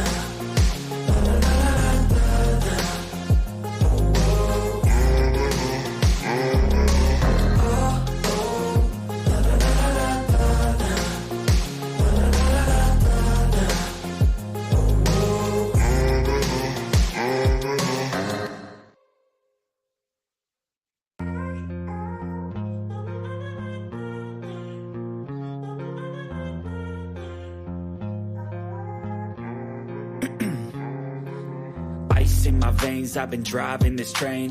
Years in this lane, there's no stopping this flame. Cause I came to the game and I changed it to play how I like, rearranged it to my own domain. Yeah, I got what it takes, made lots of mistakes, taking shots, skipping breaks, feeling lost, feeling great, popping off, singing straight, never stopped, never changed. All the squad here to play and I've got something to say, yeah.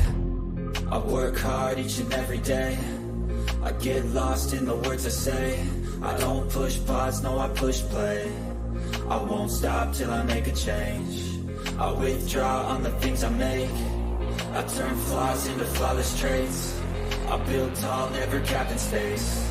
I won't stop till I hear him say, oh, oh, la, la, la.